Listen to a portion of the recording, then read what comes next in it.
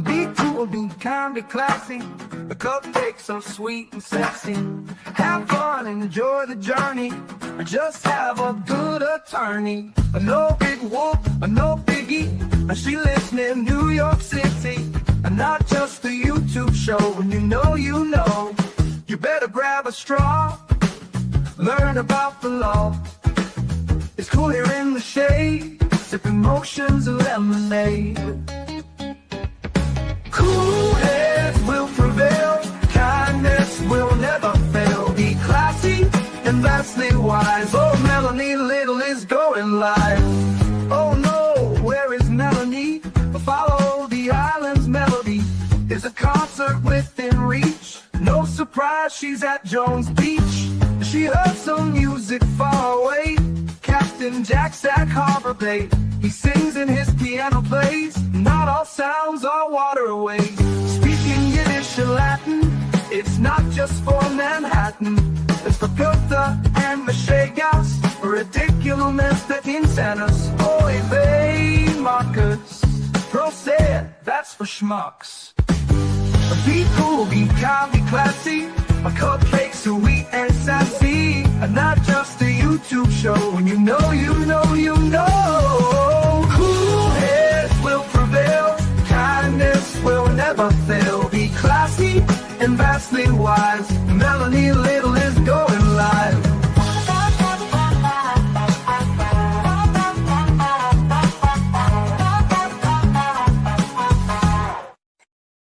What's up, cupcakes? Good evening. Good evening. Today is Sunday, April 19th, 2026.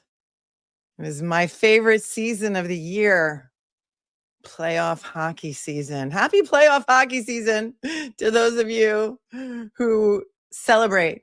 The Bruins are playing tonight at 7:30 against Buffalo. And I told you, once the Rangers are out, I root for the Bruins. So I'm split rooting though. I'm rooting for the Bruins right now, and I'm rooting for the Avalanche because my heart is in Colorado. Sorry, not sorry. Avalanche are playing LA, and my pieces of my heart are in LA as well. So I feel like right now, I gotta go with the Avs and the Bruins. You're welcome. 7:30 tonight. Thanks, Emily C, for the new intro. It's cute, don't you think? I like it. It's more current than the old one. The old one had a lot of old clips, and this one has updated us into some of the new stuff. So hello. Babs for Bruins is here. There's a great name. It says go Bruins.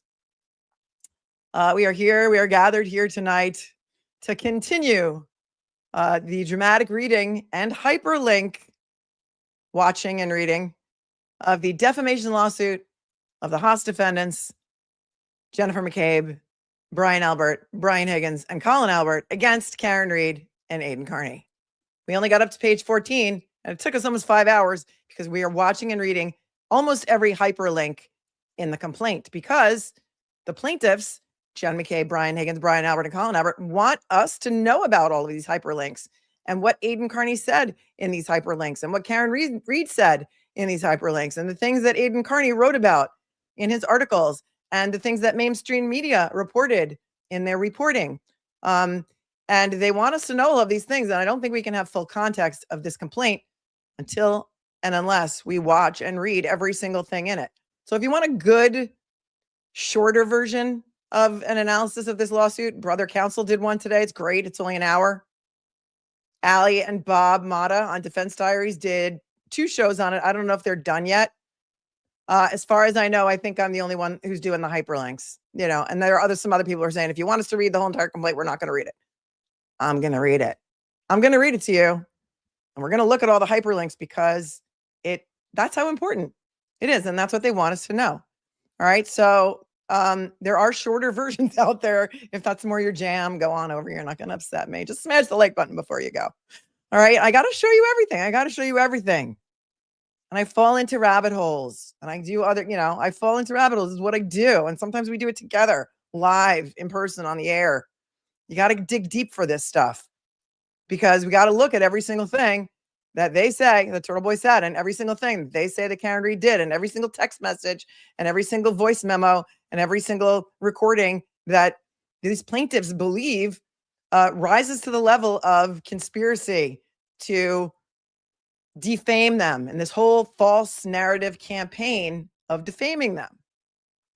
The hurdles are going to be Karen Read was acquitted twice by a jury who did not find that John O'Keefe was hit by a car. That's going to be a major hurdle. Another major hurdle is that all of you, or those of you who do follow TURTLEBOY and have been following him for years, because I mean, he had a YouTube channel and a website for 10 years before he even uttered the words Karen Read out of his mouth.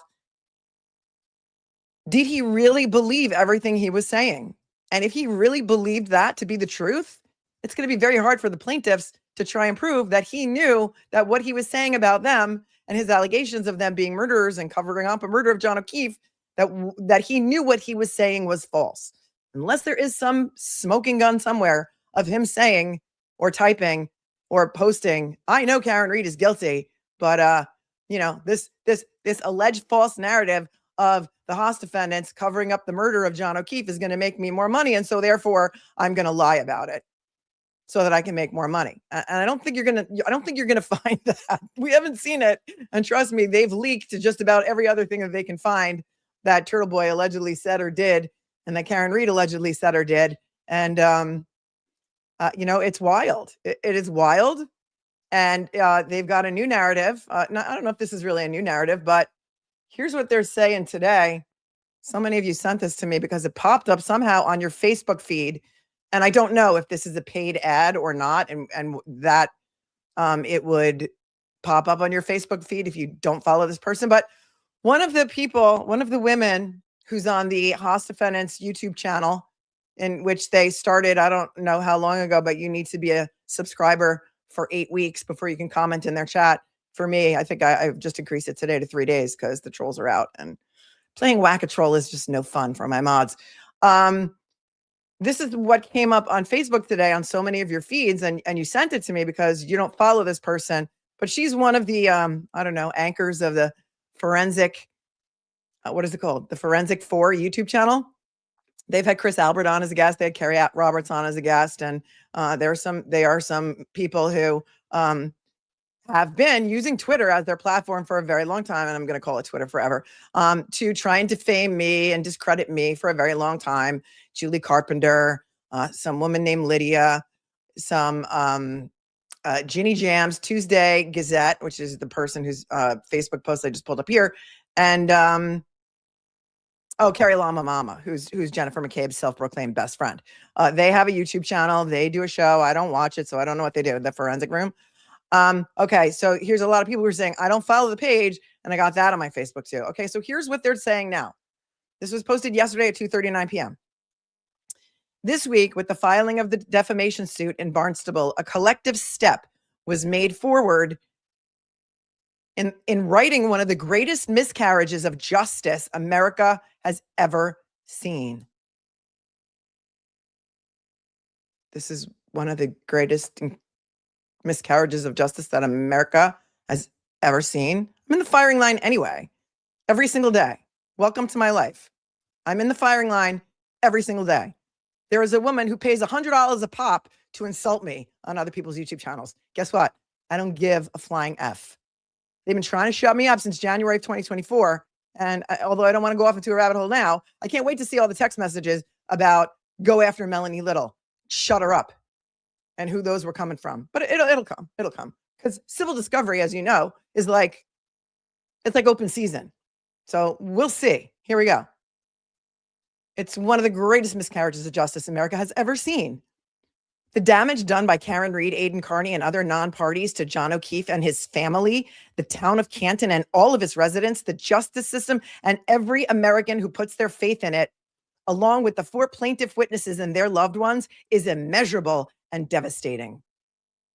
Through a sustained campaign built on defamatory lies, Read and Kearney subverted justice for John O'Keefe by attempting to poison public perception and taint the jury pool. I'm going to just submit something to you. Justice for John O'Keefe was subverted by an incompetent police investigation by the Canton PD and the Massachusetts State Police. That is how justice for John O'Keefe was subverted, because they never investigated any other theories. They never investigated anyone else.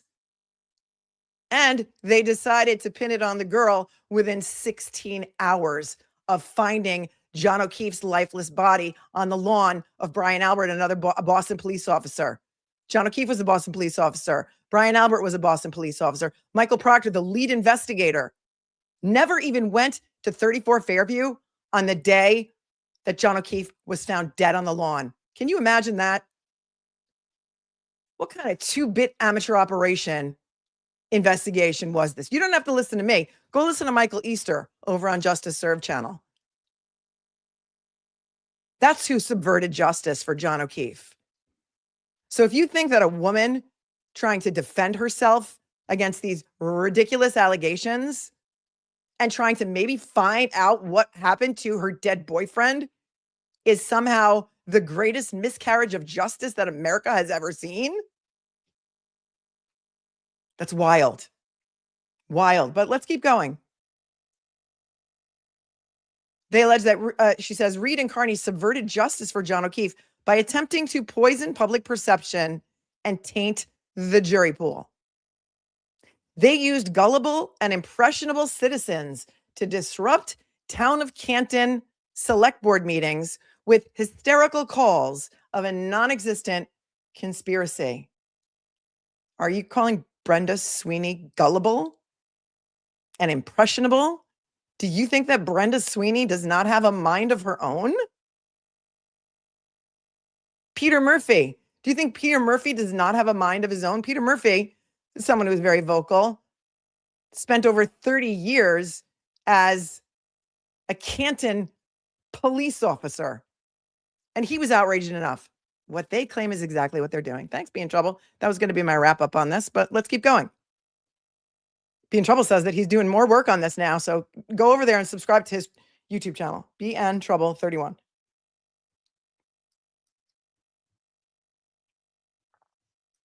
They turned neighbors against neighbors and encouraged Canton residents to stalk and spy on the O'Keefes. What?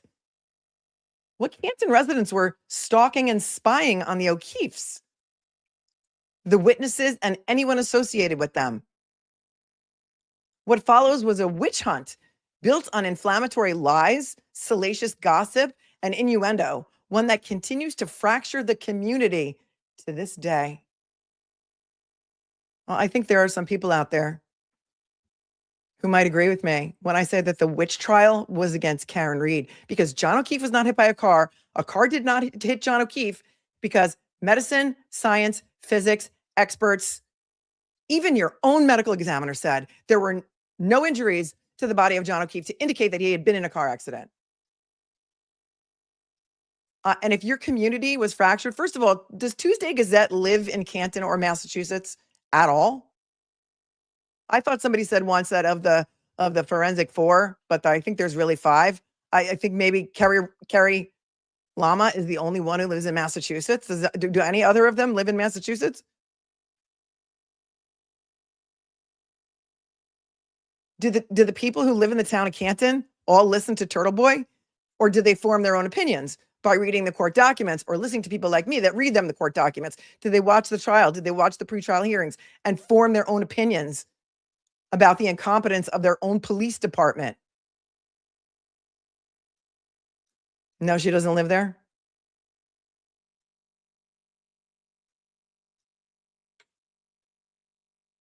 But here she is speaking out for the people of Canton. So if you live in Canton, I know a lot of people who live in Canton do listen to me, but you're afraid to speak out on the chat, and you don't need to say that if you live there, because I know a lot of you are afraid of the ramifications. Do I live there? No, I don't live there. I live in New York. Everyone knows that. I'm a New Yorker. I'm a legal commentator who comments on legal filings and trials. But no, thank you for asking. This person seems to be speaking out for all the people in Canton, but let's keep going because I don't know who scripted this.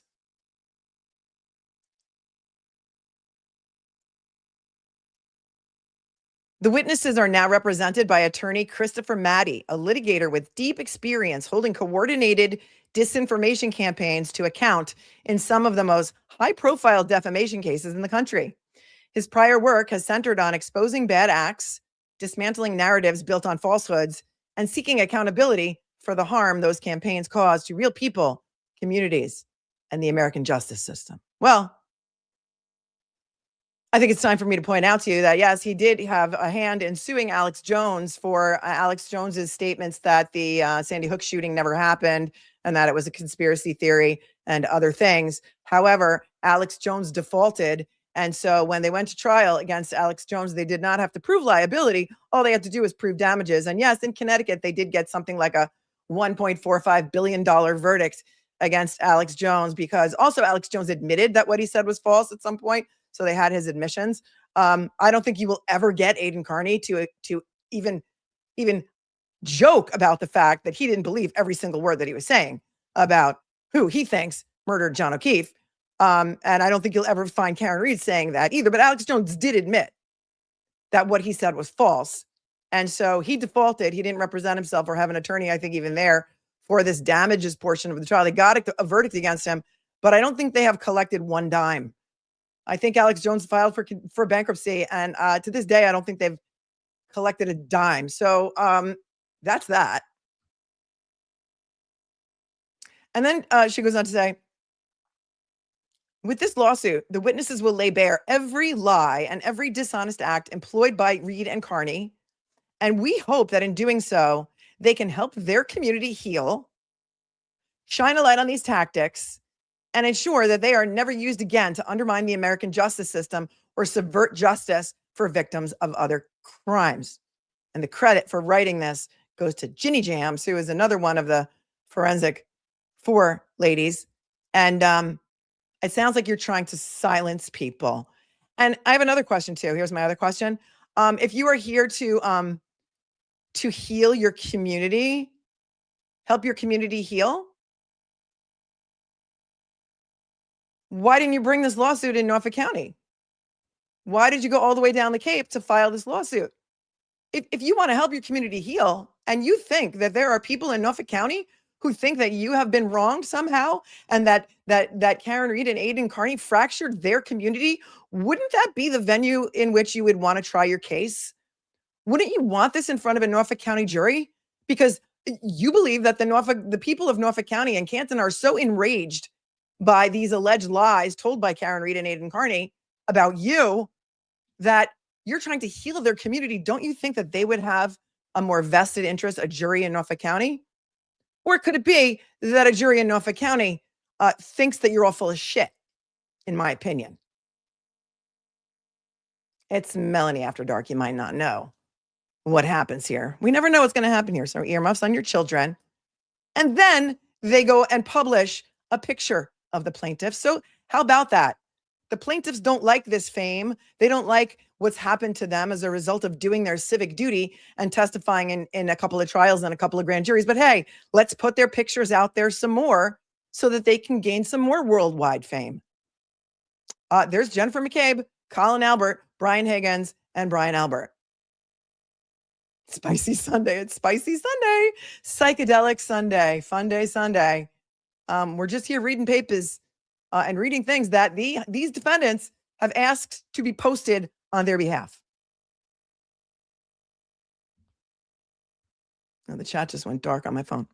And so, as you can see, perhaps, I do not believe that Chris Mattei, who's, high-level attorney, is going to do this on contingency. And so is all the fundraising that you started doing when they started this YouTube channel and other things, is all of that fundraising going to pay his retainer so that he will be the face of this for you?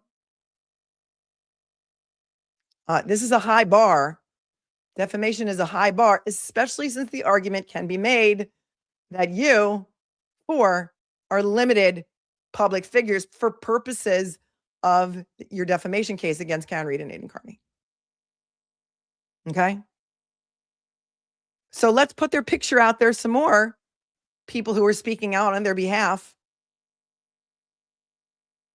And then here's a picture of John O'Keefe and a welcome to Canton sign. And then John O'Keefe and I guess his parents in earlier days and happier times, and a picture of the Norfolk County Courthouse. This has 216 comments and 18 shares, and Tuesday Gazette Limited, who can comment on this post. Sometimes, though, we need to go for the comments, so give me a second. And then I think she also posted on Twitter like, hey, all of you idiots who follow TURTLEBOY, thanks for giving me 30,000 views on my my Facebook post. So you're giving them some more fame. And I don't think they're going to obtain any fortune from this. So I don't know what you think you're going to get out of Karen Reed, because she's bleeding money. She's got $5 million. She's in debt for her attorneys. She sold her house, liquidated her 401k. She's got nothing. Can't get blood from a rock. And what do you think that you're going to? I just don't know what they think they're going to get from this, other than more publicity, right? And then here we go. These comments. Good for them. Colin Albert, for sure, already has a slam dunk case for defamation, and her attorneys know it. That's why she filed her countersuit, but she didn't ban him as one of the House defendants because they know he left before her and John even pulled up. Well, I don't know. You know what's going to become discoverable in this case? Colin Albert's entire phone extraction, including his location history, his Life 360 data, all that stuff to prove where and when he was, instead of some doctored screenshot that showed up all of a sudden in trial one that Allie McCabe testified to and said, Colin wasn't there when John was there. Come on. Like, what are you doing? You're making your children go through all of this again? Do you really think that Colin Albert wants to be a plaintiff in this lawsuit? Because everything about him is going to be fair game now. What are you doing? Exactly. I love, says Hi Cat, that they use their picture is exactly what those defendants wanted and needed. And exactly, Martine from Spain. You can see it all the way from Spain. They are making people more angry. People who only learned about Karen Reed during trial number 2 and had no idea about all of this stuff going on behind the scenes are going to now become outraged. Right? Sickly Denise says, I'm sorry if you're sickly. Crisis management didn't work, so they're working double time and rebranding. Instead, they need more funds in their Testify scam. As Judge Clark Brown keeps saying on Boston Legal, outrageous. They can have scrubbed his phone, Dodger Girl, but remember what happened with Michael Proctor's phone. Michael Proctor thought that he scrubbed his phone too. He thought that everything was set to auto delete after 24 hours, and he thought they were going to find nothing on his phone.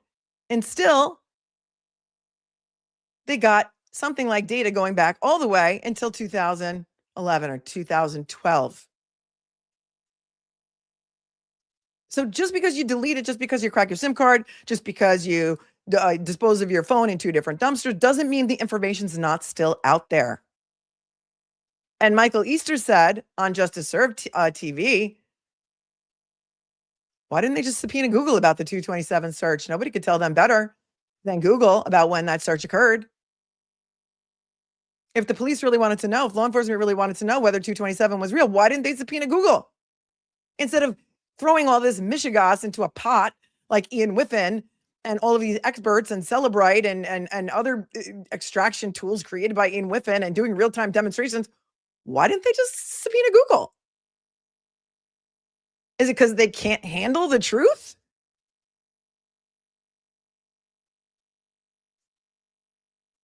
And so in their new PR campaign, they're putting out photos of them again, effing again, so that now they are going to what? Be more recognized when they go out? Does it make sense to you? Am I missing something? But let's get back and heal the community and let a Barnstable County jury do it.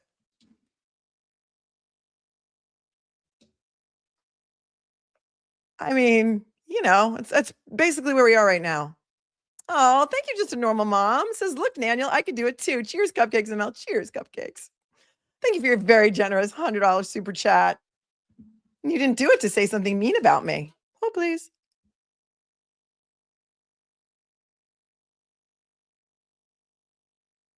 All right, this is the greatest miscarriage of American justice ever. Ever. Brenda, thanks for your 5, says, wow, I've been out of the Karen Reed saga for a while now. I knew the not guilty verdict wasn't the end, but this is crazy. Thank you for your 5. Kurt Smith says, for not giving a flying F. Oh, thanks for the 5. Bruins play at 7:30. Jody says, I don't live in Canton, but born and raised in Worcester. No one needs or wants the McAlberts. Speaking for them, we know exactly what's going on. 3-5. Donkey's Noggin says, who in the Cape that's going to protect them? Who's in the Cape that's going to protect them?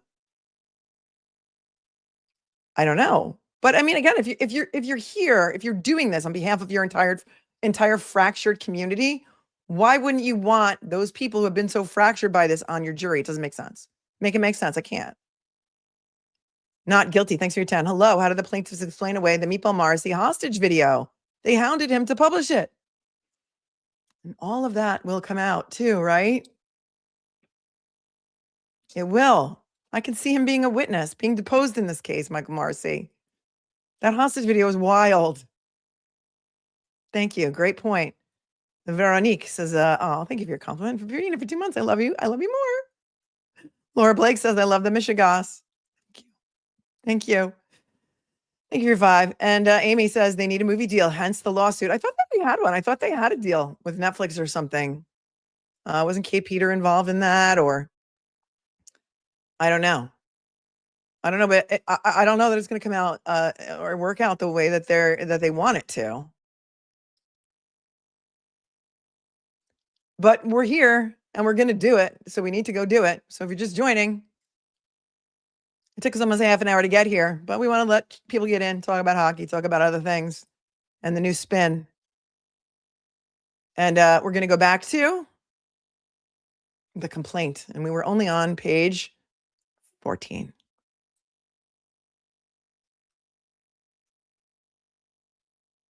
Hold on for 1 second. We did footnote 17. We're at footnote 18, which is can cover up part 39.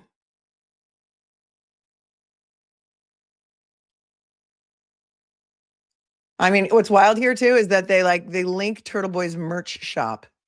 They link his Give, Send, Go. They're doing everything they can to help him raise more money and to profit further from his belief that John O'Keefe was not hit by a car and that something else happened to him. And it's wild. And here's Gigi, and she's gifting 5 memberships. You're amazing. Thank you so much. Thank you so much. Welcome to the new members.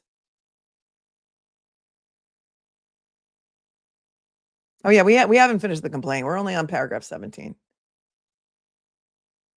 Or I mean footnote 17. It's going to take a while. It may take 3 parts to get to it. And so that's it. Okay. Thanks, Gigi. Oh, honey, I am that Gigi.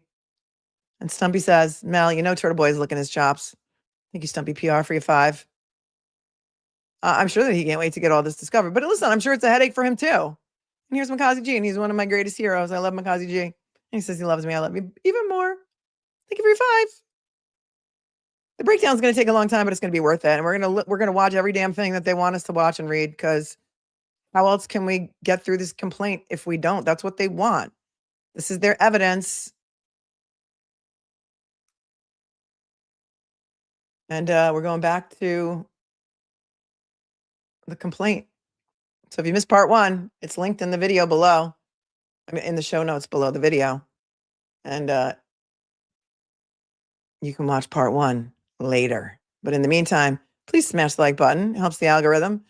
YouTube does not want you watching long form content. They want you going back to shorts and AI videos. And this isn't AI. This isn't even scripted. I don't even script an intro for myself. I don't like AI at all.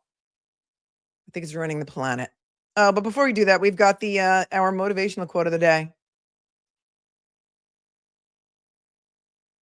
And this is today's motivational quote from the motivational calendar.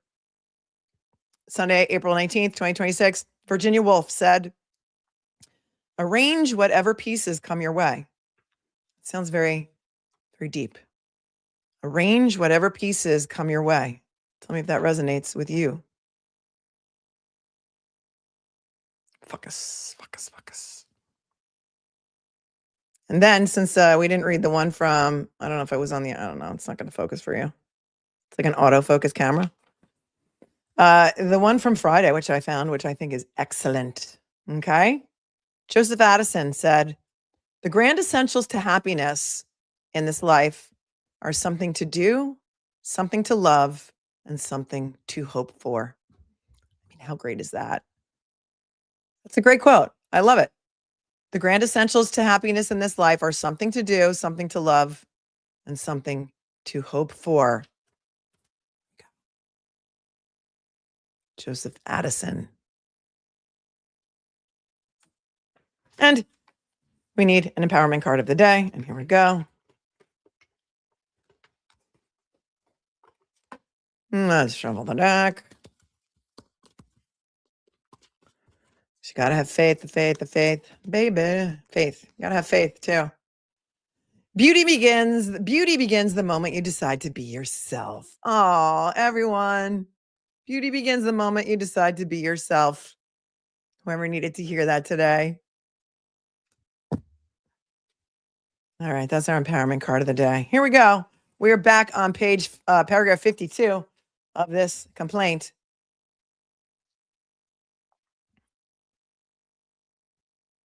Days later, on May 30th.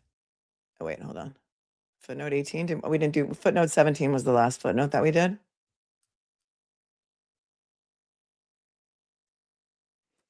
In the video, Kearney stated Jennifer McCabe and Brian Albert were involved. They are covering it up. In a subsequent blog post, he continued, the McCabes have the look of evil in them when you see them in person. These are people with no shame and aren't the least bit deterred by the fact that millions of people know that they participated in the murder and subsequent cover-up of a murder of a Boston police officer. Footnote 18, which is Aiden Kearney, Canton cover-up, part 39. Judge Kearney cancels evidentiary hearing, refuses to allow defense to question Jen McCabe and Brian Albert. Karen Reed speaks for the first time. Thank them for hyperlinking everything for us.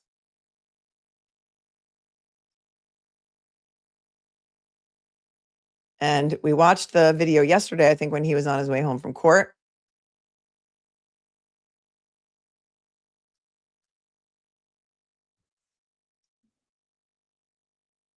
And this is the blog or the article. I'm going to call them articles. I don't know why people call them blogs. Is blog like supposed to be an insult of some kind? And we know because we watched this hearing, not in real time, but this is an article from May 24th, 2023.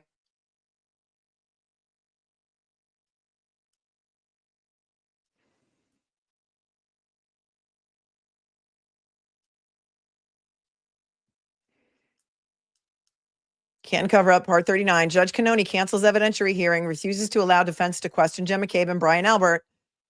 Karen Reed speaks for the first time.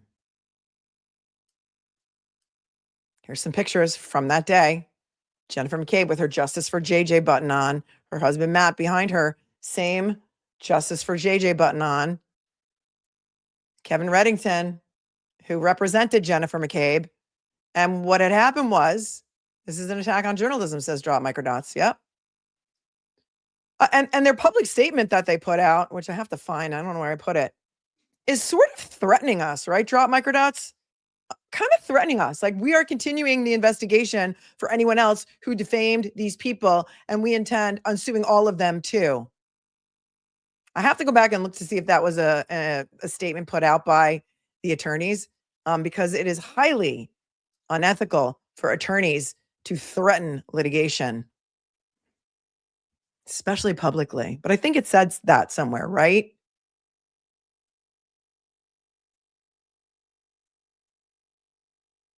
There has been a coordinated attack on me since the first time I went on Court TV in January 2024. My family, my children. I can't wait to see if any text messages come out to see if that was directed by anyone. It's going to be fun for all of us.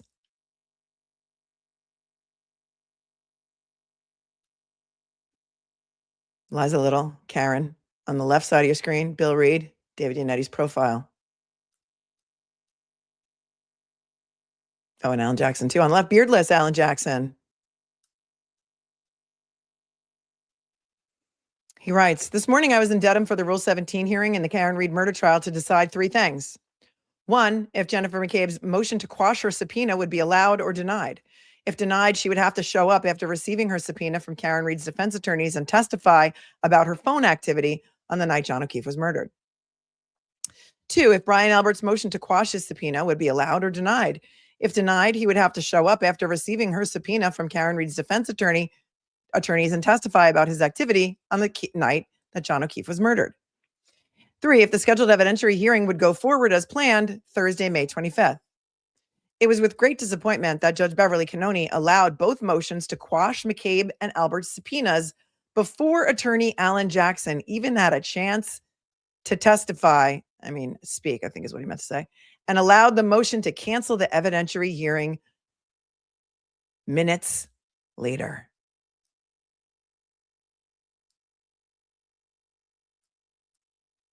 There's Judge Canoni, Boston 25's coverage. There's Adam Lally in court. This was in the big courtroom. Oh, let's play I Spy for a minute. Adam Lally's unfortunate tie shirt combo. And oh man, is that what I think it is? Oh, is that an olive blazer with a black button-down shirt and a silver tie? Well, I think that's Aiden. Is that Aiden in the back in the green shirt? I'm not sure. It's hard to say. I see Tanis Yannetti sitting with Janet and Bill Reed. And I'm not sure who else I spy there. It's Adam Lally. Tis, yes, tis Aiden. Who's sitting with him? Doesn't look like Meredith. I'm not sure who that is. Okay.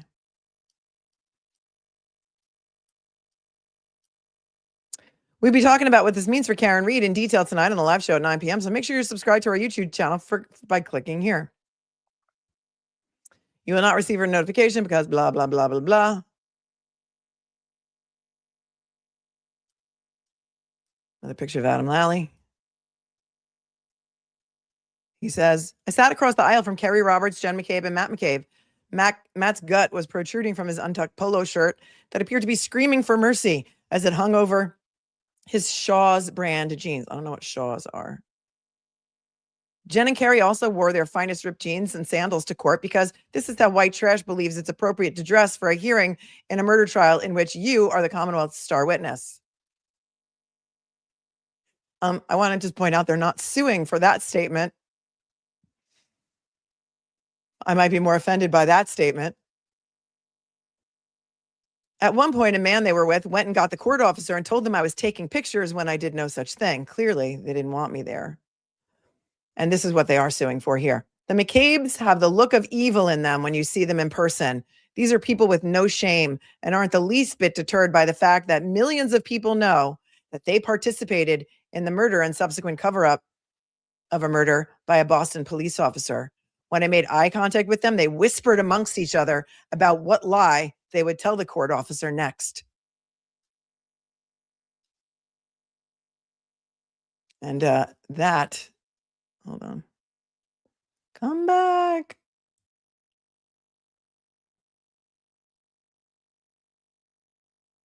They didn't put that portion in the complaint.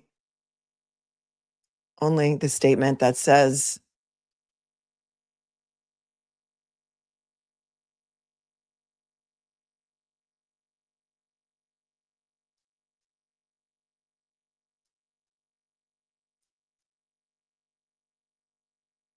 hold on.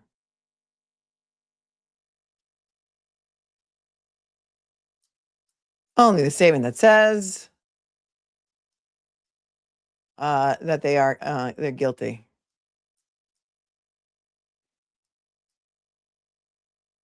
They have a look of evil about them.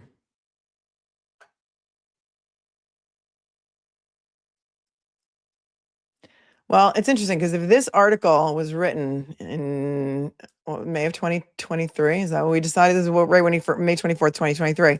Millions of people already knew about them. How many tens of millions do you think know about them now? On the way out of court, I followed 3 of them from the courthouse steps to their car. I asked Jen why she deleted the Google search for how long to die in cold along with her phone calls. I asked her why she was awake at 4:53 a.m. when Karen called her despite drinking all night. She had nothing to say, nor did Adam Lally as I interviewed him on the way into the Registry of Deeds. Is that Ted Daniel on the left of Jennifer McCabe in this photo? I'm not sure.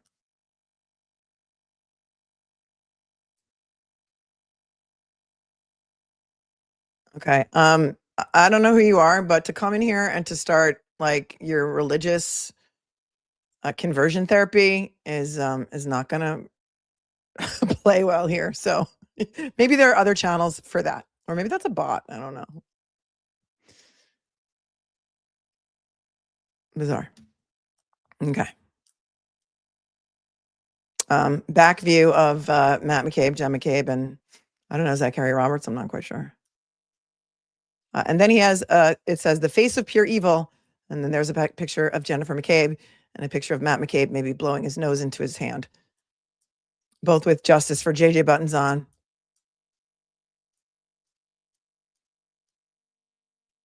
Kevin Reddington.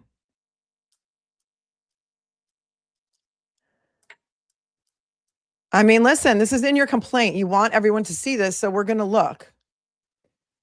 And then he writes, she knows what she did. She knows that she Googled how long to die in cold because she knew that the plan was to put his body outside in a blizzard so that a medical examiner would determine that he died from hypothermia. She hasn't lost a minute of sleep over a man who was murdered in her presence and left 2 children behind who had already lost both of their parents. She only cares about self-preservation.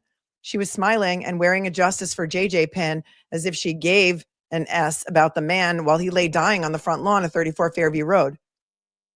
This is a cold-blooded killer who lacks all human emotions and instincts. This is Canton cover-up part 39, right?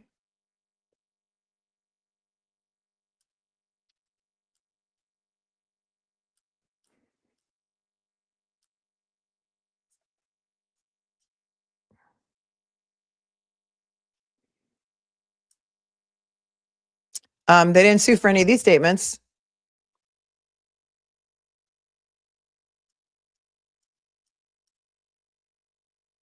And then, and this is a face of a word that I don't want to say on this channel, after being stung by a swarm of bees. That's Matt McCabe. By the time I got back, the defense team and Karen Reed's family was holding a press conference on the courthouse steps. For the first time ever, we heard the voice of Karen Reed as she could remain silent no more. At the 4-minute mark, Karen interrupted her lawyer while he said that not only does Karen Reed deserve this justice, and she blurted out the words, John O'Keefe, the man she loved who was murdered and whose funeral proceedings she was not allowed to attend. A reporter did a follow-up question, which she answered at 4:35. And I think we watched that video yesterday. Karen said, it feels as if we're the only ones fighting for the truth about what happened to John O'Keefe. And me and my family and my attorneys have marshaled every resource to get to the truth. It just feels like no one else wants it. 7 News reporter. Karen, just to be clear, you didn't do it? Karen, we know who did it, Steve. And we know who spearheaded this cover-up. You all know. Alan Jackson. No, she didn't do it. This is an innocent woman. She didn't do it. Karen, I tried to save his life. I tried to save his life at 6 a.m. I was covered in his blood. I was the only one trying to save his life. We watched that video yesterday again. At that point, an unidentified man and his trash bag girlfriend who had been laughing at the defense began to heckle her. Heckler, why did you admit to it? Jackson, she didn't admit to it. She didn't admit to anything close to that. Heckler, it was 3 or 4 times. Jackson, no, she didn't. She asked a question, which is very different. Here's the heckler. Here's the heckler and his wife. Of course, after that, I had to follow this man who seemed like he had a lot to say, but just like the McCabes, he got real quiet when an award-winning journalist started grilling him about the facts. These are still shots from the video. Carl and Jackie Dougal were friends of John O'Keefe, and Carl worked with him as a Boston police officer. And here's some pictures of them together at maybe a Patriots game. She runs a business called Fit Mom Boston. On the way out of court, she harassed John O'Keefe's ex-girlfriend, who was there to support Karen Reed. Keep in mind, the ex-girlfriend didn't know Karen at all. She just uses common sense and doesn't simp for murderers in her free time. But anyone who doesn't get in line with the McCabe's sets themselves up to be harassed by these godless heathens. Like the Albert family, Carl was a turtle rider who supported our work when we were defending police officers during unprecedented anti-cop backlash in the summer of 2020. But these people suddenly stop believing your real news the second someone they know gets exposed. Carl reached out to me on April 20th to let me know how upset he was that I showed John O'Keefe's autopsy photos. Oh, and here's some messages between Carl Dougal and Aidan Kearney. He goes by Carl James, or did at the time. Hi, Mr. Woods. Hi, Mr. Woods. Been following along the last few days, and I wanted to talk, if possible. Appreciate it. And this goes back to April 20th of 2023. I would like to know the truth about what happened. Whomever left him to doe on a front lawn in a snowstorm. John deserved a lot better than that and this. I suppose you would not consider taking down the photos of his dead body. And then he keeps going because Aidan doesn't respond. Question mark. Think you can make your point about the photos? His niece and nephew could see those. And then Aidan's article goes on to say, if Carl gave S about the truth, he would be questioning Jen McCabe about how long to die in cold, like I was. Instead, he was badgering Karen Reed for why she asked, could I have hit him, as if he's never seen my cousin Vinny. My cousin Vinny. I shot the clerk. Great police work, Carl. The autopsy photos have been shown because anyone who looks at them immediately knows that Karen Reed did not kill John O'Keefe with her car. You'd have to literally be brain dead to reach that conclusion. But like the rest of these people, Carl hid behind John's niece and nephew as a way to get me to censor the truth.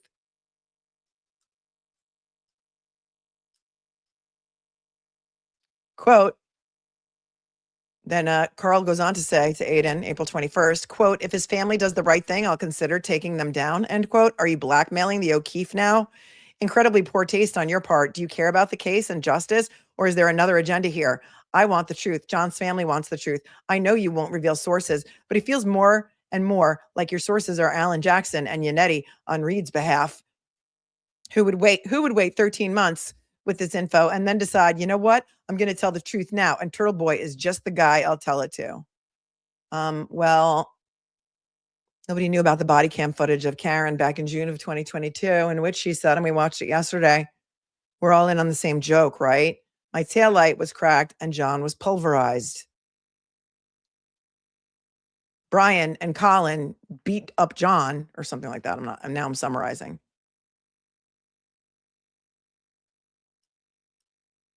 Looks like Carl Dougal has made himself a witness as well. Don't pretend to care about those, Aidan goes on to say, don't pretend to care about those kids if you're protecting his killers and telling his niece and nephew that their female role model of 2 years was a bloodthirsty killer the whole time she lived with them. Don't tell me that you want the truth if you can look at these autopsy photos and continue to carry on pretending Karen Reed killed John O'Keefe. I am not going to show the autopsy photos on my show. We've all seen them before. Pictures of the arm, pictures of the bruises on his right hand. With a little measuring tape, picture of the gash on the back of his head, and pictures of his blackened eyes and his face. Dougal goes on to say, you might be right about who is responsible. I do not know. I do know that you can make your point without those pictures. Oh, well, that's interesting. So now Carl Dougal is saying, you may be right about who's responsible. I don't know. Please just take the pictures down. Oh, so it sounds like Carl Dougal, another Boston police officer, also had his thoughts about what happened to John O'Keefe. Because maybe he knows how to investigate a homicide. And maybe he knows about injuries and pedestrian accidents. And he knows that those injuries did not come from a pedestrian accident. I don't know.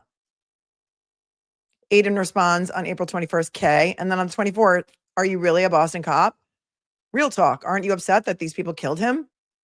Nice to meet you. And that's it. He got blocked. Back to Aidan's article, which says, if I may be right, then why is he sitting with the McCabes in court? If he had any doubt what they might have had something to do with his friend's death, then why is he associating with them?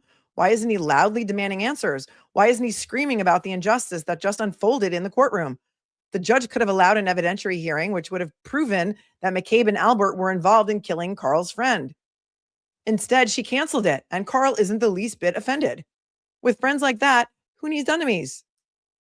It's scary to think that someone this incompetent could be a Boston police officer. If you're dumb enough to believe that Karen Reed did this, that's disqualifying for being a cop. How many innocent people has Carl Dougal locked up because he had a hunch? Well, he cost the city $12,000 in 2019 when a jury determined that he falsely arrested an innocent man. Oh, well, that's interesting. I can't fall into the hyperlink of that right now. But here's a little blurb of what happened there, which you can come back and read at your leisure if you prefer. If you would like. Carl Dougal is way too stupid to be a police officer. He has zero instincts or common sense. His defense was that it was an honest mistake and that the Constitution allows him to arrest random black guys because they look like other black guys. And he goes on to talk more about the lawsuit against Dougal for what he did to this man. And Aiden Kearney comes with receipts, always, always. You may not like what he says. You may not like the way he says it. You may not like the words that he uses when he says it, but he comes with receipts. Why was he banned from the courtroom? Exactly. Because he allegedly, maybe, perhaps bumped into Karen Reed intentionally, maybe, and he was banned from the courtroom during trial 1, right? Thank you, Dancing Quinn.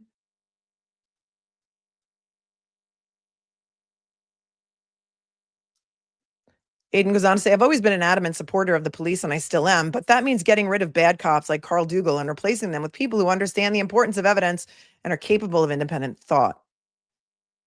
We'll see you at 9 p.m. on YouTube and Rumble.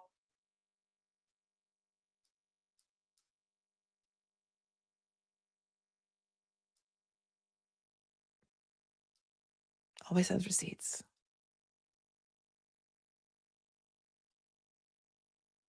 And that was footnote 18. Back to the document.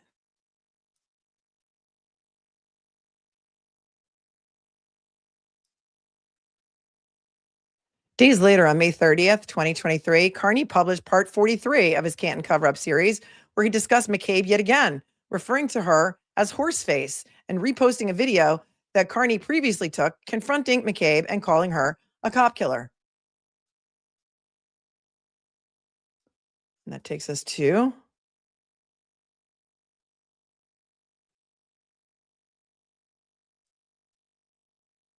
Can Cover Up part 41.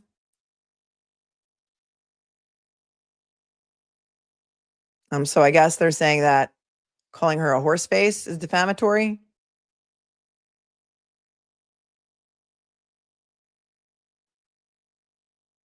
Notably, the blog post covered the denial of an ex parte harassment prevention order that McCabe sought against Kearney in Stoughton District Court based on his repeated public harassment of her. However, McCabe's HPO request was not public information.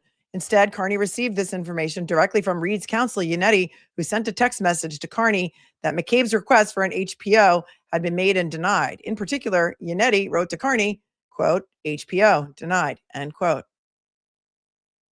So I think the more important part of this paragraph is that the harassment prevention order that she tried to get ex parte against Aiden Kearney, and we know from Kelsey Fitzsimmons how easy those are to get ex parte when you're only telling your side of the story, was denied, and the judge didn't buy what she was selling.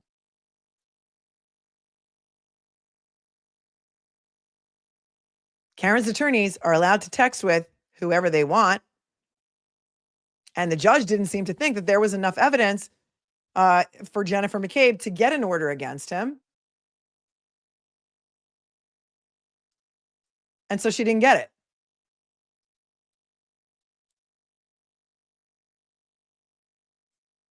And so here is this is part 41.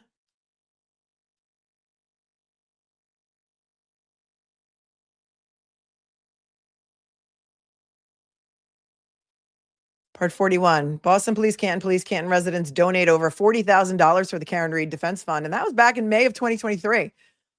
Over $40,000 was raised for her defense fund. And then he links it in his story. And then let's look at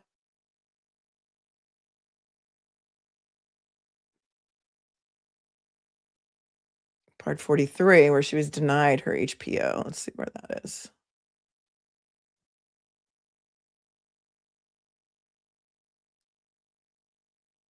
Remember, we talked about, no, that's not proper, because it says it's Canton cover up part 43, but it's not. It links to Canton cover up part 41.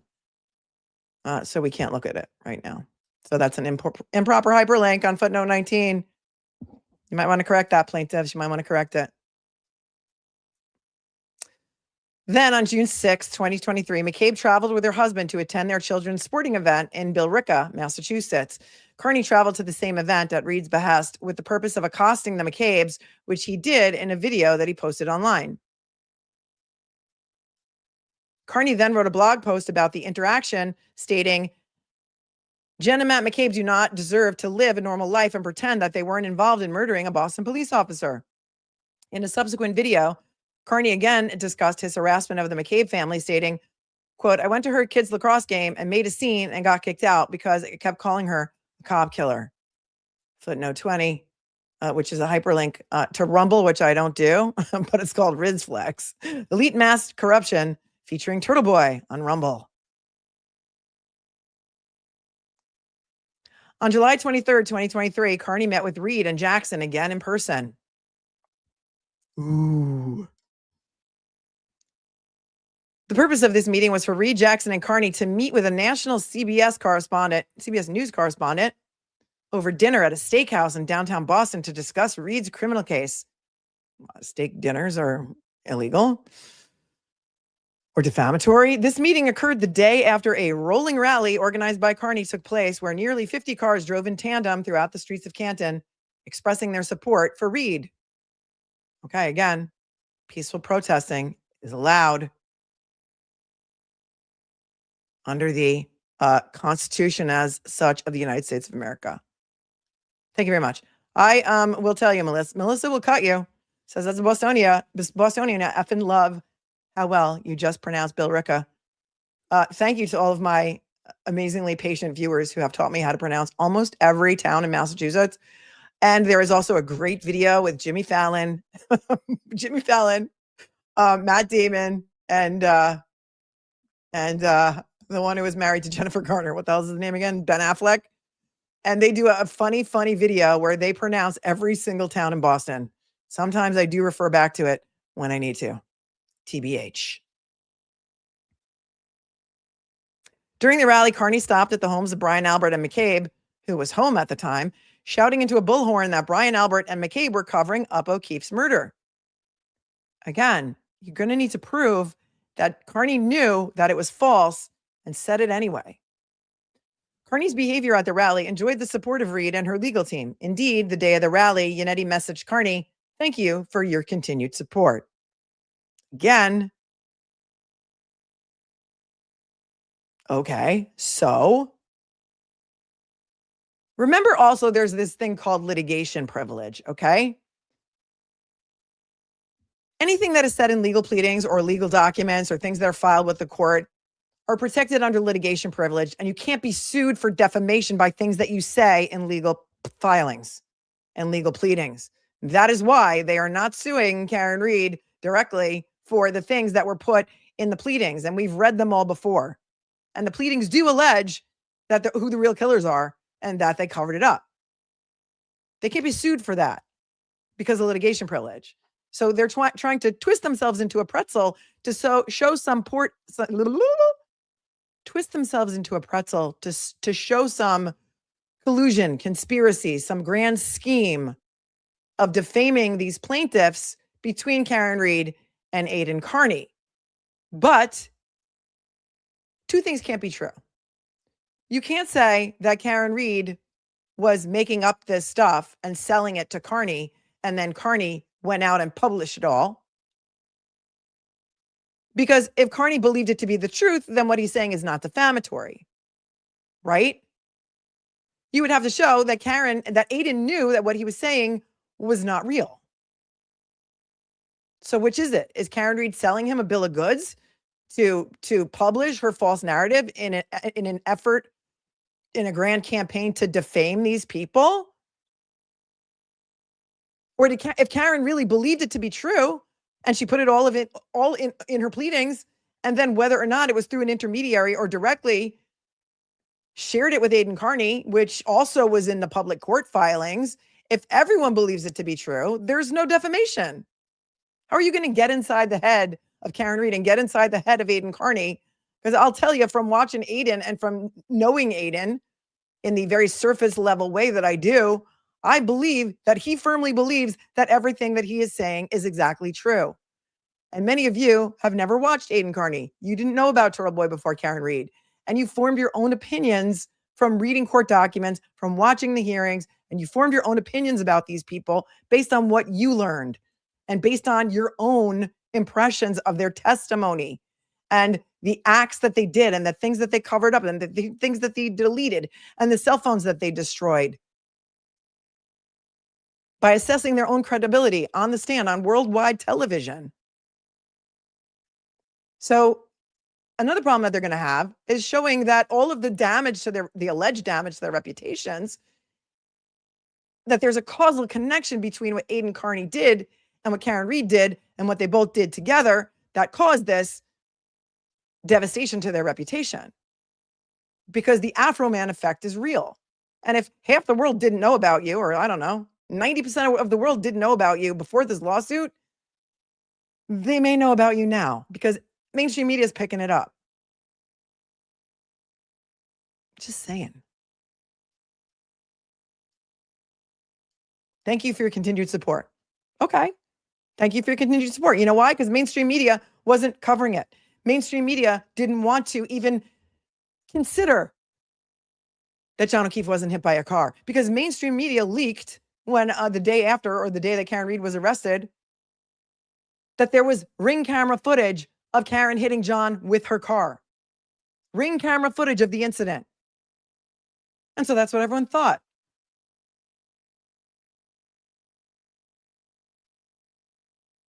The next day, Kearney hosted his weekend live show on YouTube, footnote 21. During his show, Kearney stated that Jen McCabe killed or helped to kill, let's keep it a buck. That's what she did. She killed John O'Keefe. Let's keep it a buck. Right. They told us it was on video. So we all saw the story and we're like, oh, that sucks. This woman hit her boyfriend with her car and it's on video and maybe she was drunk driving and what a terrible story. I call it the Afro Man effect now because you know what? Kids these days, they don't even know who Barbra Streisand is. They're like, Streisand effect? What is that? Who's Barbra Streisand? They don't know. Hold please.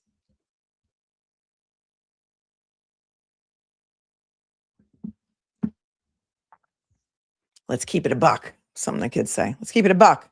Just like Riz.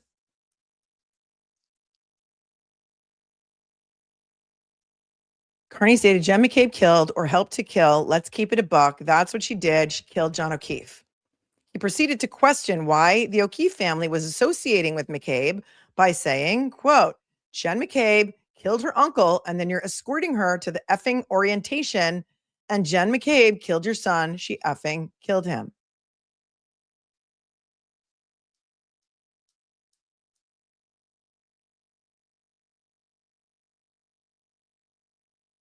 Except Afro Man was not the person affected. The cops suffered from the Afro Man effect, not him. Yeah, what I mean is they sued Afro Man, and so then now everyone knows who they are.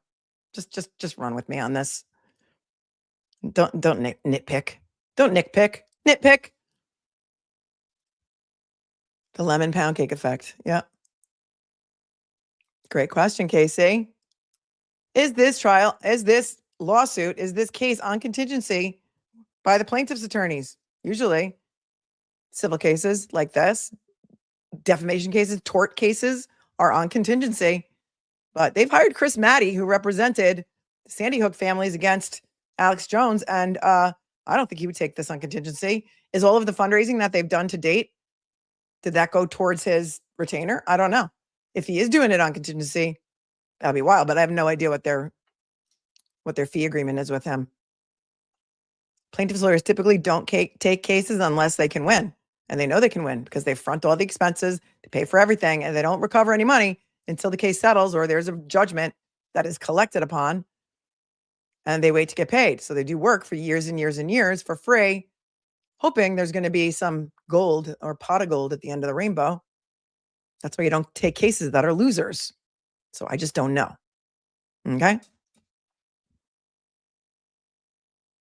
On August 9th, 2023, Kearney published part 96 of his Canton cover-up series. He began the blog post by explaining, the movement for justice for John O'Keefe and Karen Reed continues to grow by the day. Although TURTLEBOY was the first media outlet to really dig deep into this story, it has taken on a life of its own, independent of our award-winning journalism. The Facebook group dedicated to discussion of this topic has nearly 20,000 members and is one of the more active groups you will see on the platform. I mean, he only started his reporting on this case in April. So within 4 months, there were 20,000 members in the Facebook group. I didn't know about this case or start talking about it until January 2024. So this thing was rolling. And at least 20,000 people were invested in it already. In his post, Kearney bragged about the fact that he was able to amass his followers with well over 100 cars and at least 200 to 300 people scattered everywhere in front of the McCabe home. He included pictures of himself wearing a Free Karen Reed t-shirt next to someone wearing the t-shirt sold by Kearney. Again, so what? It's called capitalism. He can sell whatever t-shirts he wants. He can have a website. He can have a YouTube channel. He can talk about whatever he wants. It's up to people about whether or not they're going to believe what he has to say. And most of you are smart enough to do your own diligence. You're not just sitting here believing what I have to say because I'm saying it. We're reading the documents together. And I think you each have your own minds to the point where you can make your own decisions about what you think the truth is. Kearney lambasted the Canton police chief by saying, it's disgusting and pathetic that this public official is treating a cop killer like the victim of a crime. This is the problem. The McCabe's and Alberts are treated as royalty in this town, and they know that the police will go out of their way to protect them. This is why they felt so emboldened to kill a man, frame a woman, and think they could get away with it. Kearney stated, it's painfully obvious to anyone with a brain that the McCabe's and Alberts murdered John O'Keefe.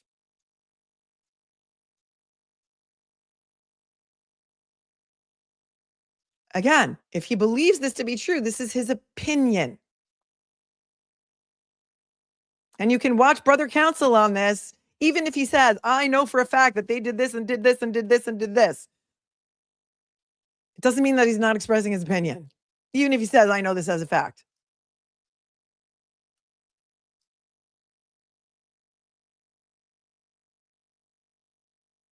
Let's see, footnote 22.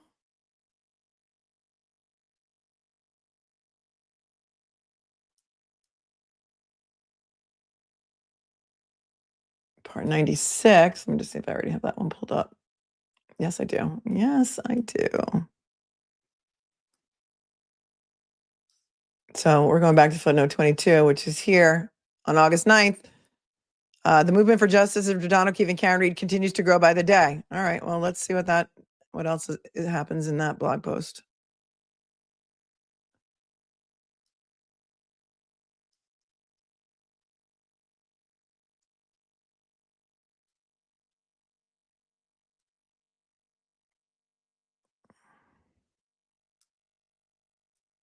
I mean, how many more followers do you want to give him? And how much more money do you want to give him? Shout out to Brother Counsel. Yes, he did a great job. Great job.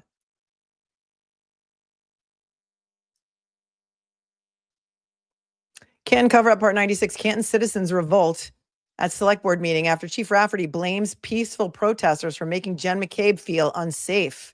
Says TURTLEBOY broke the law.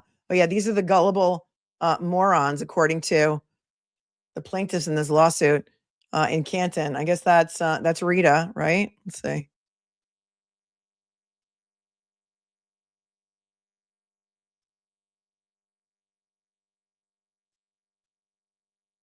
Can I hyperlink to this Canton Select Board meeting? August 8th, 2023. All right, hang on. This is how we fall into the rabbit holes.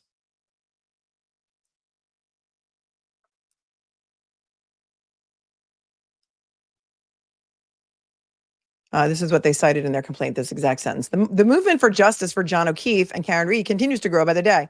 Although TURTLEBOY was the first media outlet to really dig deep into this story, it has taken on a life of its own, independent of our award-winning journalism.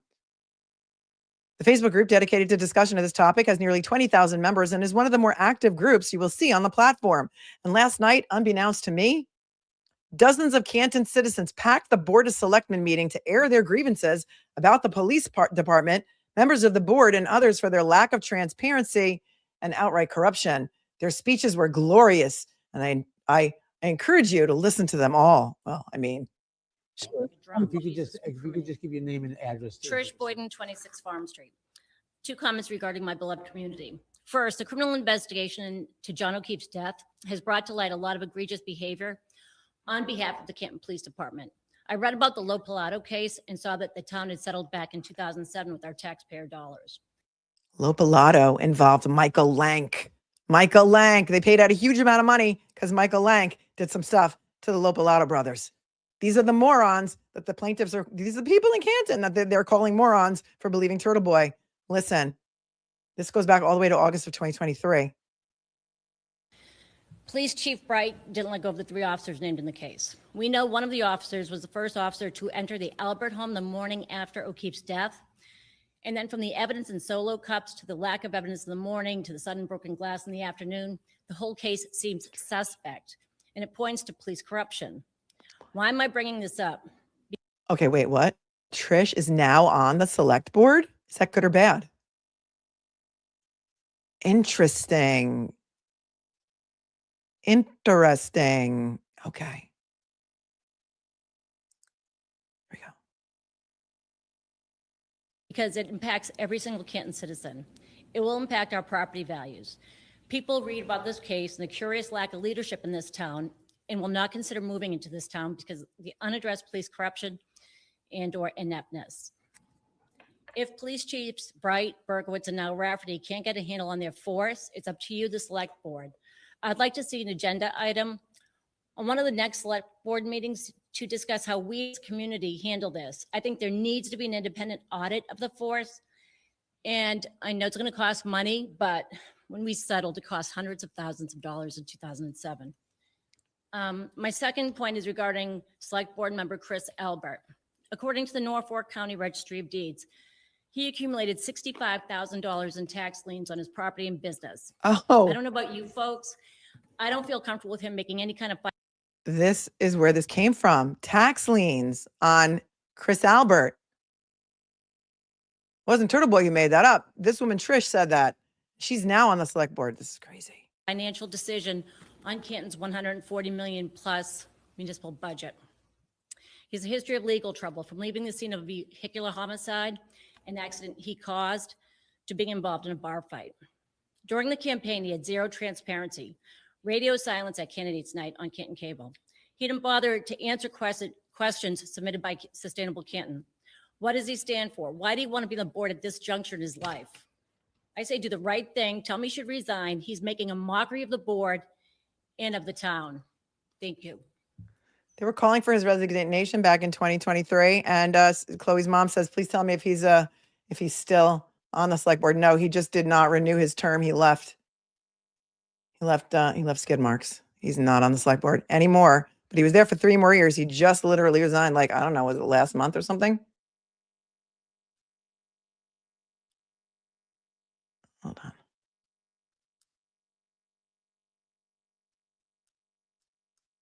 Oh, well, here's another one. You can hear me? Yep. Just want to reiterate a little bit of what the other gentleman said, that I'm disgusted with the town selectmen's behavior and silence.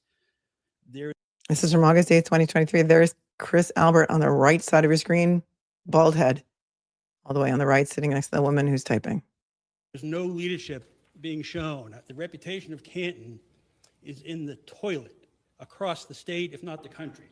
And it's only going to get worse now that things are going on to national television, the news. There's going to be camera crews down here all the time.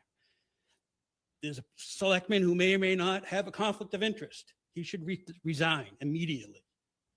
It would go a long way to the reputation of this town. You guys are hired help.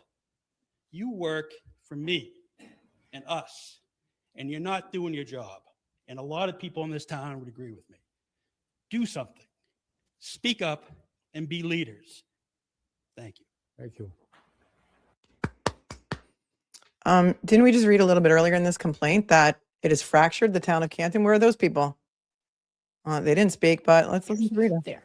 Anyways, you know, we're all talking about the select board. We're talking about Let's go back to the beginning. Okay. years there. Anyways, you know, we're all talking about the select board. We're talking about the credibility of Canton as a town, the Lapalato, I don't know that name, that case, and the behaviors that were in it. And I'm just going to ask directly rather than, I know you're not going to answer, but the behaviors that we've seen, that one of the women mentioned the whole list of cases and foreclosures and everything else. I think I'm just going to ask directly, Mr. Albert, will you resign and save this town? Will you save this town and resign tonight? Yeah, I think that might be out of order. It might be out of order. So They asked him to resign in 2023. What do you think fractured the town more? Because they haven't even brought up John O'Keefe yet. This was a year and a half after the murder of John O'Keefe. They haven't even spoken about that yet. Right? Talking about the Lapalitos and the settlement that was paid to them, wanting Chris Albert to resign because of his conflict. Chris Albert, tellingly, is not a plaintiff in this lawsuit, but his son Colin is. All right, there's more. But wait, there's more. Same night, 8/8/23. Like a drum. if you could Jesus just give your name and address. Trish Boyden, 26 Farm Street. 2 comments regarding my beloved community. First, All right, well, we just watched that one, so she's now on the select board. Let's see what this is. Canton, watching this at home, please do not be afraid to speak up. Canton, watching this at home, please do not be afraid to speak up. This is our town. I've lived here for 25 years. I'm sick of it. I watch this stuff on TV every night. I want answers from you guys. I want something to be done. We're not going to sit here idle. This is going to continue until we get answers. Thank you. Thank you.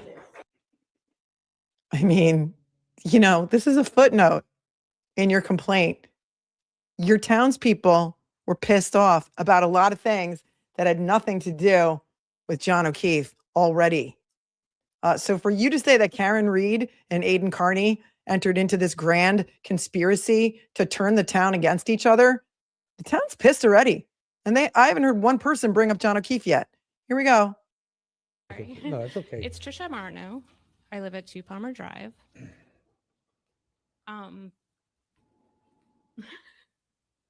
I don't think that somebody that works on the select board should use a town lawyer to threaten people or even use them for business. Oh, And Chris, I know I'm not supposed to say it, but I hope you step down. I used to go to your restaurant. All you had to do was answer for some of the stuff. wait, they were using the No, it's town okay. lawyer to threaten residents? I don't know what she's talking about. You couldn't hear her? Hold on. I could hear her. Let me see if I can make it louder. Let's hear it again. It's Trisha Marno. I live at 2 Palmer Drive.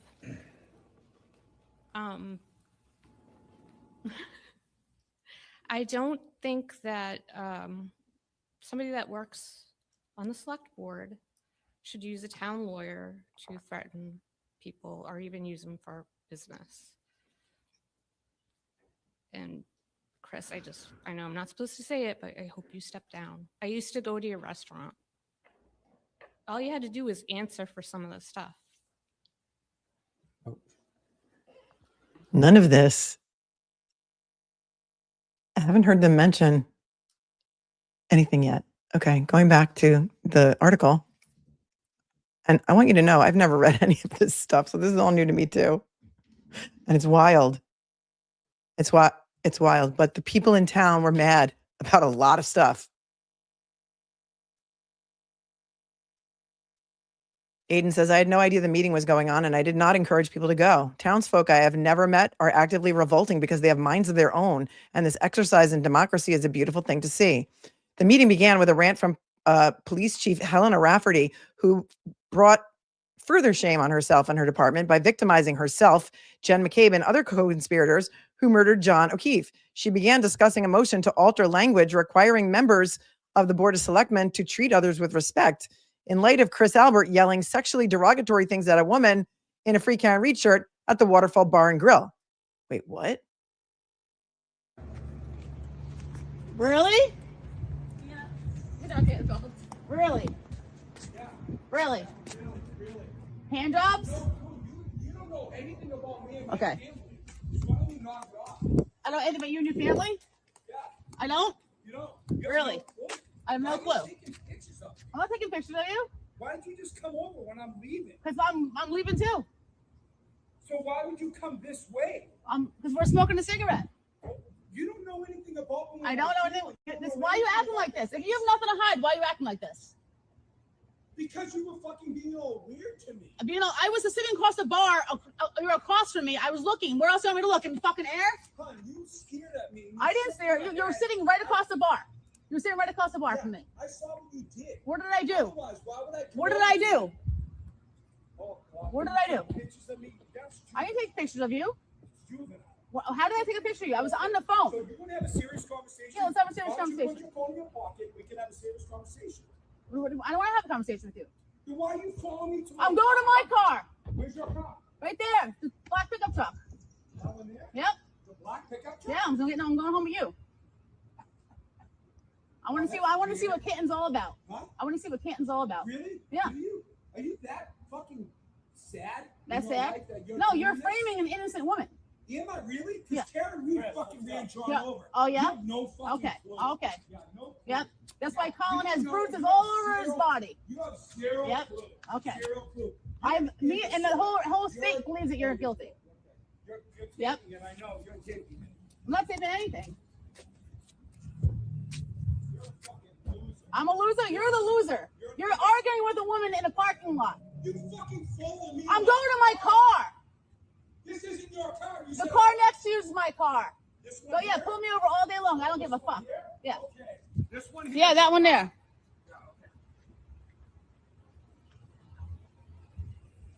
This is a town select board member.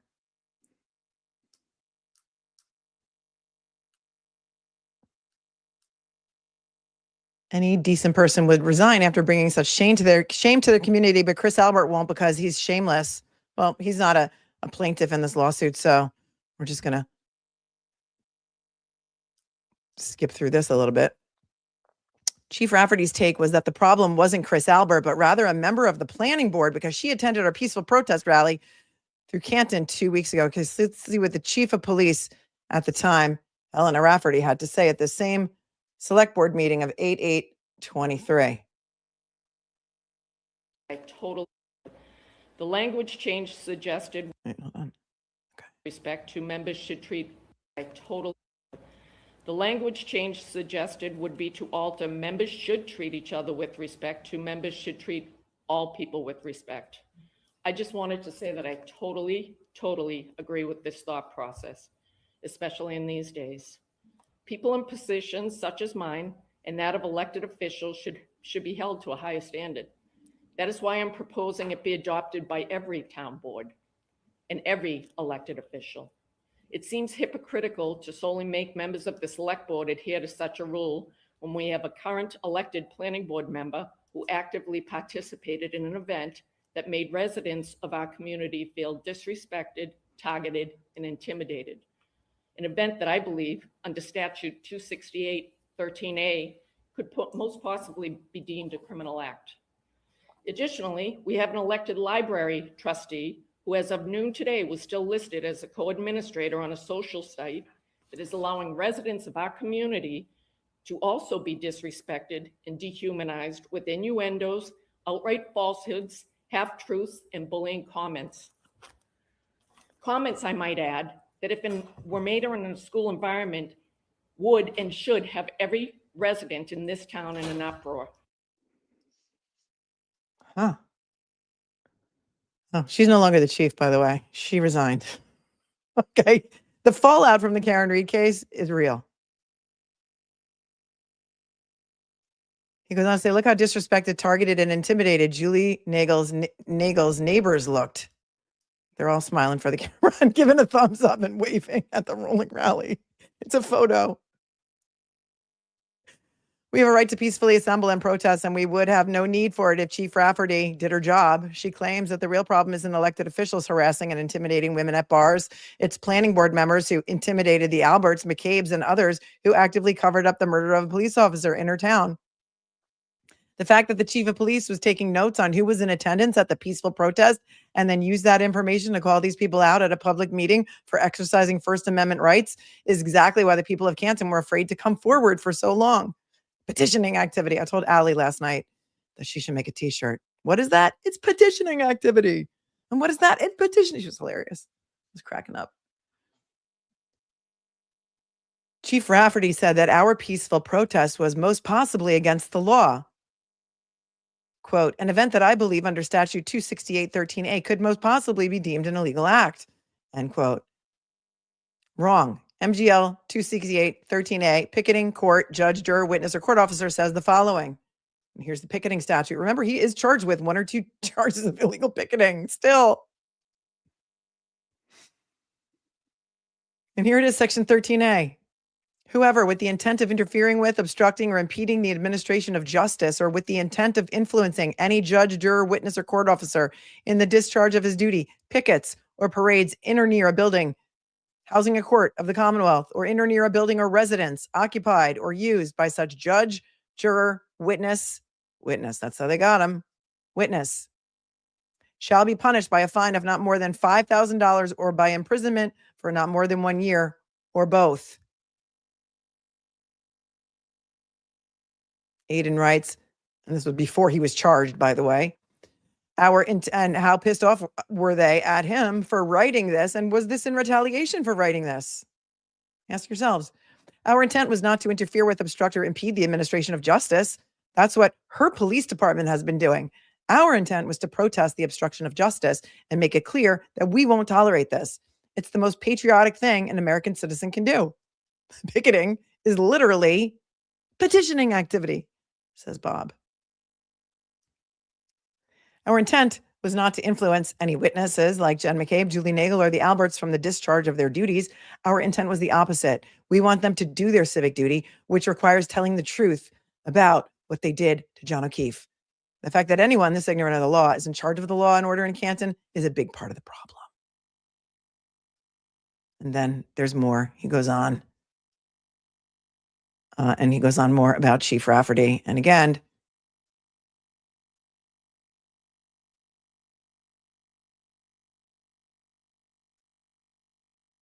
he points out, wait a second.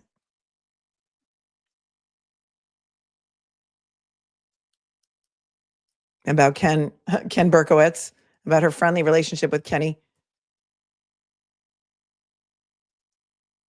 She did not bring up the fact, meaning Rafferty, that her officers didn't find taillight or a shoe at the scene of the crime, failed to search the house where a dead body was found, and allowed Jen McCabe to amend her statement 3 hours after the fact in order to further incriminate Karen Reed.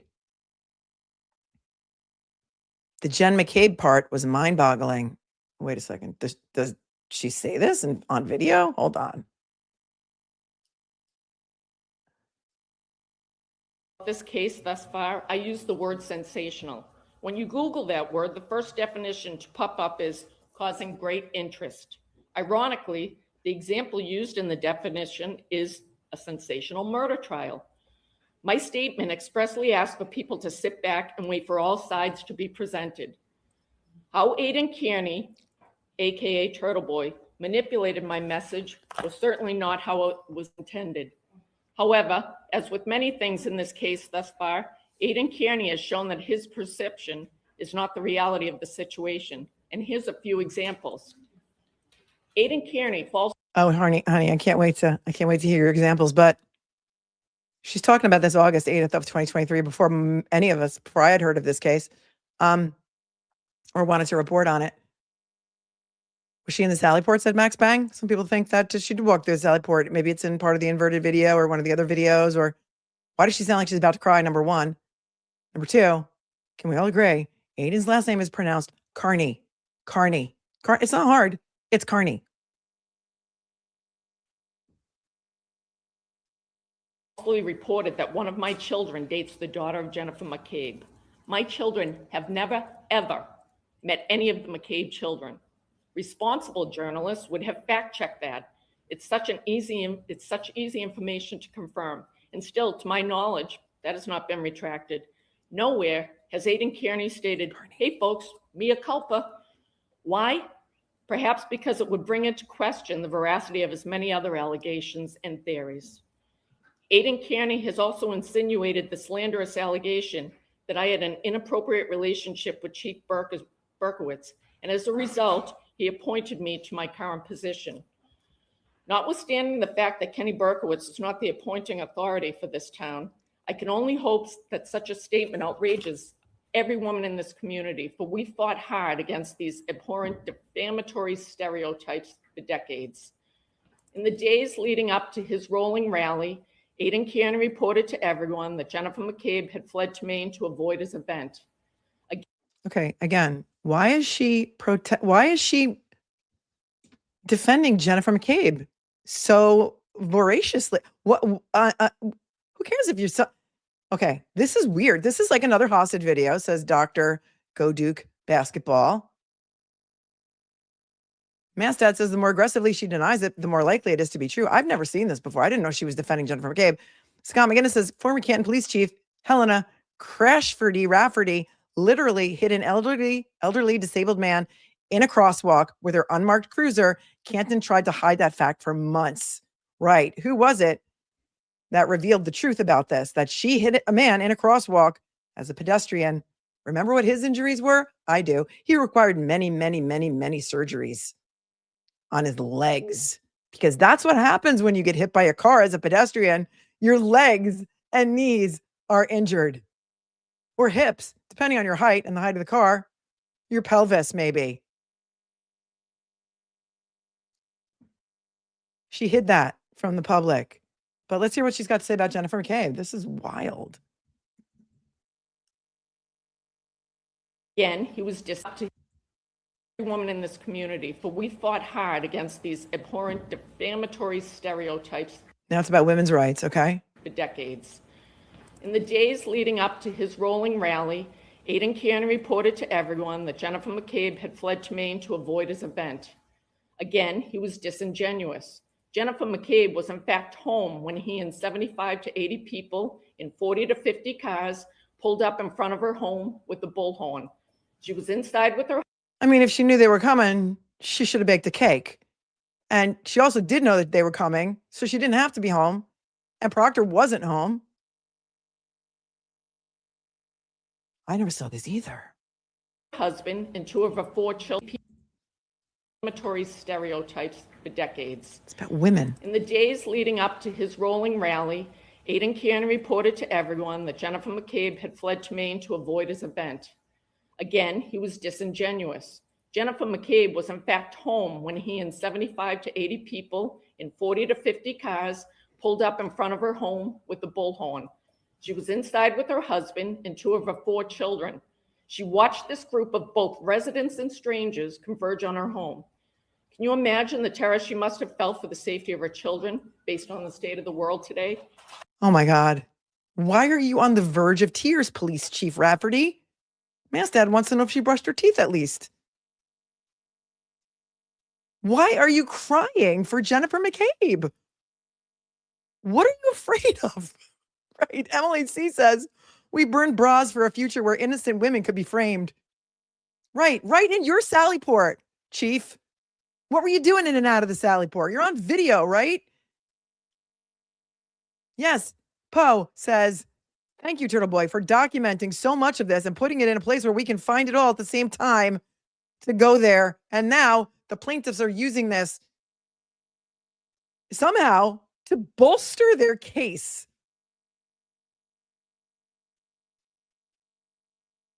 Wow. Why is she crying? Again, this is a witness in a case. Additionally, I know it's been circulated that John O'Keefe had conversations with Canton police detectives related to drug activity in that neighborhood. Well, I'm here to confirm that. He absolutely did. He reached out to the detective unit directly. However, none. Oh, thank you for telling us that, because I never knew that it was actually confirmed that John O'Keefe had reported that there was drug dealing activity in the neighborhood. Did you?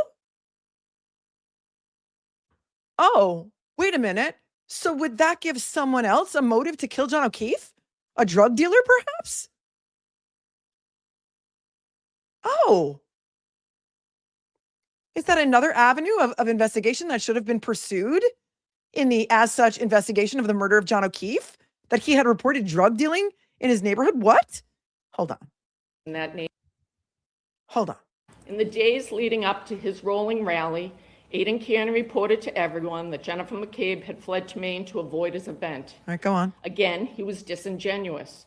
Jennifer McCabe was in fact home when he and 75 to 80 people in 40 to 50 cars pulled up in front of her home with the bullhorn. Okay. She was inside with her husband and 2 of her 4 children. She watched this group of both residents and strangers converge on her home. Can you imagine the terror she must have felt for the safety of her children based on the state of the world today? Again, this is a witness in a case. Additionally, I know it's been circulated that John O'Keefe had conversations with Canton police detectives related to drug activity in that neighborhood. Well, I'm here to confirm that. He absolutely did. He absolutely did. He had conversations with detectives in Canton, Kevin Albert maybe, about drug dealing in his neighborhood. He absolutely had those conversations, and Helena Rafferty is telling you about it. Were those conversations with Kevin Albert? Did Kevin Albert know something about drug dealing in the neighborhood?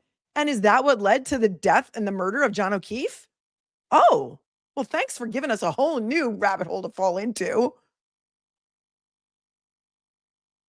Let's keep going. Reached out to the detective unit in a case. Additionally, I know it's been circulated that John O'Keefe had conversations with Canton police detectives related to drug activity in that neighborhood. Canton police well, I'm detectives. here to confirm that. He absolutely did. He reached out to the detective unit directly.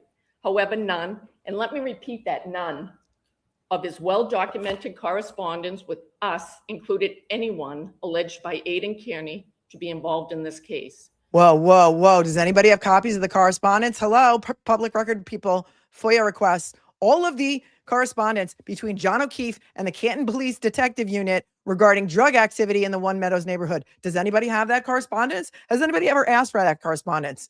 Did Kevin Albert come forth with that information? Did Kevin Albert tell his brother Brian that John had reported drug activity in the neighborhood at One Meadows?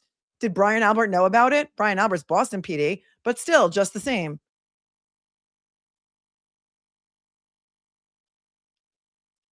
Anybody have that correspondence between John O'Keefe and the Canton PD Detective Unit? Does anybody care? Did anybody ever get it? I've never seen it. Does anybody have it? Did it ever come out in any of the FOIA dumps? When did he complain about drug dealing in his neighborhood? They investigated it probably just as well as they investigated the murder of Sandra Birchmore and the murder of John O'Keefe, and they found nothing. Of course, they found nothing. Wow. Was Higgins told about it too? Higgins had an office at Canton PD. He worked for ATF, but she says there's correspondence between John O'Keefe. Hold on. The point I'm talking for children based on the state of the All right, the state of the world. Yeah, circulated that John O'Keefe had conversations with Canton police detectives related to drug activity in that neighborhood. Well, I'm here to confirm that. He absolutely did. He reached out to the detective unit directly. However, none, and let me repeat that, none of his well-documented correspondence with us included anyone alleged by Aidan Kearney to be involved in this case. The point I'm trying to underscore. She's telling us more than everything. Who is she protecting? Who is she protecting? Nobody that Aidan Kearney said was drug dealing. Did you find any other drug dealers? Where's the well-documented correspondence between John O'Keefe and the Canton PD detective unit. When did he report it?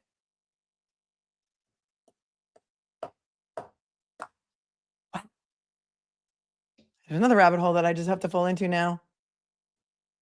Doesn't that give more of a motive for somebody who's drug dealing in the neighborhood to kill John O'Keefe? Wow. She just told us everything. Aiden then says,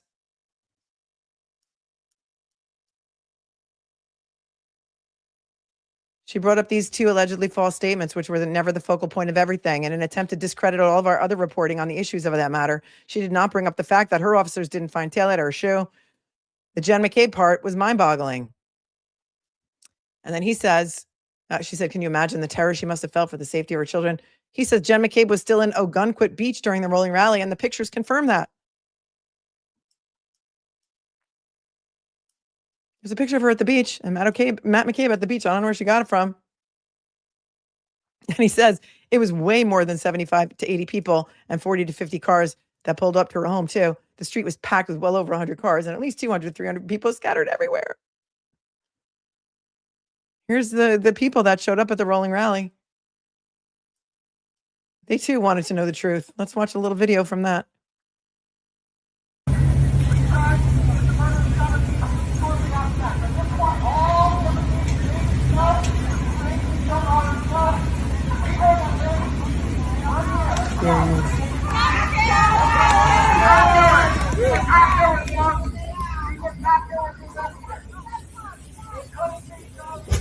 I wonder if anyone's there. They gotta be there. It's Kyle's there.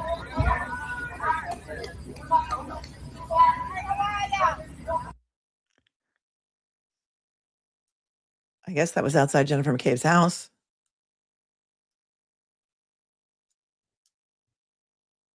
And he writes, just look how scary and intimidating these people are. Here's some pictures of people with Free Kearney t-shirts on.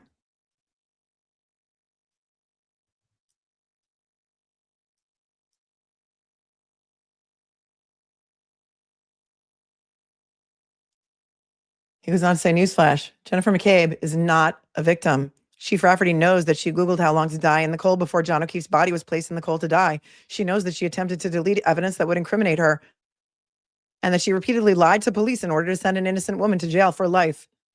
It's disgusting and pathetic that this public official is treating a cop killer like the victim of a crime. That is the problem. The McCabes and Alberts are treated as royalty in this town, and they know that the police will go out of their way to protect them.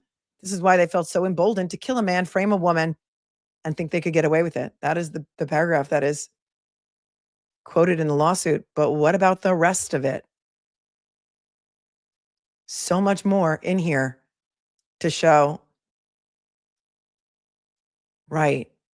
Caustic says, why did Kate Peters say she made up the drugs and Colin thing, but not air the truth of the drug part when bragging about how she made it up? Will Kate Peter be third-partied into this lawsuit as another defendant for making up the lie and admitting that she made up the lie that Colin Albert was a drug dealer, as being the real person who ruined Colin Albert's reputation? I don't know. If I was defending this lawsuit, I think I would third-party her in. She admitted it on somebody's YouTube presentation. And you just saw the police chief of Canton, Helena Rafferty, showing she's the public official here, treating a cop killer like the victim of a crime. That is the problem. They're treated as royalty in this town. Helena Rafferty just told us something I never even saw before, but she told us everything. Wow.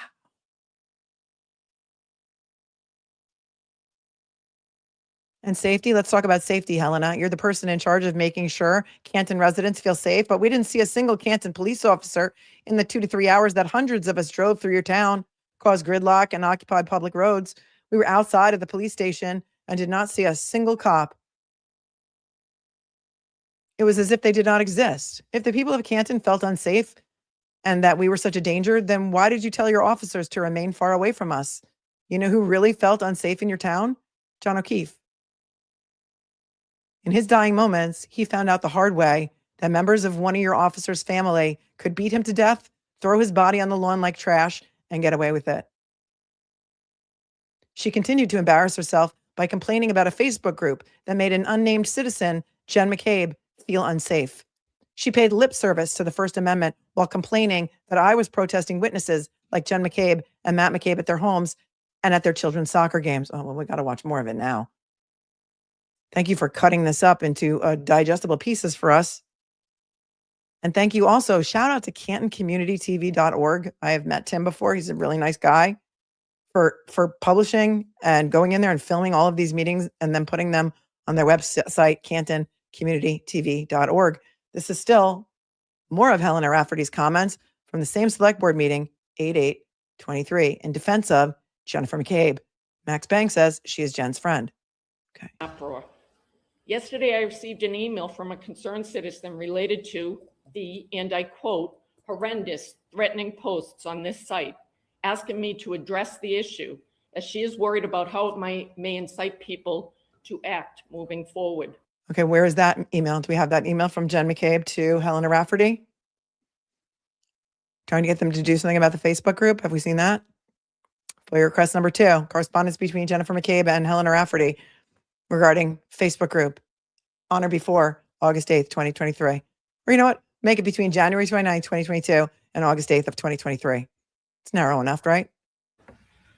Let me make one thing as crystal clear as possible as I continue with my comments to our residents. I embrace the fact that we live in a country where people can have different viewpoints. I respect everyone's right to voice those viewpoints under the First Amendment. I can appreciate that some people have questions on the O'Keefe case based on the limited information they have seen thus far. However, what I cannot accept is witnesses. Let me repeat that. Witnesses. These are residents who have not been charged with any crimes, being bullied in their homes, at their children's games, or on vacation, all under the guise of the First Amendment. This is a really slippery slope that, if allowed to continue, will cause a rapid decline in the amount of people who would ever step forward to be a witness in a case. Oh, wow. She's been singing this song from August 8th of 2023. If you keep bullying the witnesses, we're going to come for you. We're going to arrest you. And it's going to have an effect where no one is going to want to be a witness. This is their entire platform. Who wrote this speech for Helena Rafferty? Were there drafts going back and forth, corrections, notes, anything?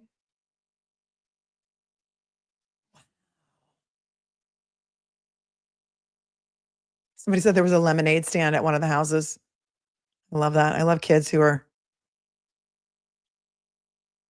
entrepreneurs at an early age. Canton PD knew this rolling rally was going to happen. They were on notice of it. Where were they? They weren't there. They didn't go out to protect these witnesses. They didn't go out to protect their citizens from people yelling cop killer at their houses. They stayed away. What does that tell you?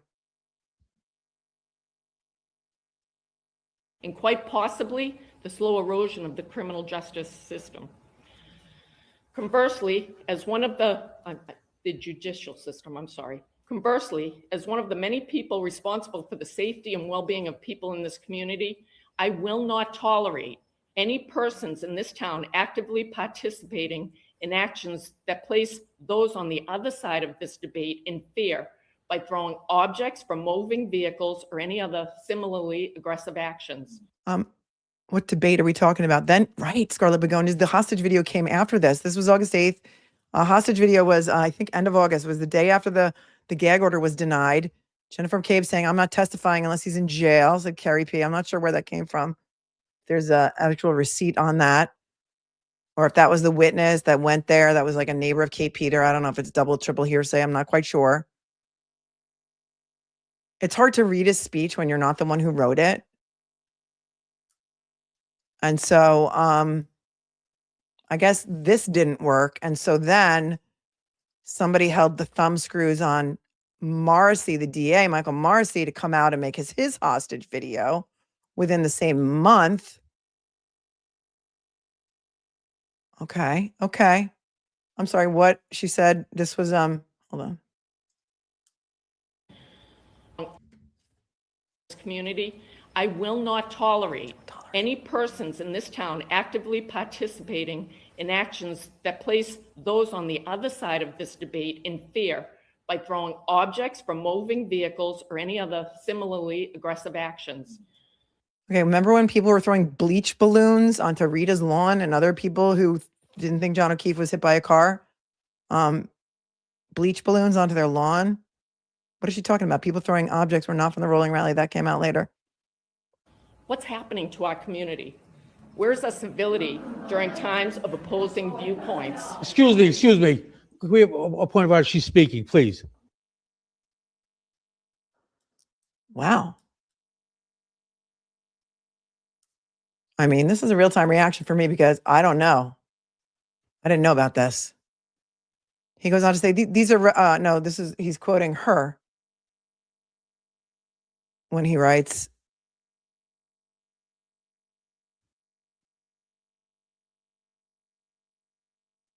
and quotes her when he says, and we just heard her say it, but it deserves repeating. These are residents who have not been charged with any crimes being bullied at their homes, at their children's games, or on vacation, all under the guise of the First Amendment. This is a really slippery slope that, if allowed to continue, will cause a rapid decline in the amount of people who would ever step forward to be a witness in a case.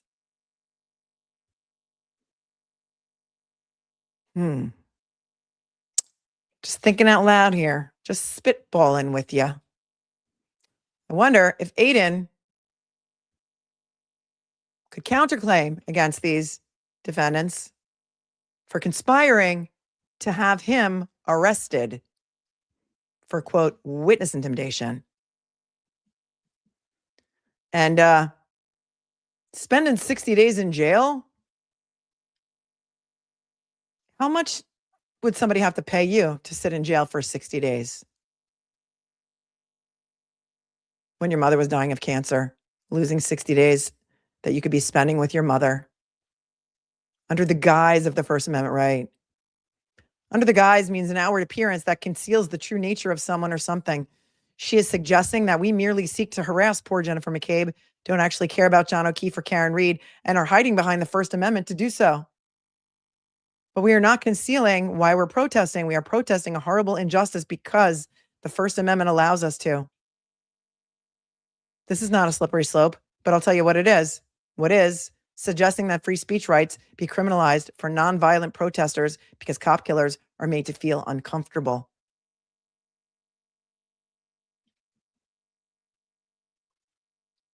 Wow.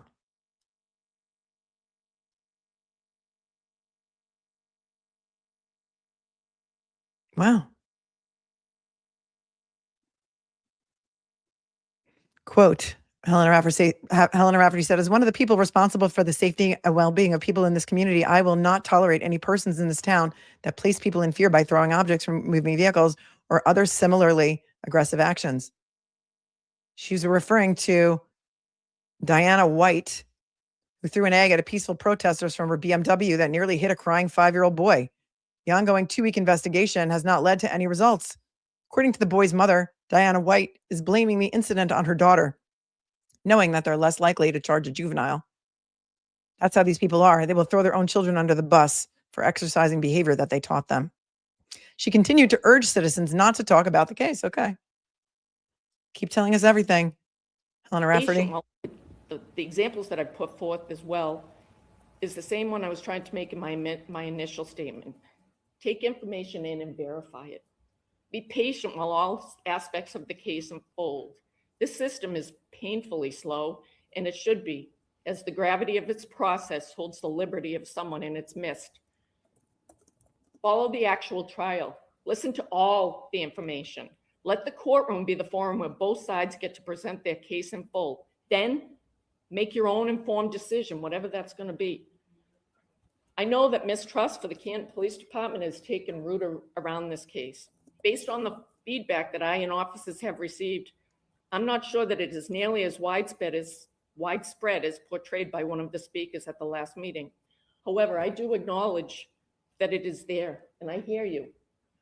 I believe the first step in bridging that trust gap is effective and healthy communication. I'm also open to discussing ideas that residents believe will help build that fractured trust amongst those experiencing it. So let me reiterate, I am willing to meet with any Canton resident one-on-one, wherever in town you would feel most comfortable, so that we can have a dialogue where you can ask questions and you can get a sense of who I am and what I stand for as the leader of the Canton Police Department. And finally, as I close, Wow.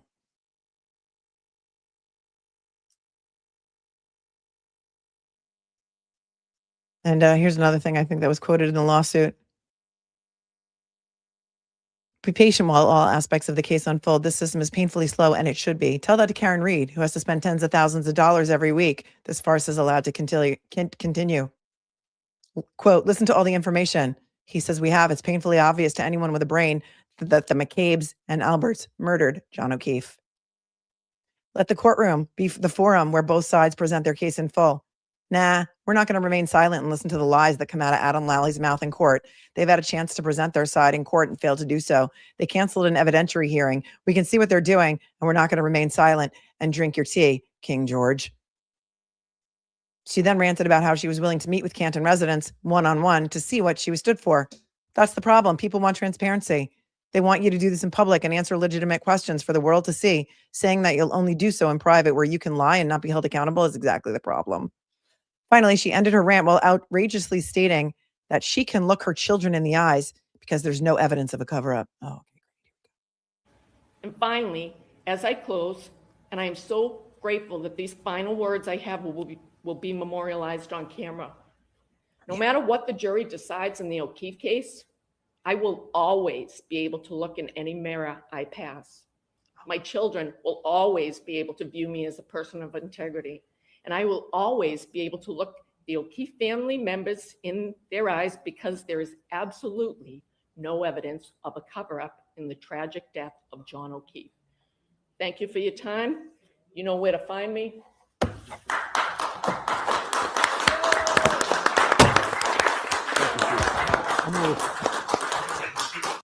Wow.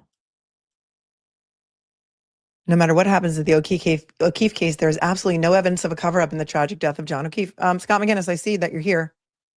Was it ever proven that she was in the video of the Sallyport video? Hit and run. Thou doth protest too much.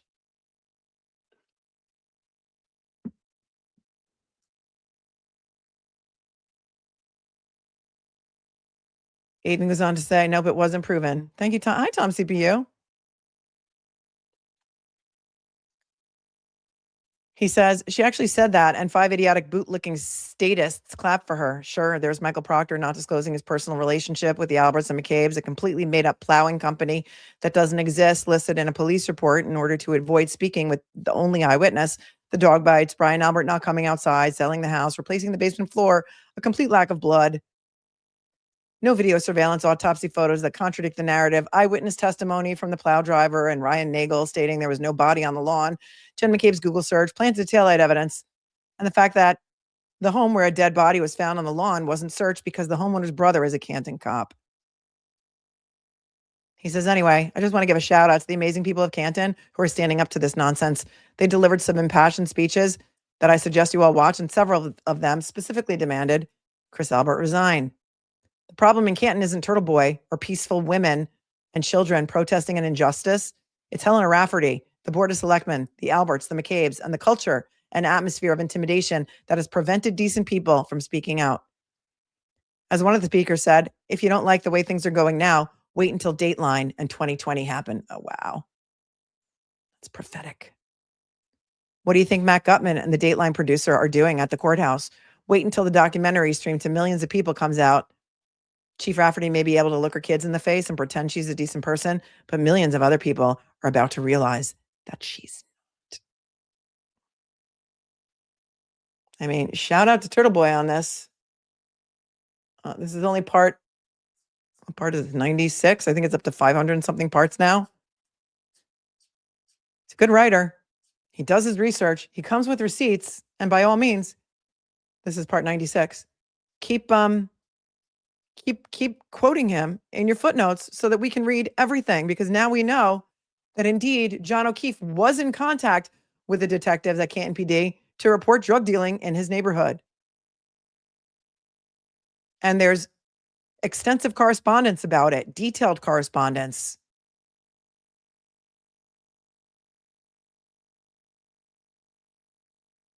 Cool, cool. Thank you. Thank you. Thank you for that.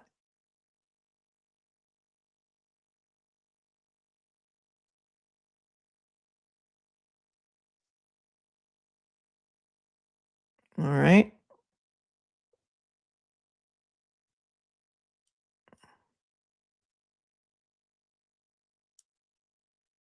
Okay. This is, oops. Next video up. And I think I already have this queued up and exactly to the spot where it needs to go, which is we're only at footnote 23, but we got to do this the right way.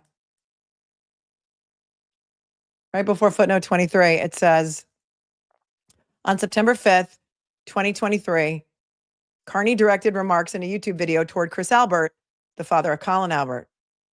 He bragged, I'd go down to your pizza shop and I stand out there for an hour and I yell stuff about your son. I just yell S all over your child, Chris. I go down there and I S all over him and I accuse him of some of the most heinous things possible, and I affect business. People don't want to go into your business because of the things that I'm saying. I'm telling cars going by what your family did and what you're being accused of and what you've done to cover up this thing and what an S-bag you are and how you don't pay your bills. All right, let's listen to that part of his video again. Language warning. This is his YouTube presentation, episode 611. Karen Reed case. Is Chris Albert suing TURTLEBOY, federal grand jury? Well, Chris Albert is not a plaintiff here. So this is interesting that they're talking about Chris Albert again. Here we go. That I'm getting to now is that, and I wrote about it in this blog, is that Chris Albert is very stupid. And you got idiots on Twitter like Jennifer Kofindafer and Wendy Murphy, and of course, Krusty Panties, who is running an Albert support group on Facebook. And we've seen her post in that group offering them, I can get you guys an attorney. They don't know her. They don't know. They probably think they thought this woman was normal. It's like, no, she actually lost all of her kids and is a complete trash bag. And that's all you have in your corner right now is her. And I get that. I fell for it too. I hired her. But I think they'll realize over time that all these promises of being useful, like I'll get you an attorney. No, there's no attorney coming. Nope. She has no connections. She has nothing. No one's going to help you out. Any attorney that you go to and is like, can I sue him for defamation? Any attorney that knows what they're talking about, like, nope, you can't. I mean, you can, but you're going to lose. I mean, I'll take your money. Like a lot of attorneys have done when they try to sue me. I'll take your money because you're a sucker, but you're going to lose. So yeah, there's that. This is from September 5th, 2023. They did find a lawyer, and that's what we're reviewing today. So I think that he has been convinced by these people that he can sue me. But, on behalf of Colin, that's what they've all started to say, that like, you're going to get sued, for saying that Colin did this, you're definitely going to get sued. You're definitely going to get sued. Okay, please. I would love for you to sue me and open yourself up for discovery. I would love that. I would love it. Love nothing more than that. But they don't do it. So but Chris is stupid enough to believe this. So Chris goes down and contacts Tom Beatty recently.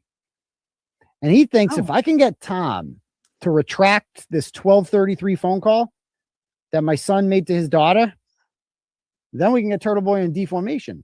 Because TURTLEBOY said that phone call happened. If we can get Tom to say it didn't happen, then we got something here. Maybe we could sue him for defamation.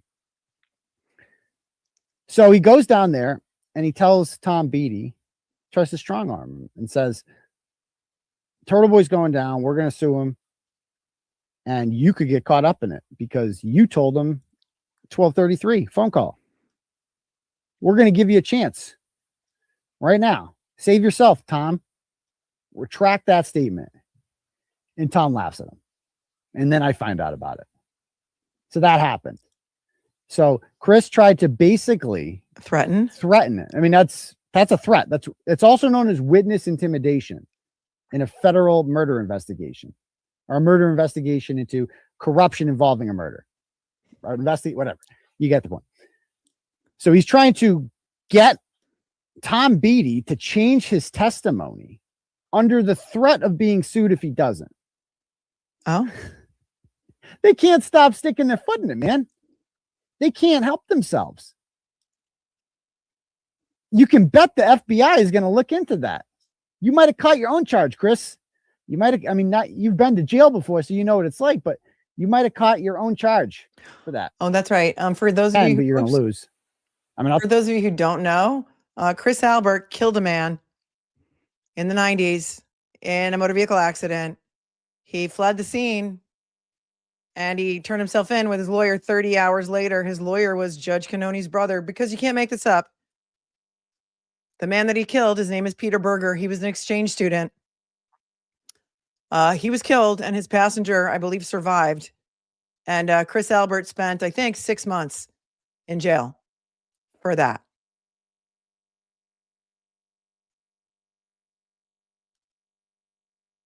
So I think that he has been convinced by these people that he can sue me. I think we're a little bit. That's just, if we can get Tom to speak, Tom Beatty's going to be a very interesting witness. You know, he was back in April. This is the same idiot that wrote these letters. This is back in April. This is so long ago, but this is back in April. His attorney, Glenn Hannigan, or whatever his name is, sends out over a dozen letters to people who commented on Facebook on like Canton Confidential.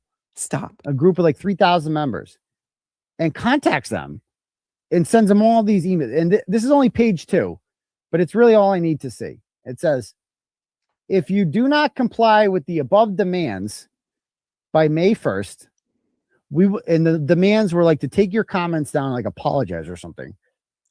We will have no choice but to file a lawsuit against you. In this lawsuit, we will pursue both damages and attorney's fees and costs incurred by my client. Okay, stop right there. Commented on Facebook. If you do not comply with the above demands, we will have no choice but to file against you. So what's today's date? September 5th. So it's been over 4 months. The deadline has passed. Not one person who got this letter gave into the demands. And guess what? There was no lawsuit. Like, there's nothing funnier than a guy who threatens a lawsuit and then nobody, tries to bluff you, and then you don't fall for it, and then they back down. Beautiful thing. Beautiful thing. Mm-hmm. Extortion, yeah. Happy birthday, Mr. Goodman. In this lawsuit, we'll pursue both damages and attorney's fees. The Goodmans are here. They say go Bruins. And happy birthday to Mr. Goodman. Happy birthday. Remember Yuri Buchanan went to maybe intimidate a couple of women who had been also commenting on Facebook, went to their house. There's some video of that too. Wow, Tom Beatty's going to be an interesting witness, but we know that they only selectively prosecute the witness intimidation statute in Massachusetts. Thank you, D the V girl. I love California too. I love California. Bowie the Lab says, I just bought a house in Barnstable County. Sign me up for jury duty. Jury duty. Thanks for your 10. Who doesn't want to live down the Cape? Oh, honey, I'm not Gigi. Says a photo of the most talented asses on the planet can dial and redial a phone over and over and over and over again. Thanks for your 5, Gigi. Kay Willis, thank you for gifting 5 memberships. Kay's amazing. She's a realtor south of Boston if you need one. Kay's your girl. She's always very generous. 5 new members, thanks to Kay.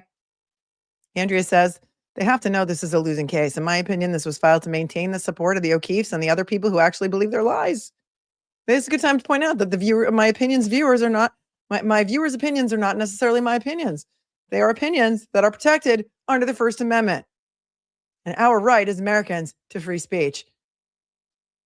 Karina says, I know all about the Kearney case because of you. Oh, thank you for being here for 22 months. And Charles from South Africa can see it all the way from down there. Says, this whole filing is childish and as a matter of so what? You got your feelings hurt. It's after midnight here and I'm here for the whole stream. Thank you.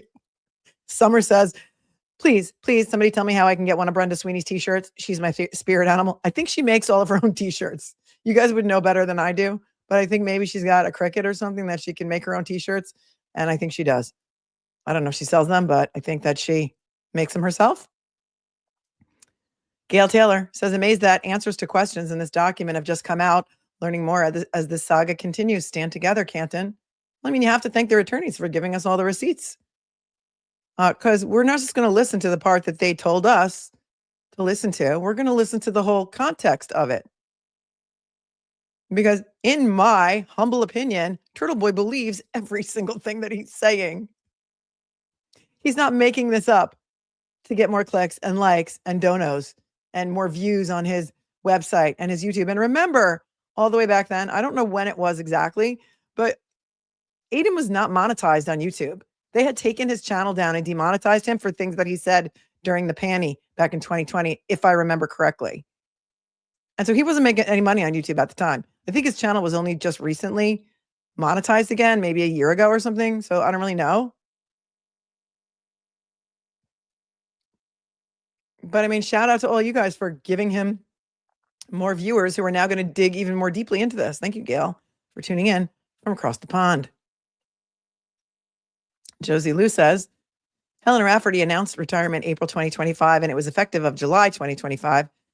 Jen McCabe allegedly emailed the Canton PD in February of 2022 during Berkowitz and in June 2023, per my notes, after the grand jury concluded. Thank you, Josie Lou, for keeping such excellent notes that you can go right to your notes for us. Thank you for your 10. I appreciate you so much. So let's get back. You can fall into these rabbit holes too, to the complaint, because we're still only on page 16. It's going to take us, I don't know, it took us at least 15 hours to get through the mega motion. And who knows how long it's going to take us to get through this, but this is the way I want to do it. I think you're here for it. Let me know if you're here for it. Because if you wanted to, you could have just went and read the complaint on your own. Here we go.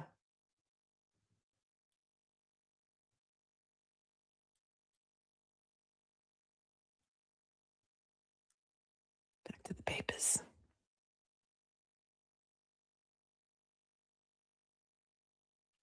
We didn't even get to the part about the pizza place and the stuff that he said about the D&E pizza place. But what's interesting about that is that Chris Albert, I mean, we'll see if they claim that they lost business at D&E Pizza because of the things that TurtleBoy was doing. Because I don't know that Colin Albert would have standing to sue for any lost income from D&E Pizza because of TurtleBoy's actions. Because I don't think he has any. I don't think he has any ownership in D&E Pizza. I mean, I could be wrong, but let's say. By early September 2023, Reed's team was concerned that the police were potentially going to charge Kearney with witness harassment. If that were to happen, Reed's counsel Yannetti expressed concern to Kearney that if that happens, then a judge prohibits you from having contact with witnesses. This prospect concerned Reed, Yannetti, and Jackson since they feared silencing Kearney would impact the defendant's campaign against the plaintiffs. Indeed, on September 9th of 2023, Yannetti messaged Kearney regarding the plaintiffs, stating, quote, "These bastards deserve all the scorn we are giving them," end quote. Well, you know what that says to me? It says to me that David Yannetti, King David, absolutely 100% believed in his client's innocence and 100% believed that these bastards were responsible for the cover-up and or the murder of the person with whom his client was standing trial twice for second-degree murder. And this is even before trial number 1. The complaint goes on to say, with Kearney silenced, the scorn Reed intended to incite might diminish. I don't know about that. In addition to using Kearney as a tool to send the public discourse, in addition to using Kearney as a tool to seed the public discourse with defamatory material, Reed, through her counsel, also hired a private investigator, Sarah Ness. Ness had previously worked with Jackson in connection with his representation of disgraced sex offender Harvey Weinstein and was deployed in that case to discredit victims of Weinstein's crimes. So we're just going to gratuitously throw in Harvey Weinstein into this complaint? Really? And then you link in your footnote 24, Ronan Farrow's article called Harvey Weinstein's Army of Spies in the New Yorker from 2017.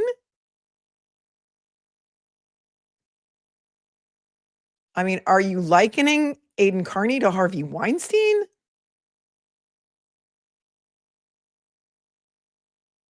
I don't even understand why you would even put this paragraph in there and link an article from the New Yorker for 2017.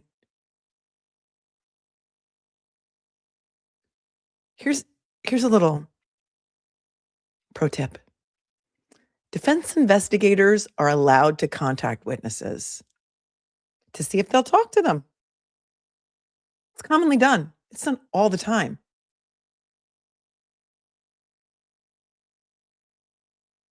I mean, are you now saying that Sarah Ness's job is to discredit the witnesses in Karen Reed's case? So listen to this. On September 17th of 2023, at the direction of Reed and Jackson, Sarah Ness, private investigator who had investigated Harvey Weinstein's victims, visited the home of Higgins. Reed and Jackson directed Ness to question Higgins and other witnesses using tactics similar to those used against victims and witnesses in the Weinstein criminal trial. I mean, really? Harvey Weinstein is sitting in jail right now. I mean, okay. Most defense firms have a private investigator on retainer. Bob Mata, I know you're here. Don't you have a PI on retainer for every single case, like on staff, on speed dial? Isn't that how you investigate your clients' criminal cases and try and find witnesses and alibi witnesses to try and, 100%. Bob says 100%. This is not shocking. Yeah, I think so, Steve. Steve says, Mel, by putting Alan and David into papers, are they trying to make them witnesses? Yeah, I think so.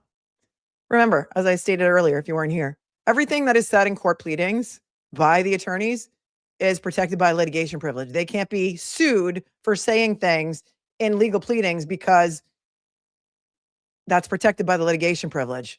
So they can't be sued for defamation for things that they've said in pleadings or things that they've said on the courthouse steps. But by gratuitously just naming them in this complaint, they're trying to make them witnesses. And I think personally, they're trying to keep Alan Jackson off this case because they're afraid of Alan Jackson. Will it work? I don't know.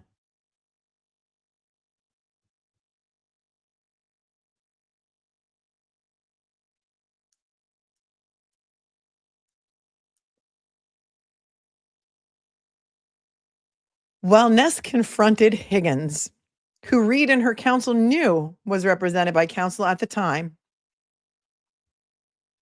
Again, why did he need an attorney? Reed and her counsel watched from a blacked out SUV, with Reed texting Kearney in real time about Ness's efforts. Quote, sorry, in the car with the lawyers, stirring shit up again. End quote. Well, these lawyers don't want to say the word shit in their pleadings, but we've seen a lot worse in pleadings. Okay. They were talking to witnesses. It's important to point out, Higgins, when he was first interviewed by Proctor and Buchanan, brought a lawyer with him. I don't remember the exact day of Higgins' first interview with police. Do you? Zoe, maybe you know?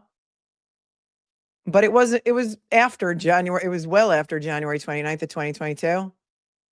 The interview of Higgins was done at Higgins' lawyer's house. The lawyer's name is Michael Donatel. I think it's Michael Donatel. February 3rd at Emily has all the receipts. Okay, February 3rd. So that was after Karen's arraignment. at his lawyer's house in Sharon, Michael Donatel. At the time, Michael Donatel was married to, his wife was, wait for it, a sitting judge, Judge Donatel. Right? So Buchanan and Proctor go to a judge's house to interview Higgins because the husband is the attorney for Higgins, and Higgins brings a cherry-picked printout of his text messages with Karen Reed and John O'Keefe. He didn't turn over his phone. He cherry-picked all the text messages that he wanted them to see, which he very cringily read out at trial number 1. And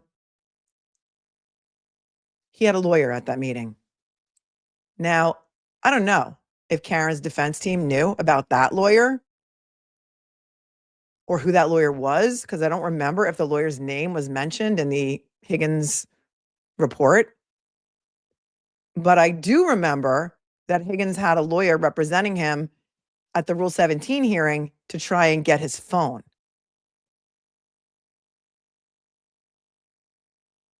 Right?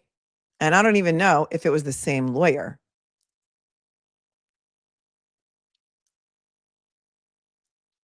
Do you?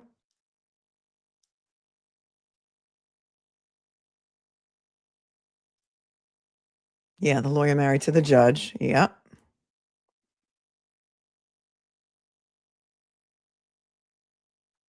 And so I don't remember exactly when in time. I think, didn't we just look at that hearing? Hi, Olivia.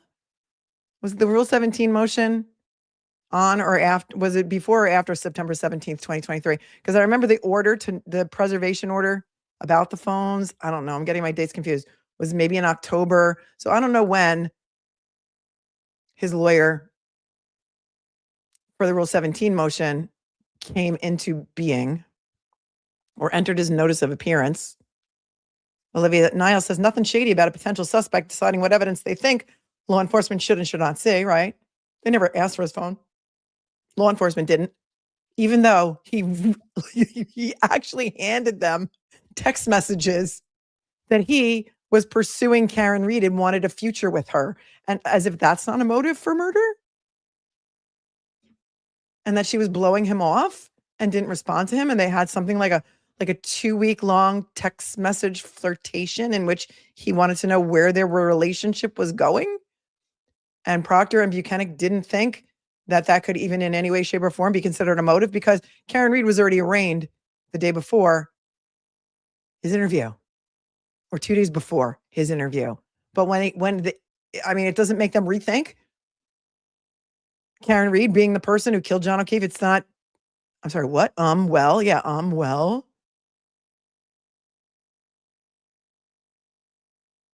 And then he threw his phone away, but nothing to hide here, says Steve-O.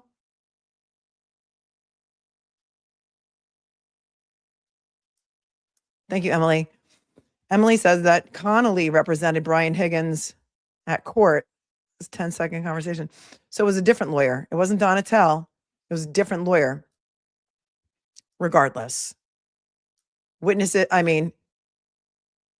private investigators are allowed to talk to witnesses. And, you might want to relax a little bit about Higgins having a lawyer because Karen Reed, too, had a lawyer when her charges were upgraded to murder. And you know that because David Nita had appeared for her and everything. But you wanted to do the whole perp walk. You wanted to sneak around in her backyard. You wanted to get it all on, I don't even know if it was on body cam or if it was on Karen Reed's Ring cameras, that you were arresting her. She had no underwear on. She was like, can I please go put some underwear on? And they're like, all she cares about is how she looks for the camera. They didn't give David Yannetti a courtesy call as any other law enforcement would anywhere in the United States and say, Mr. Yannetti, we've upgraded the charges. Could we arrange a time for you to come down and surrender your client or bring her in? They didn't do that. And they knew Karen Reed had a lawyer. Okay, let's protect Higgins, though. Blacked out SUV. It's like a movie. Sorry, in the car with the lawyers stirring shit up again. Okay, that could mean just about anything, but whatever. Maybe thinking Higgins might flip. Because Higgins went into hiding, remember they came after Higgins? The Alberts did, and something like he wouldn't return Kevin Albert's phone calls, and they were all getting really mad and they're like trying to find him. Remember? He went dark. Maybe Karen and her lawyers thought maybe it was a good time to talk to Higgins now because maybe Higgins wants to come clean. Maybe he took a proffer. There was all that information out there about him maybe taking a proffer.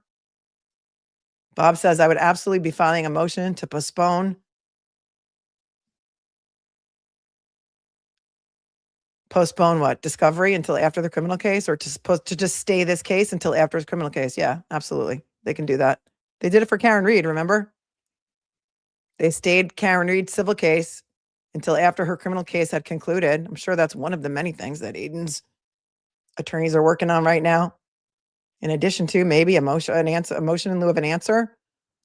But they could move for a stay to stay this until after his criminal proceedings are over, because criminal proceedings involve these exact plaintiffs. He still has charges against him for witness intimidation of Jennifer McCabe, Brian Higgins, maybe not Brian Higgins and Brian Albert, Colin Albert for sure. And so I can't remember when Aiden's criminal trial is supposed to happen. December? You tell me. All right, moving on. When Higgins refused to speak with Ness, Reed texted Kearney again, this time seeking the address of Sarah Levinson, another witness who would ultimately testify against Reed. Well, shouldn't Karen have Sarah Levinson's address? Because it should be in discovery since they took her statement and all. Or did they never take her statement? Now I don't remember. Huh. December. I thought it was December too.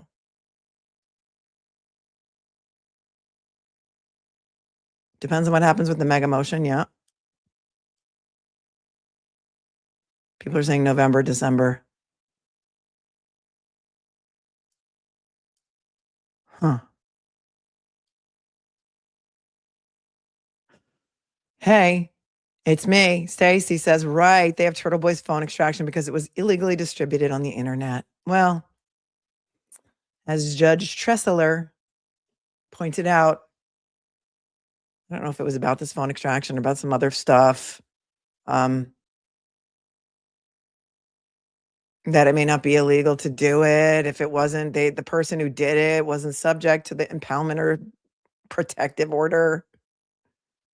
But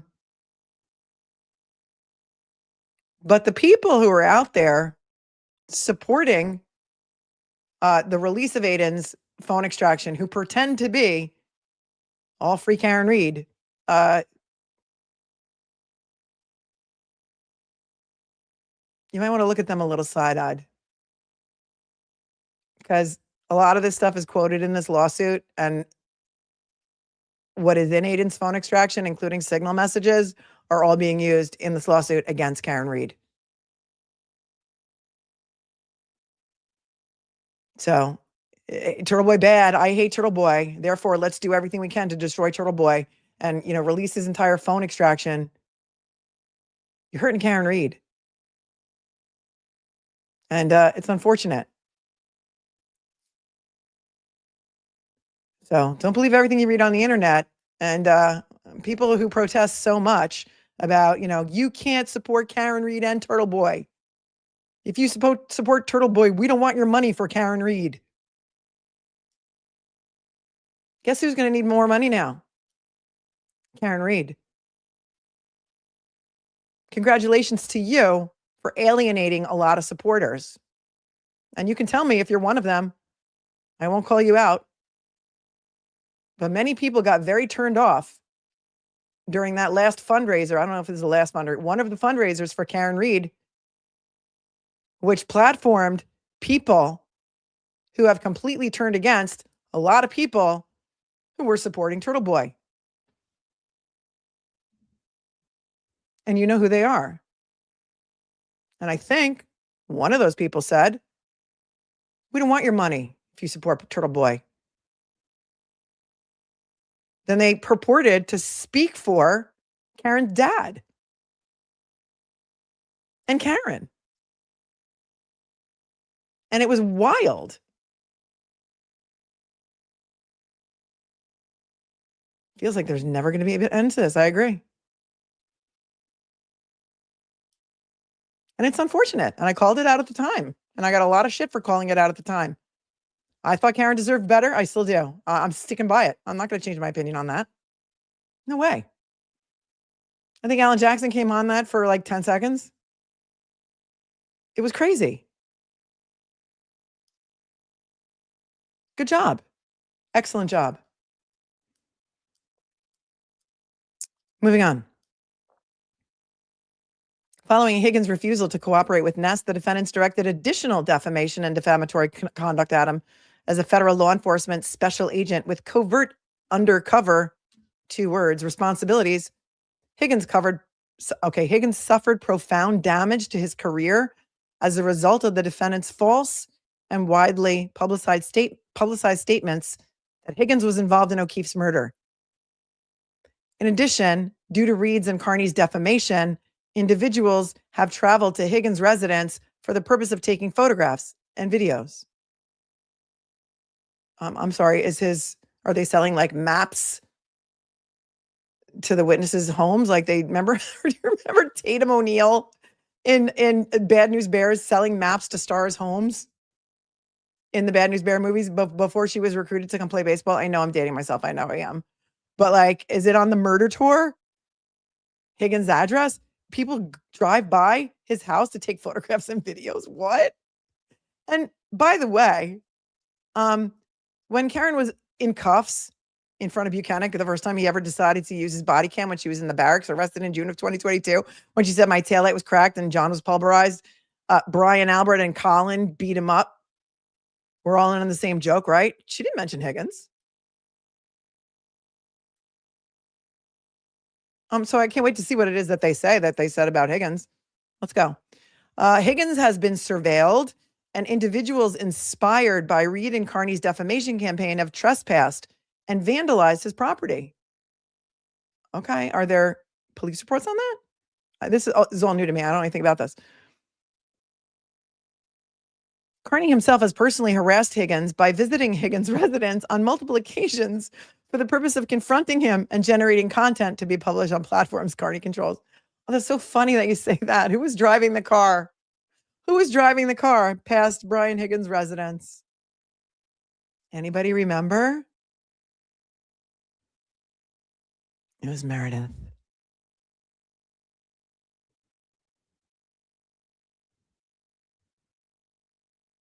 It's windy out. It just freaked me out a minute. Multiple occasions? Was it multiple occasions or was it one occasion? Or did they go to the end of the dead end and have to turn around and come back? I don't really know. I wasn't there. I don't know anything about it. I'm just going by what you guys tell me.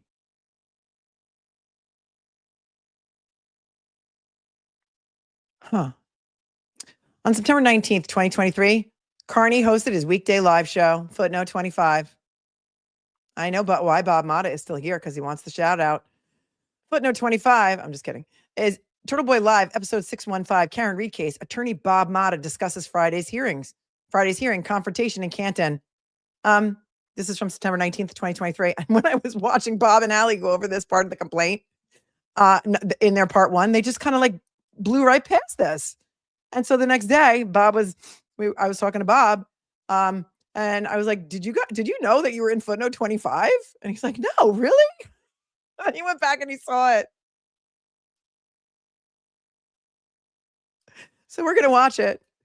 Here's what they say. He said in his show, Kearney stated, what I'm saying right now I'm not saying this as a matter of opinion. I'm saying this as a matter of fact that Jen McCabe participated in killing and planning to kill and cover up the murder of John O'Keefe. I am saying that is not my opinion. That is a fact.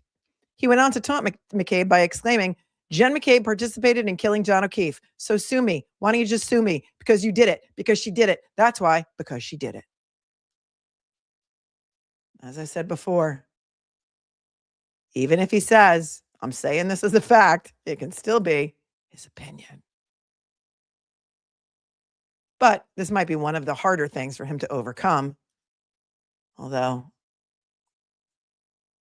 let's see. Let's go to footnote 25, which is TURTLEBOY Live, episode 615.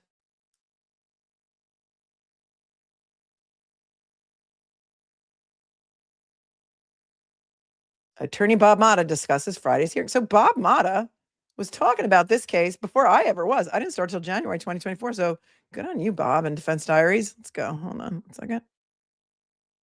Stop that. Present that.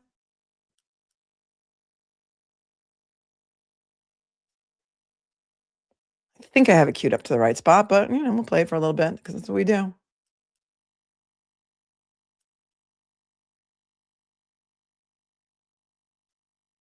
Oh, and this is the one where they complain that he's wearing a Jackson Yannetti 2024 t-shirt that he sells on his website, and then they link his merch.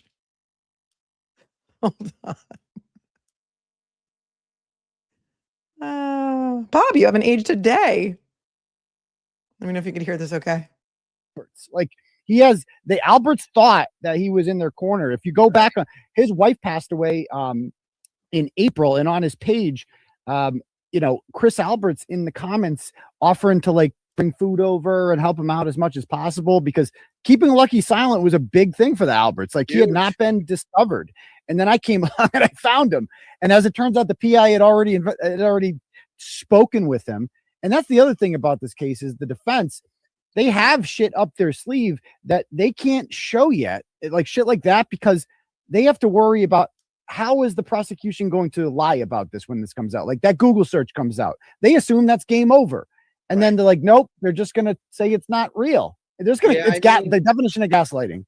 No, dude, and like the way, like, y'all out there, you have what they call reciprocal discovery. So if you've got like anything, and what that means is anything that either side is going to present at trial, they've got to give notice to the other side. There's no like gotcha shit going on. Like, you can't just do it. So, I mean, but they're not going to be able to do anything with him. Like, he's going to be a witness. He's going to testify. They're like, he said what he said. He said it 4 times, and he's locked in on that. He's not going to come in on the stand. They're not going to be able to impeach him. As long as he's solid, and you're saying he's solid, I mean, he's gold, man. Lucky. And like you said, like, you've got that nice angle that he's tight with the Alberts on top of it. So he's definitely not got an agenda. That gives him more credibility than anybody, because if he had any reason to lie, it would probably have been on behalf of the Alberts, and he's clearly not lying. You know what I mean? That gives him a ton of credibility on the stand. They're not going to be able to do a thing with him. They're not going to be able to exclude him. There's no reason in the world they'd be able to keep him off the stand ever. So don't worry about that. He's testifying for sure. And at this point, everybody knows about him. About Lucky. Right. Exactly. Yeah. Now the last hearing was about, one of the big things that they're trying to do is get Karen's bail reduced. Right. And just to show you how biased this judge is, or just how openly, first of all, she's hearing, when she heard the Lucky stuff for the first time in court, if I'm the judge and I'm hearing that, I'm thinking, like, why am I just hearing this now? Like, this is completely changes everything. None of this seems to mean a goddamn thing to her. How long to die in cold? Did it mean anything? None of this means anything to her.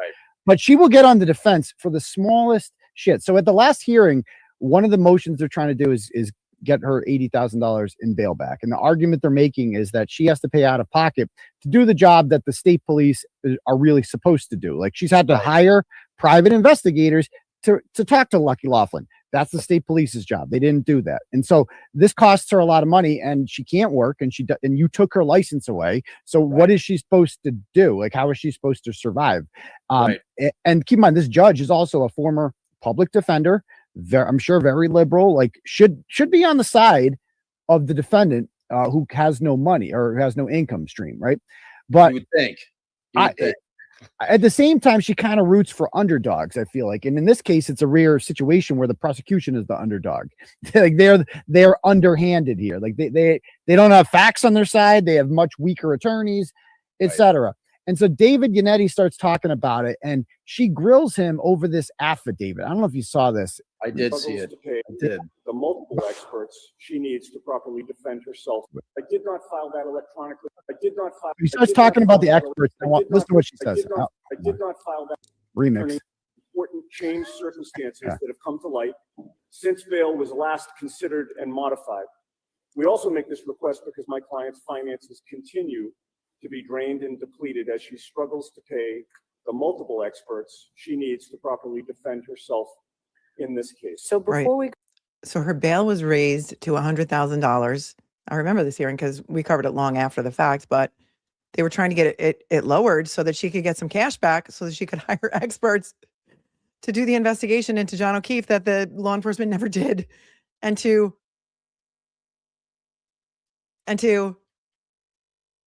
pay her attorneys after selling her house and liquidating her 401ks. And TURTLEBOY is here and he says, when does the defamation start? Dude, I am only on page 18. I haven't found anything yet. It's going to take me, I don't know, 40 hours of coverage to get through this because I am going through every single hyperlink and watching all of your old stuff. And I learned so much. I just learned that Helena Rafferty knew that John O'Keefe had reported drug dealing in his neighborhood at One Meadows. Absolutely, she confirmed it, that there was extensive correspondence between John O'Keefe and one of the detectives, maybe Kevin Albert, we don't know, at Canton PD. Very extensive and detailed correspondence between John O'Keefe and the detectives at Canton PD about drug dealing going on in his neighborhood. She confirmed it. You hyperlinked everything for us in your hyperlink. So if the plaintiffs in your case want us to know all this stuff, we're not just reading the papers. We're going to the hyperlinks and we're watching everything. And that is wild. Did anybody ever make a FOIA request for correspondence between John O'Keefe and Helena Rafferty and or any detectives at Canton PD regarding drug dealing in the One Meadows neighborhood? Where is it? And if they knew about it, and Kevin Albert knew about it because, you know, he was part of the detective team, why was that never looked into as a motive for the murder of John O'Keefe? It's wild.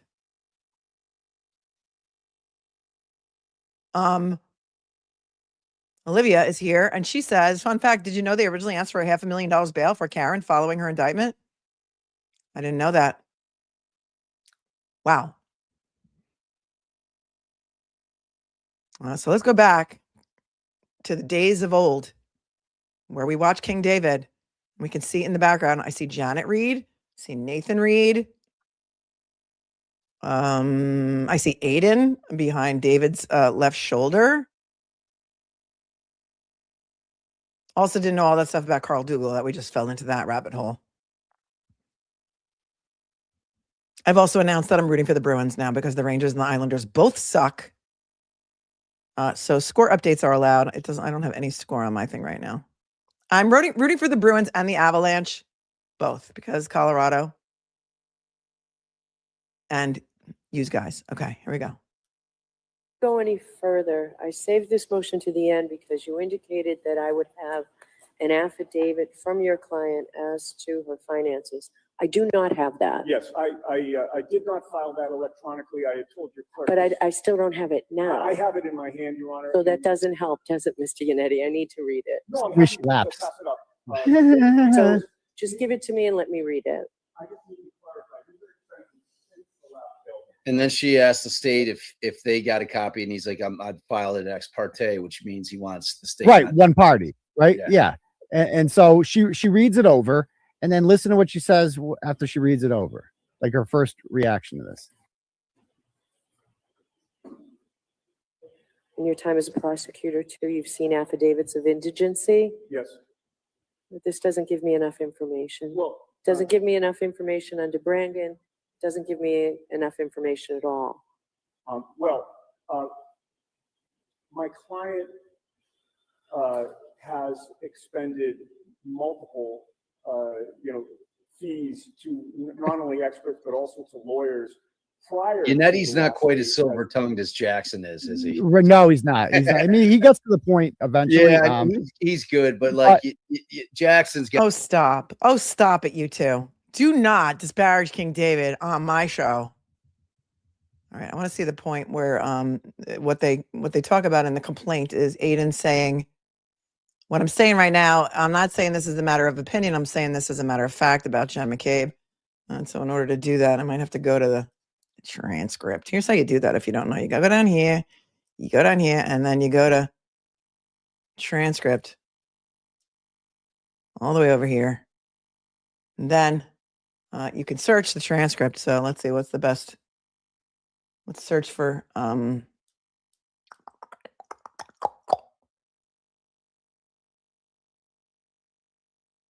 Participated. That's a word that maybe he doesn't use a lot.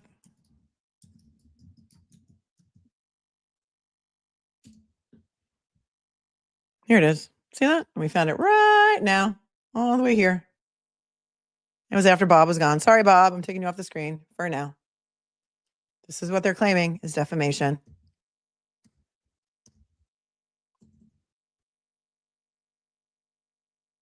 What I'm saying right now is not, I'm not saying this is a matter of opinion. All right, here we go. It's going to be in here a little bit. Signs. You got to see these signs. They love their signs and their buttons. It's about, remember, it's about justice for John. Like this is what they're putting up in their yards now. Remember, it's like, keep in mind, this woman whose house this is at, her sister killed John O'Keefe. Her sister literally killed John O'Keefe. Literally. And I'm let me be very clear. If Jen McCabe did not, okay, this is the part that they're saying is defamation. Okay. Participate in killing John O'Keefe by Googling how long to die in cold at 2:27, which is the same thing as killing him. You're planning to kill him. You're just as guilty.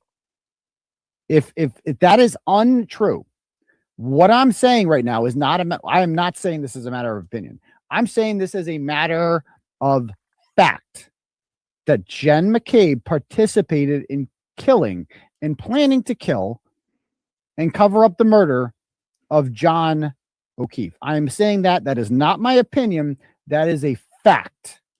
So I can't even argue in court. If you were to sue me, I would no longer be able to argue that this is opinion. So if Jen McCabe did not do that, if she did not actually Google that at 2:27 or anything like that,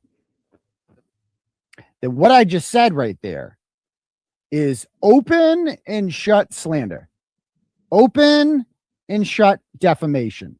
She could sue me tomorrow if she's innocent and win my house, fucking everything. It would be all hers. The blog would no longer exist. It would, and like Kevin Reddington would sue me into existence, even though we're bros, right? I would be fucking destroyed. And I'm saying it right now. Jen McCabe participated in. Wait, who is he bros with? Hold on. Reddington. Oh, okay. Like Kevin Reddington would sue me into existence, even though we're bros, right? I would be fucking destroyed. And I'm saying it right now. Jen McCabe participated in killing John O'Keefe. So sue me. Why don't you sue me? They did. If you didn't do it, like you said, why don't you just sue me? Because you did it. Because she did it. That's why. Because she did it. Are they calling all bluff? these people did it. Like they're so fucking obvious about it. You did it. Anyway, the fact that these signs, the fucking balls of these people, I hate them. Oh, dude, I just get so fucking mad at these people. Oh my God, Bob fucking Galvin. You want to be a big fucking tough guy? Huh? Earmuffs, children, earmuffs. Huh? You look like what stage are you? You look like you're on death's doorstep. You pathetic, disgusting old man. Bob Galvin. You're a big fucking tough guy. But is that the husband of the Scrivener, Denise? Okay. Fucking town. No, it's not your fucking town. It's my town. It's Daddy's town. Daddy's town. Fucking people make me sick. You make me. Wait, did you make shirts, Aiden, that say it's Daddy's town? Because I love how they linked your merch in here. I'm gonna link it too because people should buy merch. Apparently, the plaintiffs want everyone to buy merch. So here's the hurdle that they're gonna have to overcome.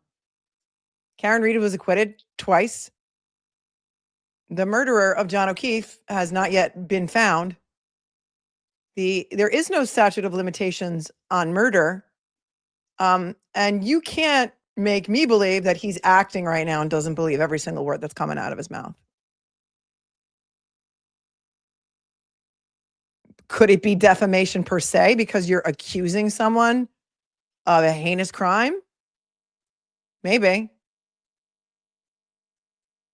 Are they going to have to show that a reasonable person would not come to the same conclusion? Maybe. Is this going to go on for hella long time? Yeah. Is discovery on this going to be really generous? Are we going to get to see the contents of Brian Higgins' phones and Brian Albert's phones and Colin Albert's phones and Jennifer McCabe's phones?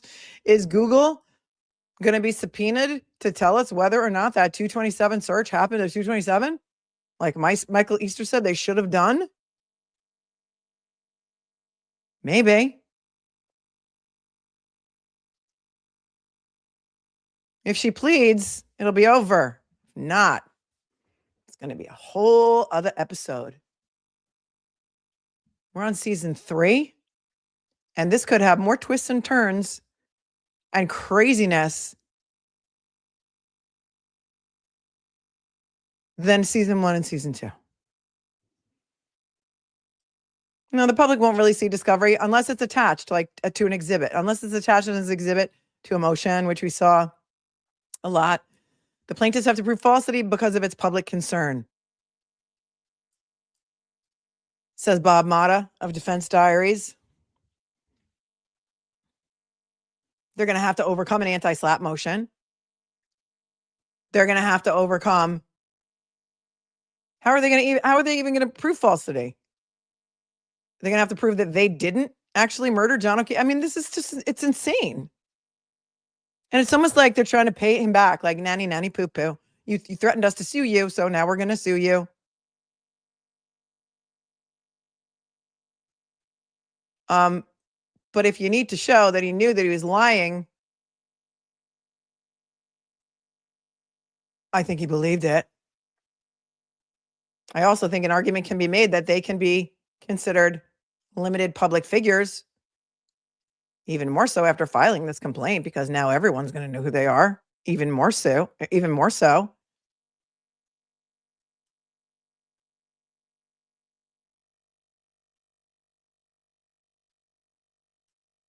Let's get back to the papers.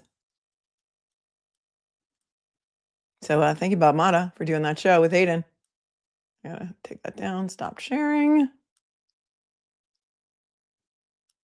And you made the papers. Proving a negative is really, really, really, really hard. It is. Agreed.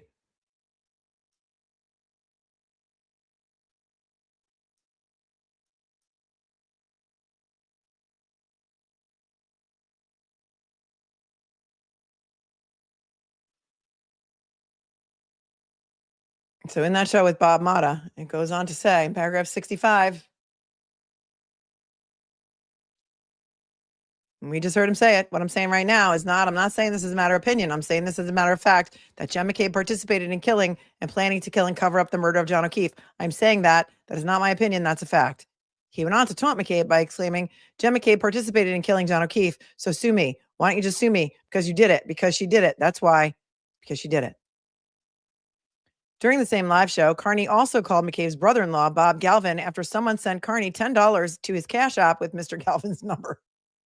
Kearney left a voicemail for Mr. Galvin in which he claimed, among other things, quote, your sister-in-law, Jen, she done killed that mofo. We didn't get up to that part in the video, but I'll take their word for it. Sounds like something he would do. Imagine him making money, capitalism, prank phone calls, jerky boys, all of it.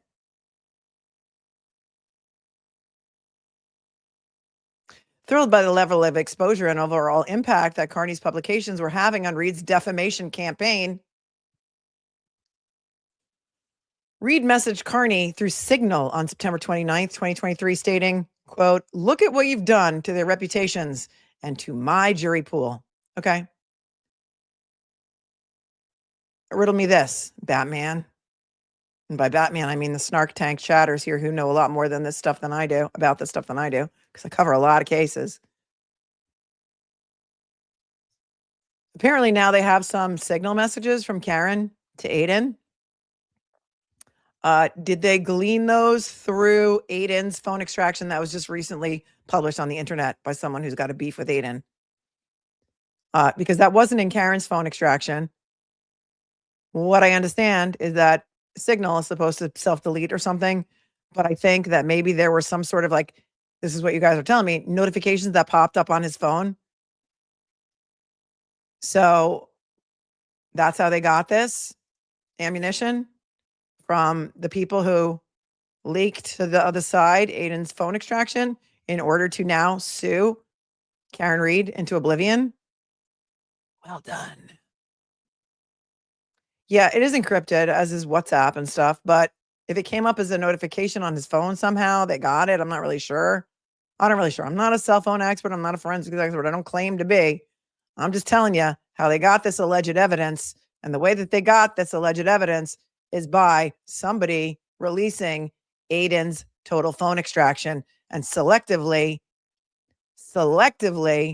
putting them out there on the internet.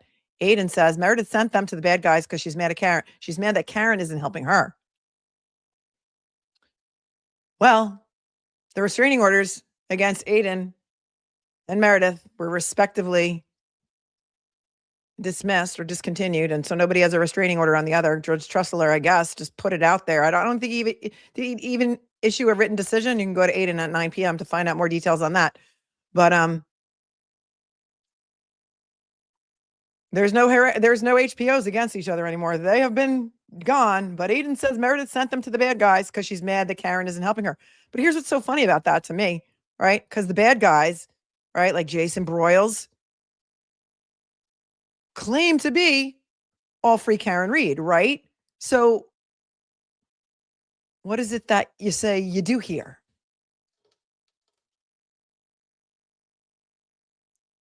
A quote from one of my favorite movies. Aiden says it didn't show up as a notification. The whole thing was sent to the bad guys because she's, right? I'm behind on the chat, so I got to find it. Aiden says this is stolen property they are using for this lawsuit.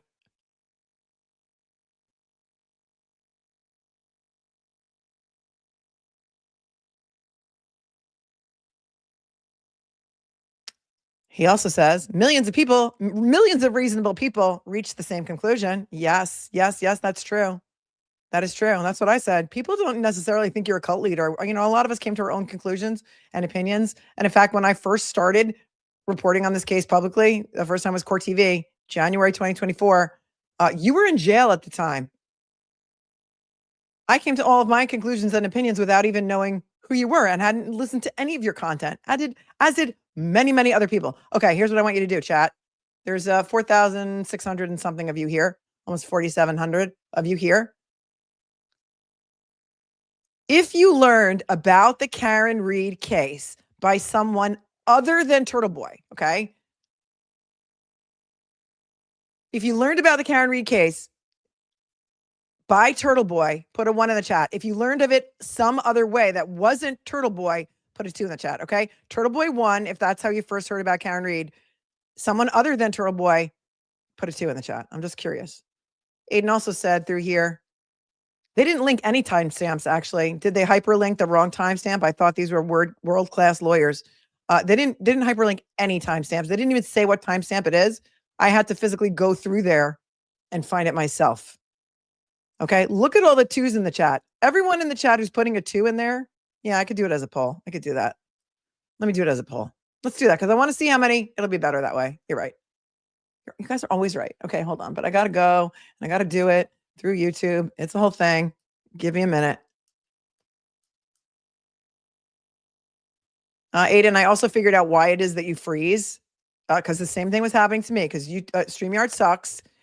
And if you are trying to look at, if you've got more, say you have StreamYard in your browser and you have other tabs in the same browser without opening up a different window, if you go off camera, but you're still on camera to look at another tab that is in your browser, in the same browser, whatever, that you're on StreamYard, it will totally freeze you. It happens to me all the time. I finally figured it out and it's a pain in my ass.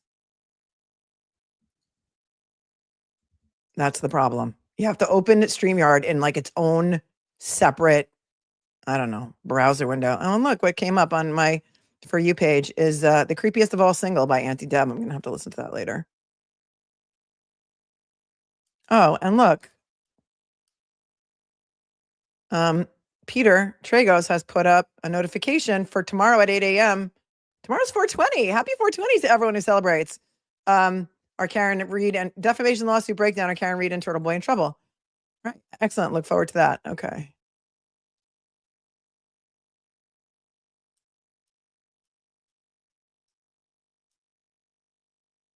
All right, so I have to go into my YouTube to do this poll. All right, I'm going to do the poll. I want everyone to please vote on this because I really, really want a good sampling for all of you. I'm going to make it a poll.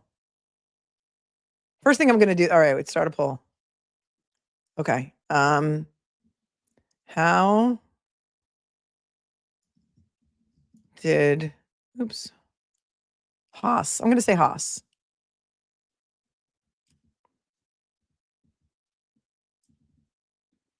Haas, did you learn about Karen Reed's case? The answer is going to be TURTLEBOY or some other way. Okay. Haas, did you learn about Karen Reed case, TURTLEBOY or some other way? Please vote. See how many votes we can get. Those are your only choices, TURTLEBOY or some other way. Initially, your initial. Okay. It's now a poll. Forget the 1 and 2 thing. Forget the 1 and 2 thing. Yes, TURTLEBOY also says, keep in mind they have these messages because my phone extraction was leaked.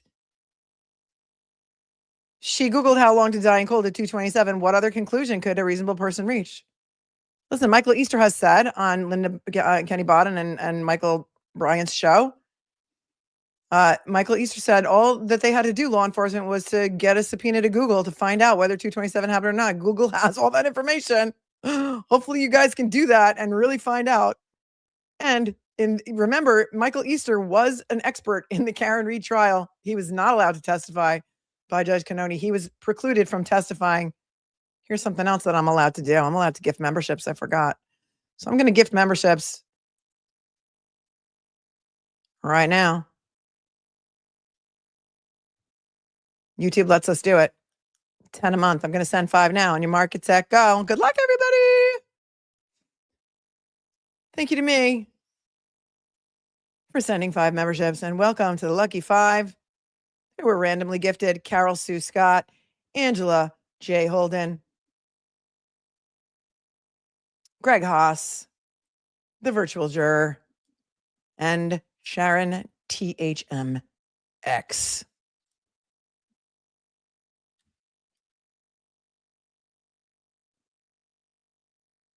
Okay.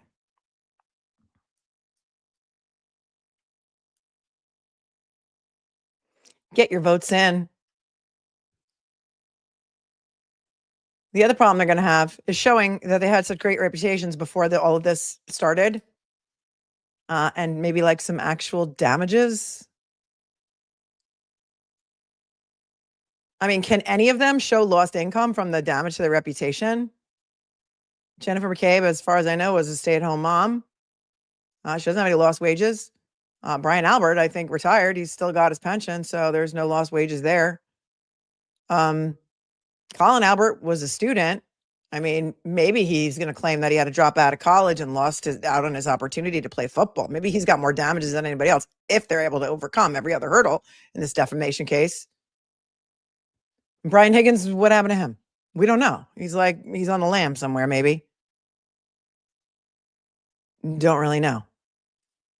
Colin Albert saved money by dropping out of school.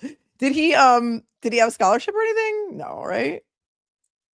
I mean, lost wages is one of the elements of damages if you can get over all of the hurdles by showing that Aiden Kearney knew when he was making those statements that he knew them to be false. But like, which is it? Was it Karen Reed making up lies to tell Aiden Kearney to spread the lies, or did Aiden Kearney believe the lies that she told him? And then he was not telling lies because he thought it was the truth. It's so convoluted. So convoluted. It's not like, okay, Amber Heard versus Johnny Depp, right? Johnny Depp had some real damages. He says that he lost out on like millions of dollars of roles and movies that he could have made because of the damage to his reputation caused by Amber Heard and her defamation campaign. And so he had some real damages, which makes it a little bit more appealing to a lawyer.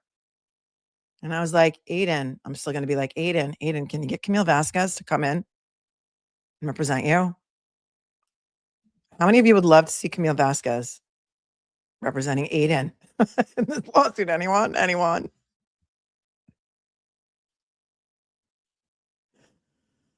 Look what you've done to their reputations and to my jury pool. Chris Albert's business is the next casualty, just a matter of time. Reed was referring to the public degradation of the reputations of, among others, the plaintiffs. Okay. Chris Albert is not a plaintiff. Chris Albert already had his own problems with his reputation. We just watched some Canton Select Board meetings from a long time ago. Wayne Dennison, Ben Chu,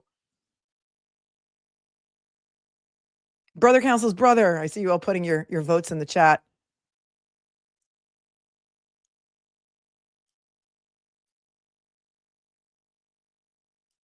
Here we go. Right. And how can you prove the damage to their reputation isn't from their public statements from the criminal cases? This is a waste of legal fees. Thank you, Cribbage, for becoming a new member.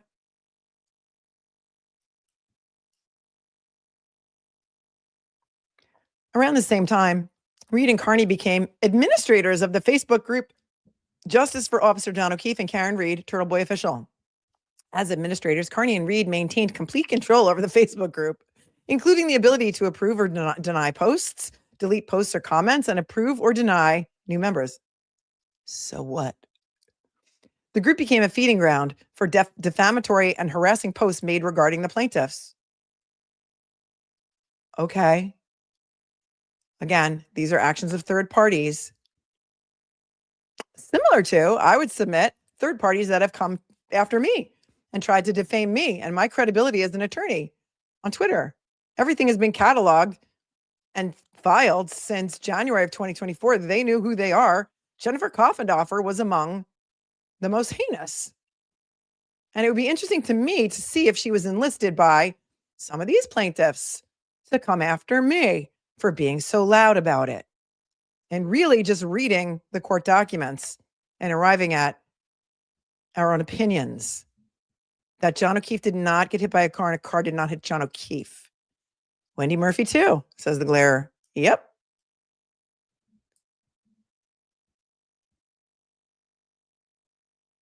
This is how Facebook groups work. Do they have a Facebook group for the Haas defendants? They have their defending the truth or whatever. Exactly. Yes. Al dente. Thank you.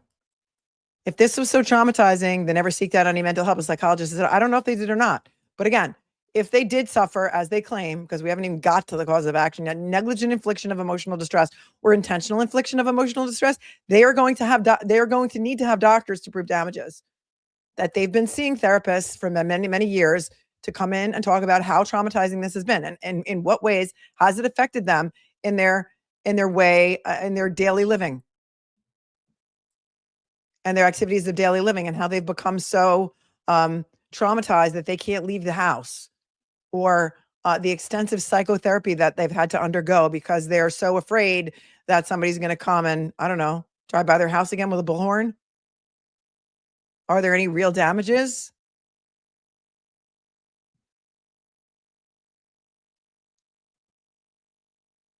Reed personally posted in the group on several occasions, including instances where she shared confidential information regarding her criminal case that had not been previously made to the public. On March 12th, okay, well, where are the examples of that? On March 12th, 2024, Kearney posted, because now it's back to Kearney. They allege a lot more stuff against Aiden than against Karen because Karen's protected by litigation privilege for a lot of this stuff. March 12th, 2024, Kearney posted a 2-hour recap following one of the last court appearances before Reed's first trial. In the video, Kearney stated, "We called them murderers because they are. They murdered John O'Keefe, and I will not shut up about that. You can call them witnesses all you effing want. They murdered John O'Keefe. That is a fact. It is undeniable. We don't know who delivered the fatal blow, but they all effing did it." That is TURTLEBOY Live, episode 645.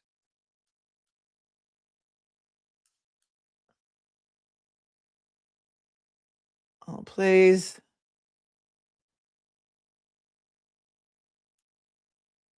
Which I don't have pulled up right exactly now, but hold on. FBI bombshells at Karen Reed's hearing. And they don't timestamp any of this. So do you think that a judge is going to wade through? This is 2 hours and 15 minutes long, this video. Do they think that a judge is going to wade through this entire video to find this exact statement? Do better. Hold on, stop.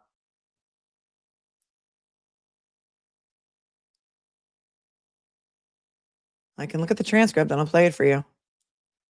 That's what we're doing. They want us to see it all. We will. It's going to take us hours to go through this. I hope you guys are okay with that.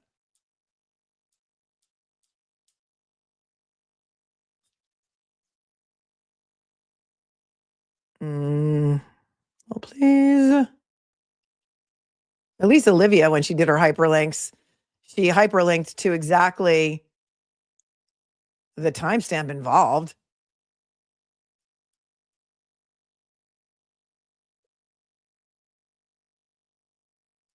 Come on.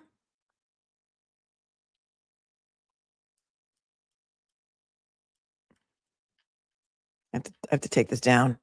I know they didn't clip the videos. They didn't do anything. It's lazy. It's lazy.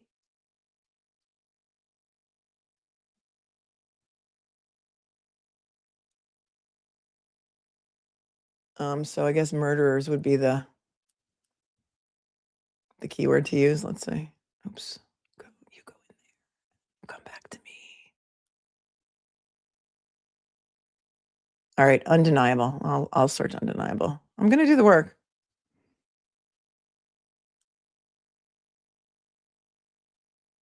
No, please talk amongst yourselves for a second. Talk amongst yourselves.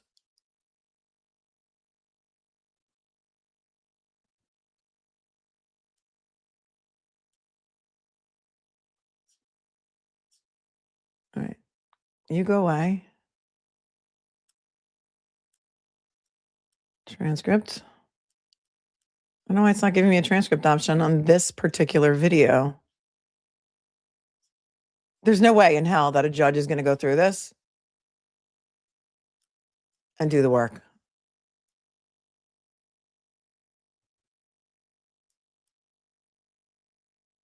For some reason, I can't find a transcript on here. So we're going to have to skip this part. Sorry.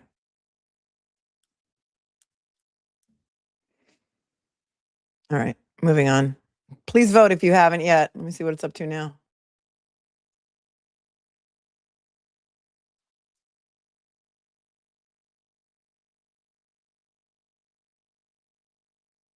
Can't see it. Can you guys see it? Because I can't see the post on mine. All right. Back to this. Oh, thanks, Aunt BB, for your very generous 50. She says, I'm also wondering why Barnstable. Perhaps they don't want all the free Karen Reed noise, standout signs, etc. like before. You wrong. I'm envisioning cars, trucks, buses lining the interstate up for miles. You've now fueled our rage. Vote for Deitch. XOXO, Mel. I mean, are you guys going to show up if this is in Barnstable? I guess it's not going to be happy. The people who live down the Cape are not going to be happy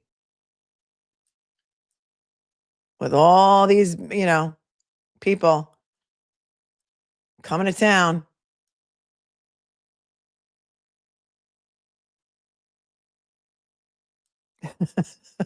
Thank you. Thanks, Aunt BB, for your 50.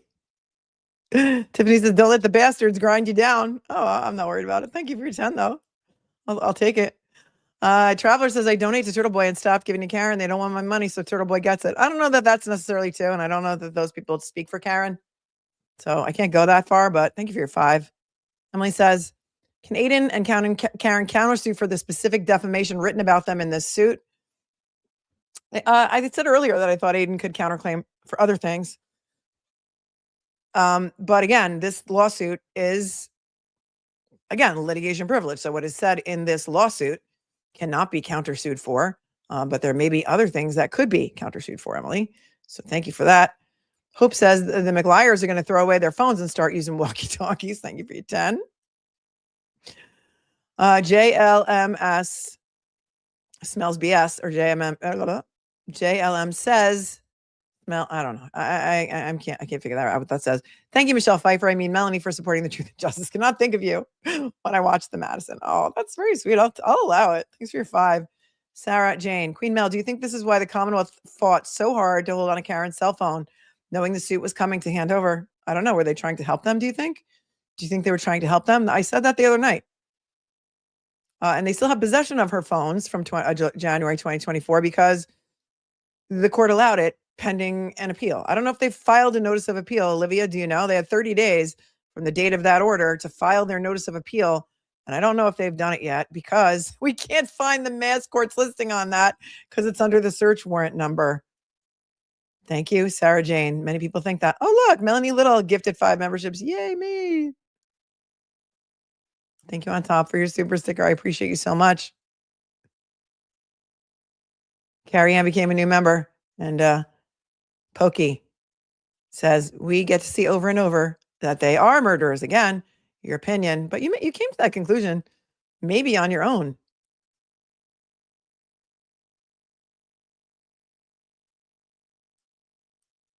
I still can't find where I put the window with my show in it. That would show me what the poll says right now. So it's just really weird that it just disappeared like that. But I don't know. I'm technologically not very smart, but let me see if I can pull it up under another.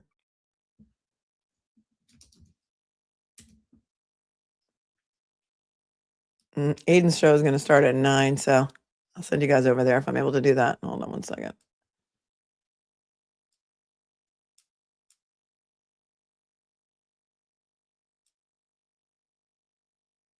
All right, it looks like out of, we only have like 1,600 votes. I want more votes. Can you please vote? 77% of you found out about Karen Reed's case some other way, and 23% of you found out about it from TURTLEBOY. That's interesting. That's interesting because they're trying to blame TURTLEBOY for the damage to their reputation. And so everyone, please vote. Wanderlust, thanks for your 20. Says, fun fact, the McCabe's and Albert's attorneys never had to prove Alex Jones's guilt.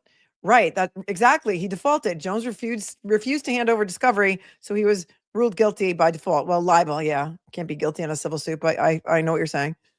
The attorney only had to prove damages, which was super easy. Yeah, yes, you're correct. And I don't think they have collected 1 penny from Alex Jones at all because he filed for bankruptcy. So there's that too. Thank you, Dish, for becoming a member. Appreciate you so much. Marie says, I work where the Avalanche practice. Love it. Ooh, can you email me and tell me where that is? I would love to know. Miss K says, John O'Keefe sent an email to Kevin Albert March 21st of 2021 with the ring footage file of suspected drug activity in the neighborhood. Oh, so it was to Kevin Albert? A little less than a year before his murder. That's so crazy. Does anybody have that? I don't know. It's so crazy, though. Huh. Go.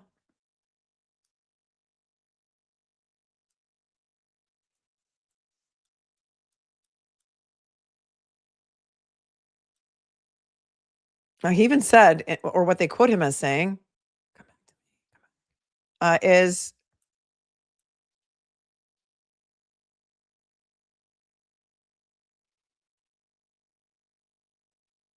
we don't know who delivered the fatal blow, but they all effing did it. Kearney attempted to justify his harassment and defamation of the plaintiffs by claiming that they deserved it. For example, Kearney admitted that he harassed McCabe at her daughter's lacrosse game and attempted to justify that conduct as follows. Well, guess what? Jennifer McCabe murdered a Boston police officer. She doesn't have a right not to be asked questions in public about that. You murdered someone. You don't get to just walk around like none of this happened. Before launching the defamation campaign with Reed against the plaintiffs, Kearney's YouTube channel had only 25,000 subscribers. Before the first trial, Kearney's followers had ballooned to 70,000 YouTube subscribers. Again, it's called capitalism. What I want to know is how big is this subscriber base going to grow from before they filed this lawsuit until after they filed this lawsuit? That's the numbers that somebody should be keeping track of. C. the profit model. Kearney's willingness to work with Reed and his conduct is based on twin motives, greed and fame. Kearney's business model, neither of which are legal. The Glare is here and he sent 10 memberships. Yay. I wish I could play that applause clip that you have. Thank you so very much, Will the Glare, for sending 10 memberships. Wait, I do have a soundboard somewhere. Here it is. To the 10 randomly gifted members. Welcome. Here's some lemon pound cake behind me. I just meant to put it up as a, hold on. Well, this is a pretty cool background too. Let's use this one for a while. We can do in the upper right-hand corner, we can put the lemon pound cake because the Afro Man effect is going to happen here. All the people who had no idea who in the hell these people were are now going to dig into why is it that Aiden Kearney, aka TURTLEBOY, was saying that they're the real murderers. Are they the real murderers? I'm going to dig into that myself because I have a brain of my own. Thank you, Will.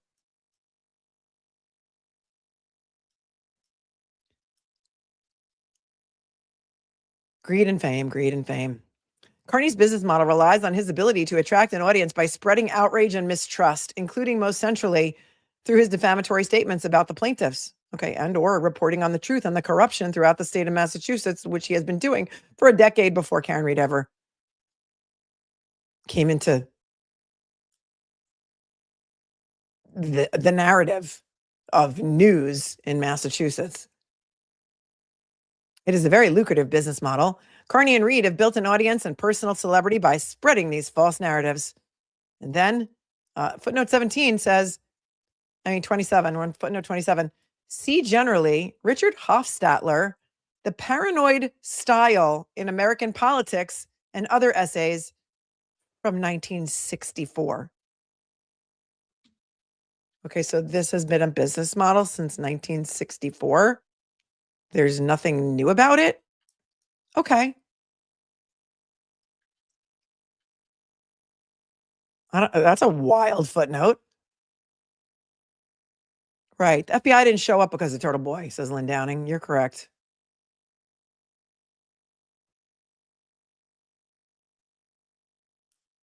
The lemon pound cake effect. Mm-hmm.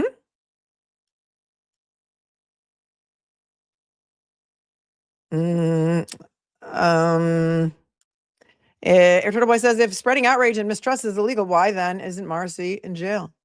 Right.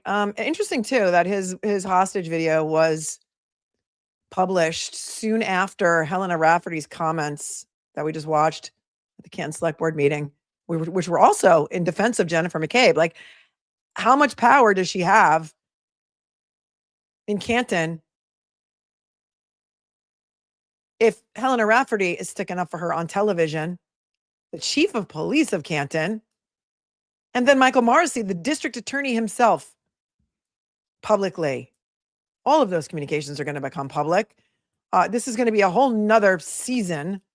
There's no way. It's like the Pit. They're not going to be able to even do this in one season. It's going to be multiple seasons. It's going to be renewed and renewed and renewed. And Aiden says, now we have to bring the crash daddies back to testify for me. You're all welcome. You're welcome. So when Aiden says they're treated like royalty in Canton and people are afraid of them, doesn't what Chief Rafferty did publicly and Michael Morrissey did publicly support that statement?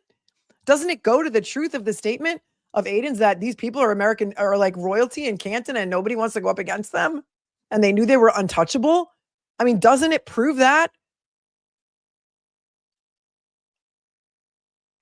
This is going to be a mess for them.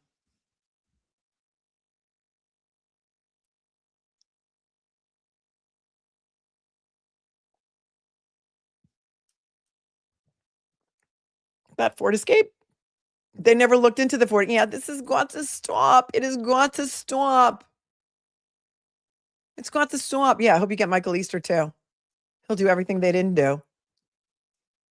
You know, and these Haas defendants talking about how this is like, and their complaints about that this is for the entire town of Canton that has become fractured and blah, blah, blah, blah, blah. You should be mad at your own police department. And the Massachusetts State Police assigned to the Norfolk DA's office for the crappy investigation. That's why there's no justice for Don O'Keefe. It's nothing to do with Aiden Kearney and Karen Reed. The defendant has a right to defend herself and a right to try and figure out what really happened. And so do journalists.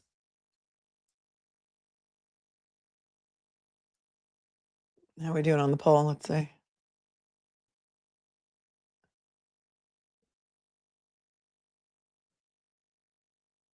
Over 2,000 votes. And 76% of you say you found out about the Karen Reed case some other way. And only 24% of you said you found out about it from TURTLEBOY. TURTLEBOY, you might be able to use these poll results in your defense. I'm just saying. That's a wild footnote with this book from 1964. Kearney holds himself out as a trusted reporter, regularly referring to himself as an award-winning journalist and a truth teller, when in fact he is nothing more than a willing purveyor of and vessel for defamatory material that Reed fed him to publish for her own selfish purposes. Okay, you can't have it both ways. You can't say Karen Reed made all this shit up and then fed it to Kearney, and Kearney published it knowing it was false. Or are you saying that Karen Reed made all this shit up and published it to Aiden Kearney, who was gullible enough to publish it as the truth? If the first thing, if the second thing is true, Karen Reed knew it was all false and she fed it to him and he thought it was real, so he published it. There's no conspiracy there because they both didn't believe that the stuff that they were saying was false. See? But if they both believed it was the truth, then also there's no conspiracy there. Does that make sense?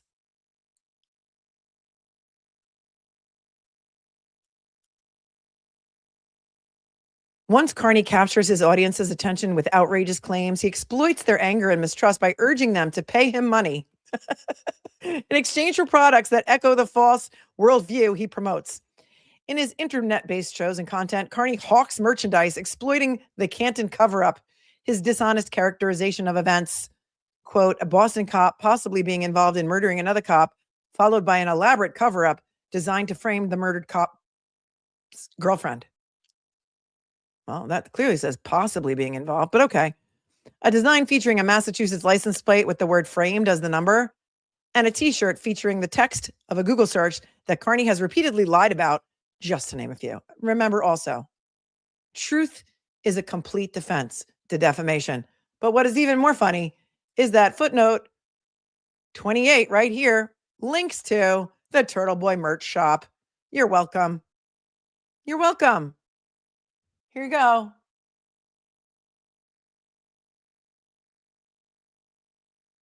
Let us check out what is for sale in TURTLEBOY's merch shop.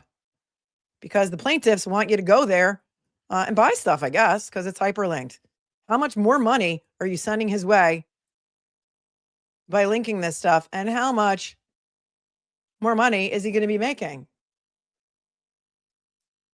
Here it is. Here's the TURTLEBOY merch shop. From footnote 28, all the things that you can buy there.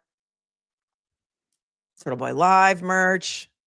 Let's see if there's still the Hoss Long to Die in cold. And he's got, I don't know, 2,000 items that you could buy. Let's see. Sort by latest. Let's see. Sort by popularity. Let's see what the most popular merch is. The Google search. There it is. It's one of the most popular items. You can still buy it for $22. It's a pretty good price for a t-shirt. Here it is. It's the Google search. Hoss Long to Die in Cold, JM 129, 2022 at 2:27:48 a.m. Anybody who would like it, it's still available for you on the website that they've kindly hyperlinked to so that TURTLEBOY can grift even more. Also on the most popular page is the free Karen Reed shirts. Those are still available. For the low price of $22, right? I mean, these are the most popular items in the shop. Go get yours. Oops. It's called capitalism. People are allowed to make money. I'm sorry if you don't like it, but there's the framed. There's the frame shirt. You can buy this one too. Oh, I have one here. I have a mug. Look at mine. Mine says framed, but mine is framed inverted. And I thought this was a microdots mug, but there it is. You can buy that for the low price of $22. And they seem to think that there's something wrong with this. How dare he? How dare he? We have an how dare you emoji. Members have the exclusive use of all of these cool emojis that we made mostly during the Karen Reed trial. And there it is, framed, Massachusetts, Karen Reed license plate. Go on and get it. Framed inverted is even funnier. Says somebody in the chat. I think it's a little cupcake. I mean, so there it is. Go on and buy yourself some Turtle Boy merch. The grift is real. And capitalism is alive and well.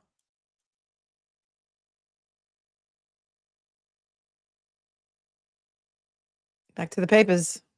And I'm running out of gas here, so I'm going to be done kind of soon. I want to go to the chat for questions, though, before we wrap. It is 8:30 p.m. I need to check the score. Let's see. Up 1-0. Brewers over the Sabres. You're welcome.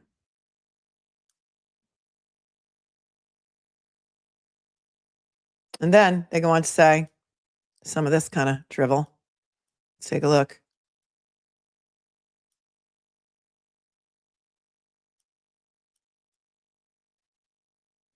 Here it is.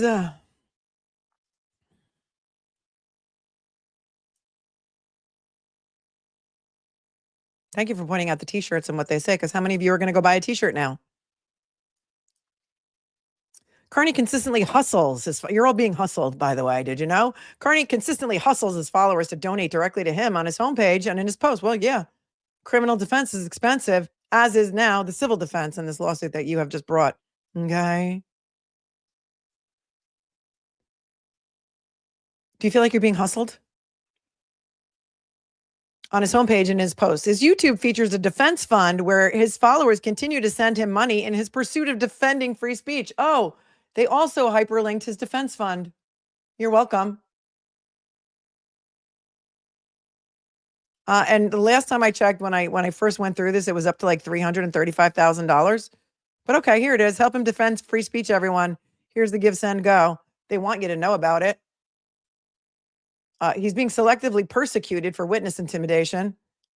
Perhaps the only person, it says it's been taken down. Has it been taken down?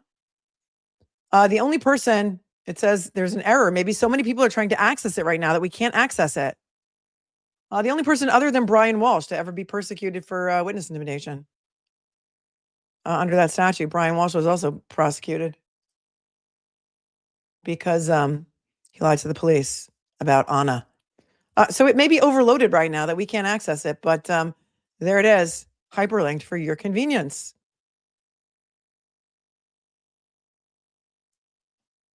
And then they say, and during his live streams, he shares the names and messages of people who donate to him directly while watching his content. For example, during one live stream, he listed that 70 cents, $10 and says, Brian Higgins' car in front of mailbox. How does that work? Help. Thank you very much, Stephanie. Jim Ferris Bueller sends $5 and says, hey, Liberace, that shirt's going to irritate your nips.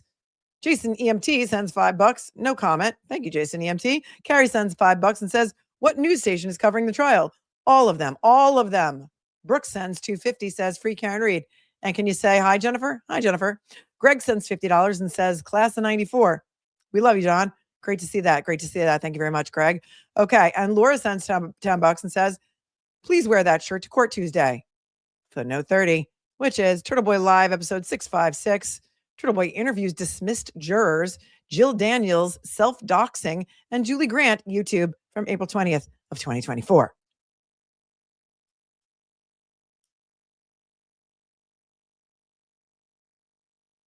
After personally recognizing his followers, Kearney goes on to direct his other followers to donate to him at the link on his website or directly through Cash App. Yeah, again, it's called capitalism.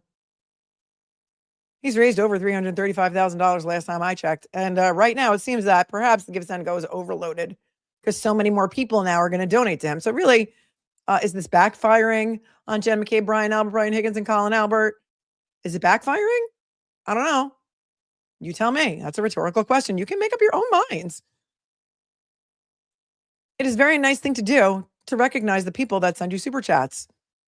People get mad if you don't.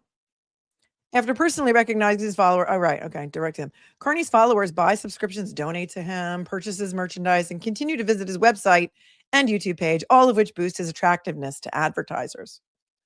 Capitalism. Kearney has estimated his monthly income to be $45,000 to $50,000 a month, which he attributes to his defamatory discussions of the Reed case. Really? Footnote 31, a Boston Magazine article. Free Karen Reed, blogger TURTLEBOY will not go quietly. Boston Magazine, May 19th, 2024. Oh, I don't think I read that one yet. Oh, but wait, we got to go to this one. Hold on, because this one is perhaps and I was going to wrap, but I think I might just go bump up on 9 o'clock because this is the cringiest of all the TURTLEBOY interviews, the cringiest. And if you didn't know who Jason Broyles was, no, not Haley Walbrecht on Twitter, who has since become like Meredith's, I don't know, fake legal counsel / mediator / now trashing me again on Twitter, or maybe for the first time calling me a piece of garbage and how he would never want to be associated with me. But in the meantime, he actually played a woman on Twitter for a long time, and everyone was accusing that account of being me. And he is the one who released Lindsay Gattani's phone extraction, and then people came for me thinking it was me that did it. Yeah, that guy. Okay, cool. So, this is footnote 32, Aussie insider Aidan Kearney unplugged YouTube. And this says Kearney publicly defends this corrupt business model by explaining, well, it's capitalism. If he creates a service that people think is worth giving their hard-earned money to, that's capitalism. That's their choice. He claims that people want to give him money. People want to buy Turtle Club subscriptions. People want to buy stuff from the store. Footnote 32, Aussie insider Kearney unplugged. This is, if you haven't seen this, I'm going to trigger warn you for being possibly the most cringe interview that you will ever see on the tubes of you. This is where we're going to leave it on the complaint for today, because this is going to take us many episodes to get through. But I need to play you some of this because I don't think I ever saw this before. Please keep voting on the poll that's in the chat. But this is from 9 months ago, July 18th, 2025. This is after Karen Reed's acquittal. And I'm not even going to go to the part where they tell us to go. I'm just going to go to the part where this person in the middle, who is Jason Broyles, takes over the interview and starts asking some of the craziest questions. And Aidan's facial expressions are everything. Okay? They are everything. I feel bad for Aussie. But here we go. I don't know why I stopped here, but he whips up with Mark Bettero's there and Mark's in court, and you even saw that in we got to start from we have to start from the beginning, because this is just. I'm sure he's getting there. Here we go.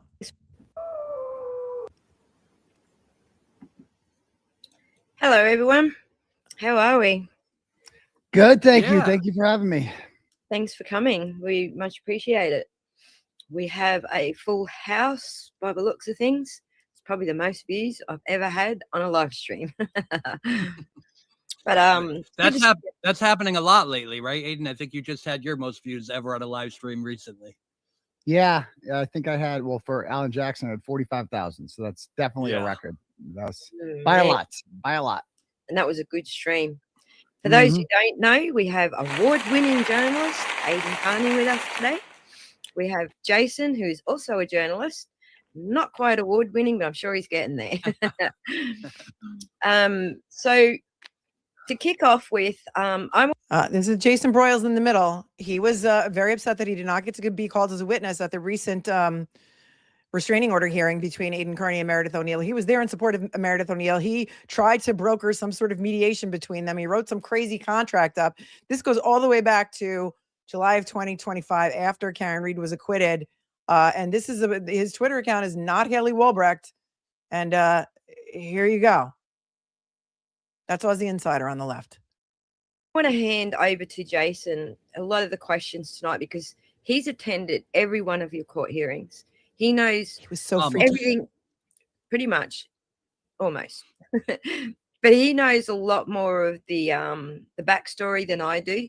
I go by watching your streams and trying to piece things together, and we're on different time zones. So sometimes I miss stuff, and the audience fills me in.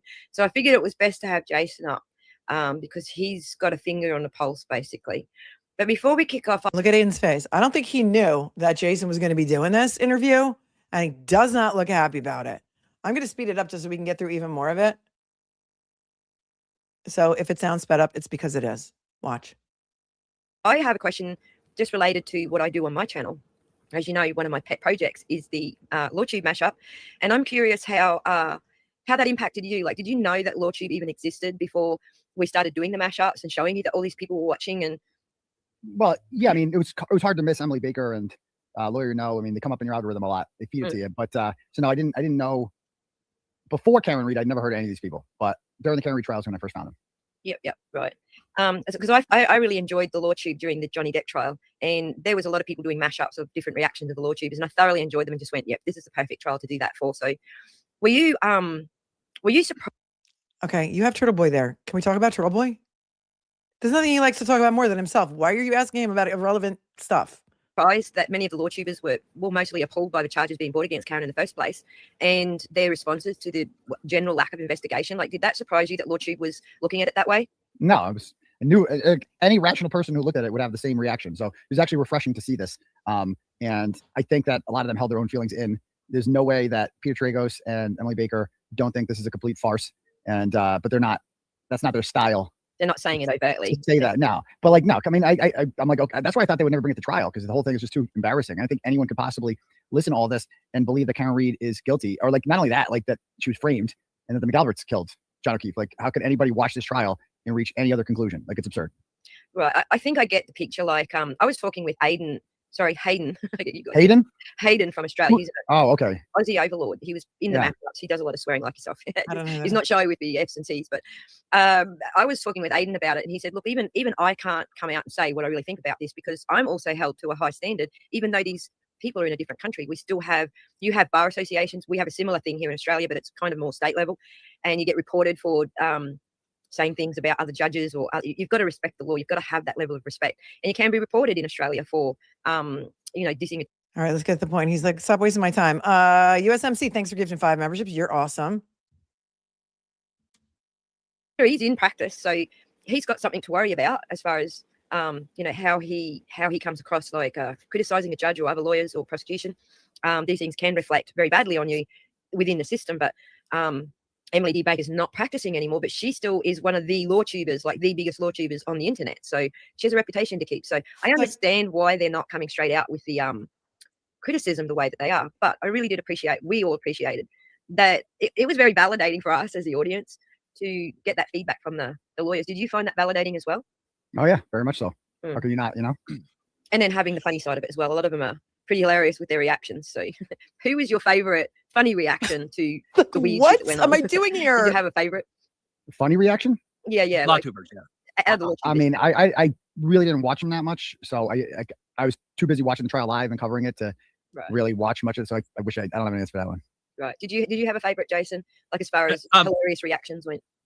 No, I actually think it's kind of funny because similar to Aiden's answer, like I actually don't have time to go on a lot of streams, and I try to hop in for Turtle Club. I try to do that. What I end up by doing is I end up by visiting a stream for 10 minutes, and I think Aiden, you watch on 1.5 speed when you're watching videos or streams. I watch on 2, because it's hard to dedicate the time to do that and the time to covering all that. In general, I really do like Emily D. Baker. I think she has great reactions. So I do like watching her stuff. All of those people, LawTube was a full circle moment for me. I watched the Johnny Depp trial. I watched the Kyle Rittenhouse trial. And so that's how I came to know all these people.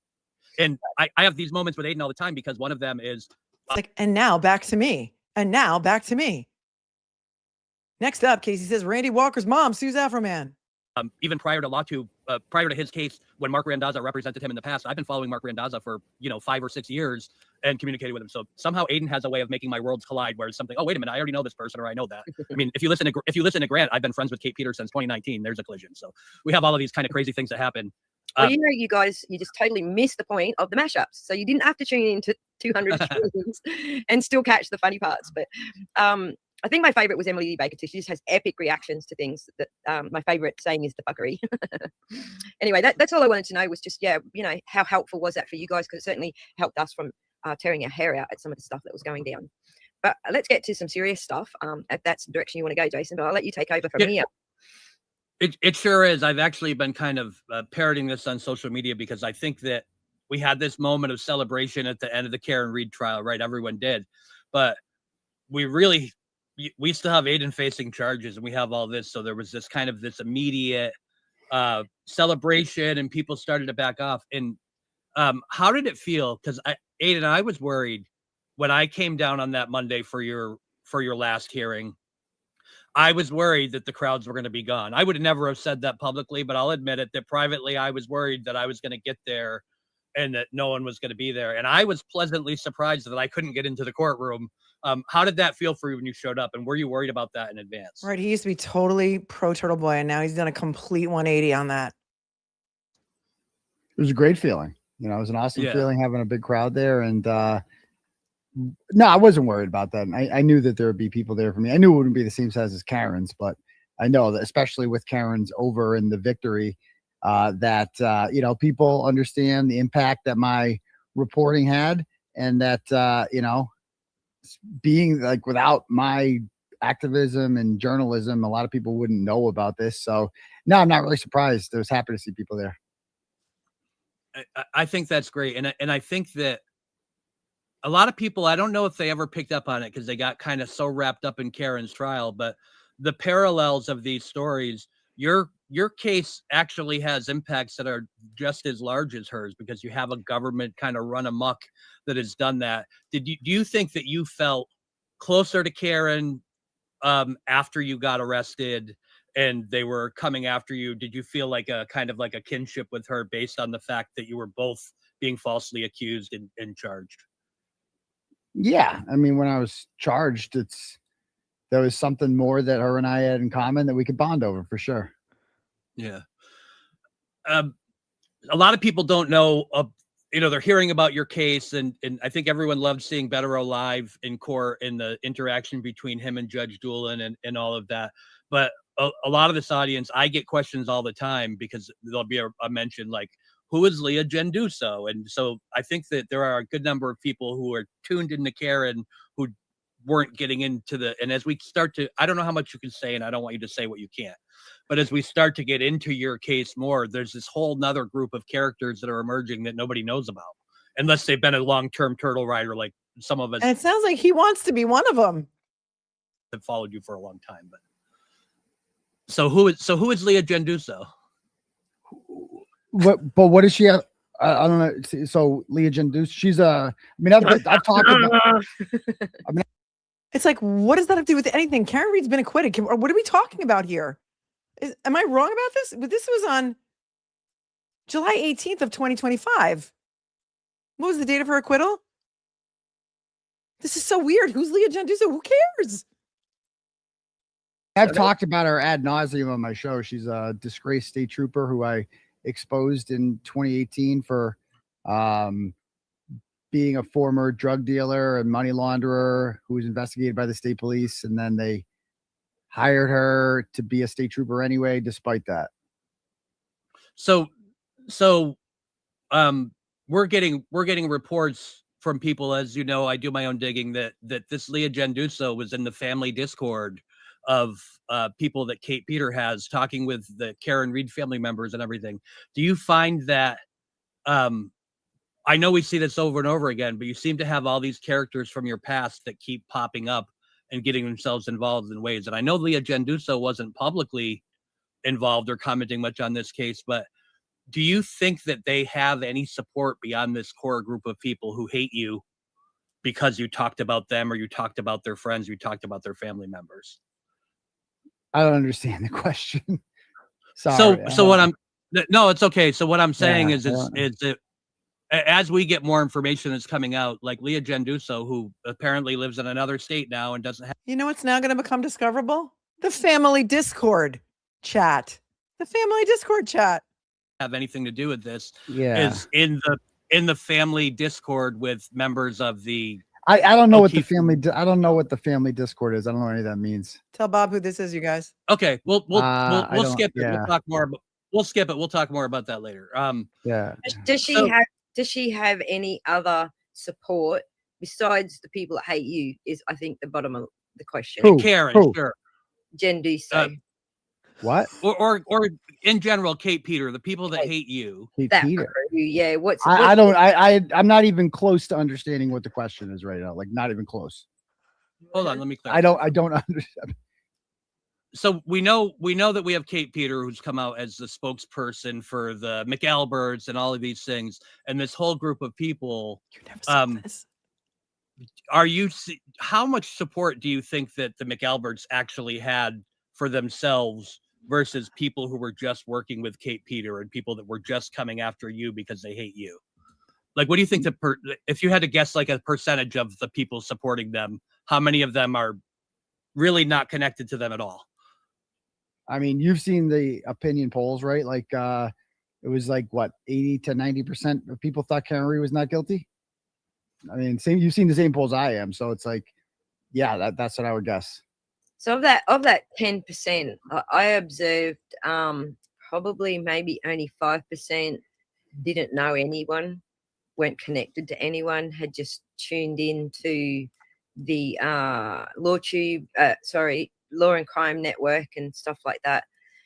Of that small 10%, there probably less than half, I reckon, were just new to the case and just went, we're dumb, we don't get science, essentially.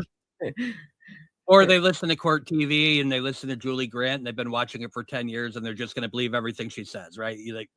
I think there's some of that. Yeah. Aiden, when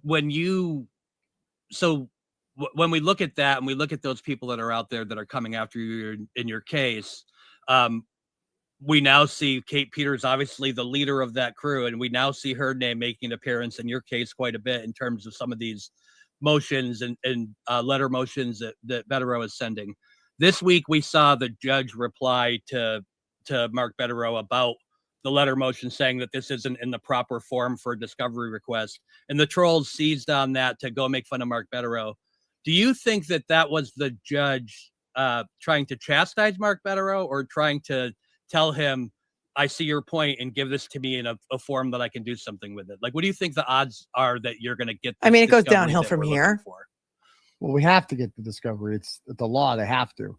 But, your guess is as good as mine about the letter.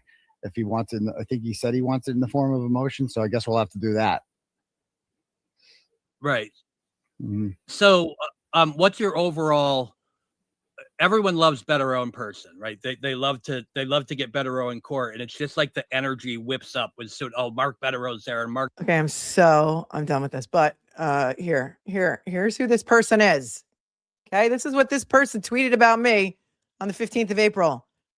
This is the person, not Haley Walbrecht, on Twitter as at HW on your case. The funny thing is people frequently come to me criticizing Bradel and Betterow, and I just say it literally their job to defend their client without regard to his character, despite seeing that they sometimes blur the lines in the rules. This is different. Talking about me now. She's not representing anyone in this case. As someone who claims to know what it's like for her to take up for him on her show because she likes the bump and ignore everything he's done is simply gross. I never impersonated Melanie Little like the lies people say. Today, I can say thank God because I'd never want to be associated with that garbage. That is what this person says about me. A couple days ago. What's today? Today's the 19th? 4 days ago. Wow. Oh, look. Bullseye Dog says, Melanie Little sold her soul to the devil and it's a sight to see. Here is mostly the old Melanie, the one who stood for something. The Melanie who was an unapologetic advocate for women. I am an advocate for women, but not all women are telling the truth. Look, and this is like a donate to Meredith's fund sort of thing. And the comments are pretty wild. But yeah, go for the comments. Thank you for sending this to me. Ratchet, agitator, rage baiter. all the things, all of them. Thank you for to those of you who did stick up for me. And for those of you who keep sending me the things that nasty people say about me, just don't send them anymore. Don't send them anymore. But if you're going to call me a piece of garbage, I'm going to call you out for calling me a piece of garbage. So there's that. Thank you so much to Stacy, who says, thanks for all you do to support justice. Thank you for your very generous 50 on Venmo. And Maria, who says, thanks for analyzing this lawsuit. It's crazy. And what you're saying is helping me understand it a little bit more. You're welcome. Appeals are made for walk-in. Says, first time I looked into Turtle Boy was because of Lucky's cross-examination by Hank. In season 2, Hank insinuated Lucky was harassed. I had to watch Turtle Boy for myself. And Laura says, I saw a news story about Turtle Boy's charges and wanted to know why and how an American journalist could get accused of this. Then I found you. Also from With Duty Ron, I'm hooked on Melanie. Thank you for your 10.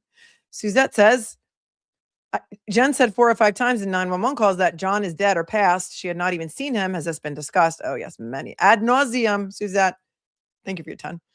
Charles says, I want to know why the police chief got fancy leather chairs in the select board speech. Is she someone special? She's retired now, Charles. Mama She says, just want to say I love your screen background. Thank you, Mama She. Strong Leg says, Melanie, if you haven't, watch Aussie's latest series, digital review of all the video evidence. I rarely have time to watch other people's shows. Rarely means like almost never. Thank you, Red House Media, for becoming a member. And to all of you who have so generously voted in the poll. Let's see, we have over 2,900 votes. I'm going to end it. So please vote in the next 3, 2. Let's see if we can get over 3,000 votes. We're at 2,900 and I think 12. Jenna says, what? Your yacht hauls garbage now? Yeah, I know. Yacht today, Satan. Yada, yada, yada, and all that stuff. Thanks for your 10. Oh my God, man. I make merch when people talk trash about me. That's where I went to Cancun with attorney Melanie Little came from, because what's his name? What the hell's his name? Grant Smith Ellis ran after because they started a rumor that I was in Cancun with Alan Jackson. And Grant chased after Alan Jackson and said, did you have fun in Cancun with Melanie Little? Alan Jackson didn't even know who I was, but it was wild. We've got merch. I went to Cancun with attorney Melanie Little. All right, here we go. I'm going to end it now. The poll has ended. And we had 2,900 votes. 73% of you said you learned about the Karen Reed case some other way. And only 27% of you said you learned about the Karen Reed case from Turtle Boy. So there's that. Thanks for tuning in to part 2 of the lawsuit of the Haas defendants versus Karen Reed and Aiden Kearney. I don't even think we're halfway through. TBH. I think that, but we're doing it right because we have to look at the hyperlinks, because without the hyperlinks, you can't get the full context, right? We haven't even gotten to the law on defamation yet, the law on defamation per se, the jury instructions. I've got all the jury instructions for you to read through and what the jury will be instructed on, what they need to show to prove defamation and defamation per se and anti-slap and all of that good stuff. But right now is where we are. And where we are is where we're going to be. And so we'll see what happens tomorrow and what time we'll go live. Probably 10 or 12 tomorrow. So I will see you then. Just make sure you have all your notifications set. And make sure that you have notifications enabled on your phone. And I will see you again for part 3. Go on over and watch Turtle Boy. I'm going to go watch some playoff hockey because it is one of my favorite seasons of the year. Stay cool, stay kind, stay classy. Don't believe everything you read on the internet. Comment respectfully after the stream is over. It helps the algorithm. Hype it if you can. And more people need to know about this, because the Haas defendants want people to know about this, because they feel that they have been defamed by Karen Reed and Turtle Boy together, and that their reputations have been severely damaged to the point where they want lots and lots and lots of money for damages. And I don't know if I saw this. Oh, yeah, I did. Thank you, Jen's dog Jonah, for your 10. Tip your servers. I'll be here all week. I'll see you guys soon. Go watch Turtle Boy. Peace out. Good night.